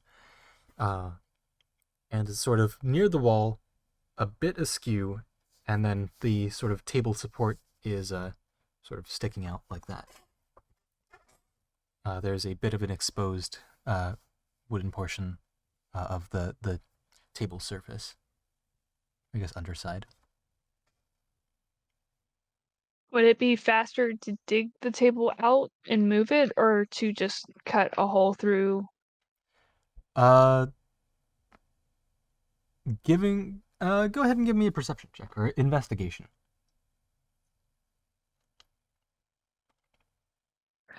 Definitely using this dice for a while. That's 17 again. 17 again. That's a movie, I think. I wouldn't know. Anyway, Doesn't sound like my type movie. I think it's like a romance or something. Anyway, Yeah. going ahead and giving this table a tap, like Marvin said he did. The wood itself does seem to be relatively thick, so probably can't go through it with a dagger. Okay, I guess then I'll work on. It does seem like I can dig it out and move it, Yeah, though, probably. right? It's not like supporting anything that's gonna collapse. No, it doesn't seem like anything is on top of it, other than dirt. Okay, then I'll start digging. All right. After Sure, a here we few go. minutes of digging out, you're able to get most of the table, I guess table bottom, uncovered, and you're able to flip it over off of where it was sitting and reveal a crack in the sort of floorboards of the building that seems to go into the first floor of the building, which, from what you can tell and from what you've seen of buildings here in the Sterling Market, it seems like the first floor of this building has shifted past the second floor. So they're now misaligned. And so you can sort of see that the area is sort of staggered. But there is a large air pocket there. And looking up at you are, if I recall in this place here, that would be two other families that are that seem to have been trapped in the tavern area of this building. Okay, and they're down in between a crack in the floorboards. Yeah. So there's like probably probably about a 1 foot wide, right? Yeah, roughly 1 foot wide, maybe a little bit less. Crack in the floorboard against the wall of the second floor, and then it seems to go down into just a large cavity that is the first floor. In this first floor, you can see that the sort of walls have buckled in and started filling with dirt, which has come to a standstill. It's not still actively pouring in, but there is a handful of people down here. Okay. I guess. Oh, first I'll check. See, like, is everybody okay down there? Is there anybody who's in immediate need of medical attention? Other than a little bit of breathing of dirt, I think we did manage to get most people stable here. We do have someone with a little bit of healing capability down here. Okay. We are quite hungry. I we're out would of mead. imagine. Would you like some water? Yeah, that would probably help with the hangovers we've given ourselves.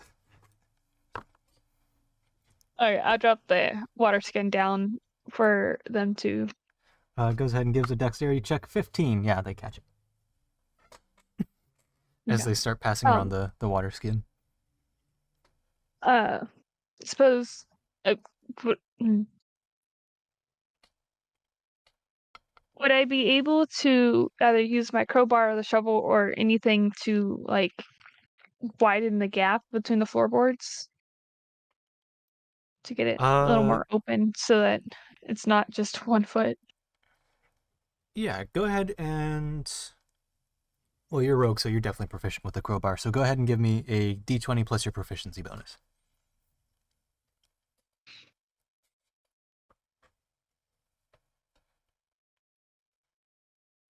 It's gonna be a 10. A 10? That's good enough Yes. to start peeling back some of these floorboards. It just takes a little bit of finessing, but you do eventually figure out how to clear things out. And you get a hole that you could probably, throw a rope down and descend from, or help people ascend. Okay. I guess I'll see if are there any other volunteers around to help me get people out, or is it gonna be something that I'm gonna be doing mostly on my own?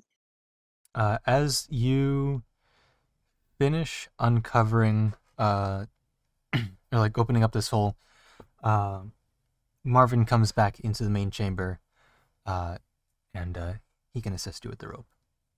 Okay. Did he get the other guy out? Yeah, it seems the elvish man has a little bit of a limp, but other than that, he seems fine. Okay. So I guess me and Marvin will start. Probably one of us down in the hole, helping like harness people up. Yeah. And then the other one up top, helping people get out. All right. And effectively, you are able to help out everyone in this tavern. You end up saving 1, 2, 3 plus 5 plus 4. 3 plus 5 plus 4 is a number. 7 plus 5 is 12. Plus the kitchen staff, so that's an extra 4. So you end up saving 16 people from this building. Nice. No casualties in this one.